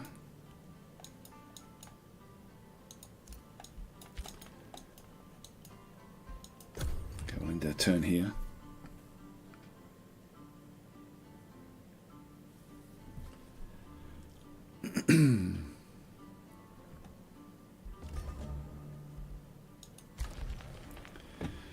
Okay, so we can get another province. This is good.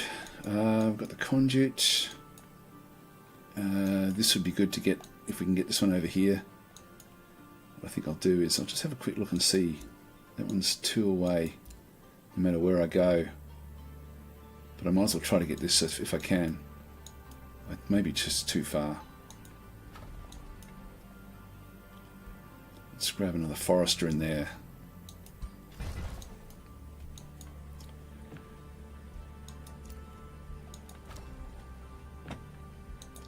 Now we should be able to get the next level, the Halls of War. This will give us the Berserker. So we'll grab that one. Fiery arrows, great. Okay, that's awesome. I've got Immolate. I'm using a 1 hex radius, sustain fire damage. Yeah, we'll go that way.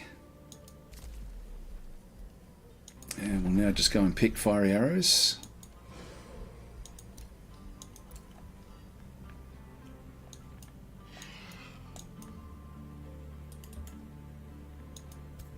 Yeah, great. So we've now got a city in here. Have a look at this. Hang on, if I just have a quick look at this one, we've got Lob's Hollow is going to give us Stormscale Serpents and Plague Serpents, but that's okay. It's more the loot that I want from these locations. This group that we have going in is about as good as we can expect, really. So I'm happy enough with what we've got coming in here. It's just the dragon that's going to suffer a little bit in here. Just do a quick save before we do this. So explore. Do you want to enter the structure? Yep, okay.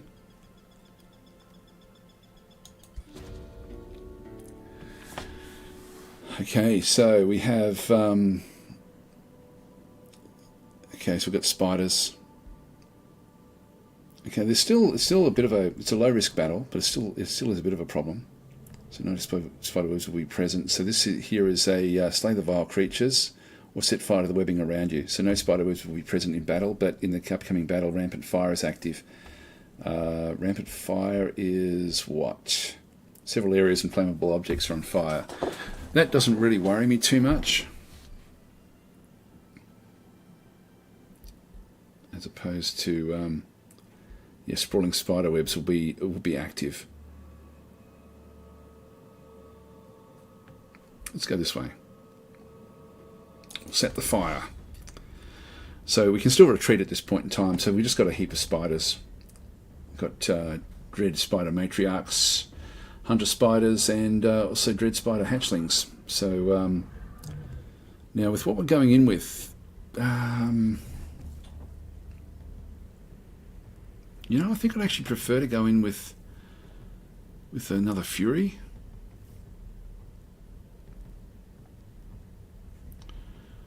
It's still going to be useful.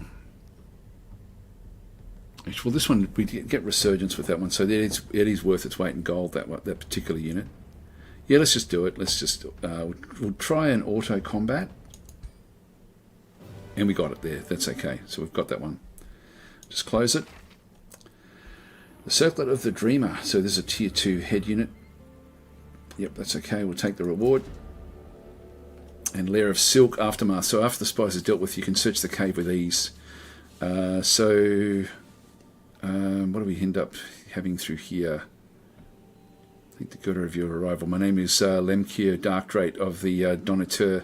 We travelled here to investigate the so-called Haven. So I owe my life. If you need my help in the future, you only need to ask. So we receive a heap of food. Grey Tusk.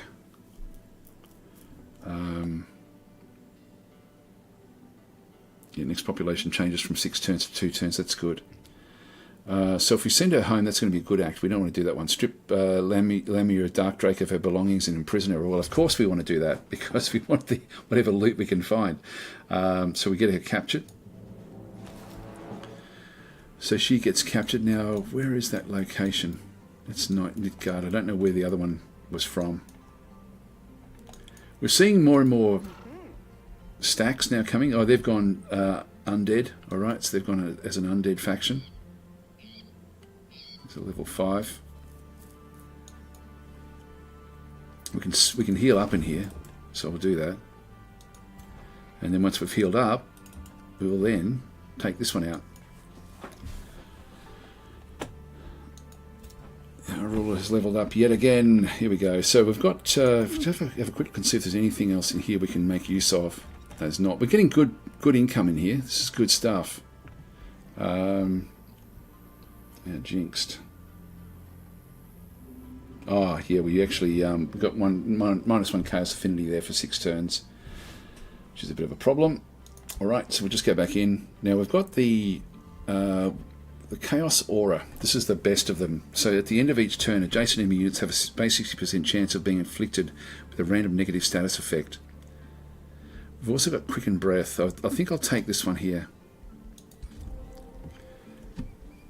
So we really are becoming quite the beast now. Let's leave that one where that is. The orders here, I'll leave that one there for another turn. And there's nowhere there we can do much with.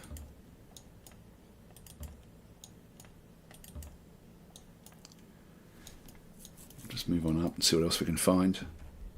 And our turn there.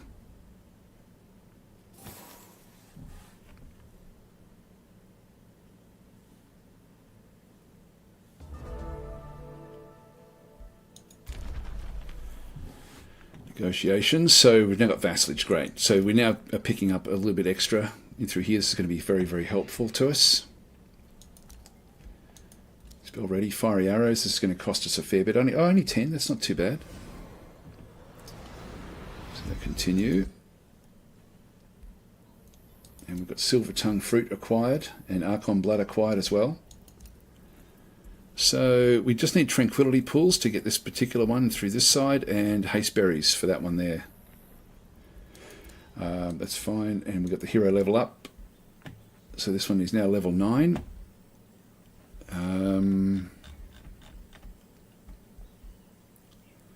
Restore Vigor, Experienced Leader.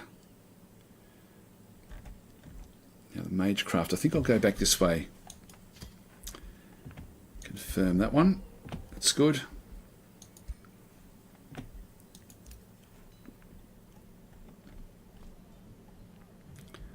So it's not quite leveled up or healed up. This one's still getting their health up. What we'll end up doing here is we'll go and smash this city.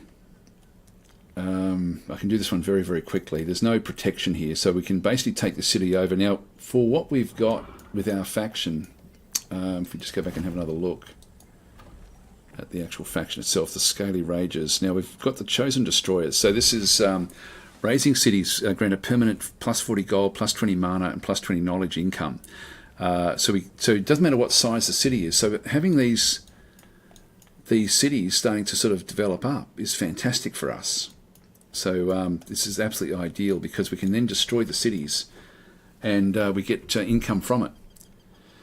So I think I'll just wait one more turn with these though.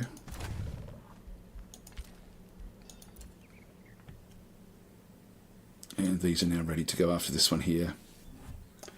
Actually, I'm just looking at the time. I might go and have some lunch, I think, and then I'll come back in a little while, and probably in another hour and a half or so, an hour and a half, and we'll keep on going. I will have to check my emails and stuff though first, but it's we're doing fairly well in here. This is good stuff, and we'll then be able to start to expand a little bit more, do a bit more destruction, and yeah, things are going quite well for us here. So yeah, yay us. Anyway, guys, I will catch you. I'll come back, as I say, in probably about an hour, I would guess. I'll catch you.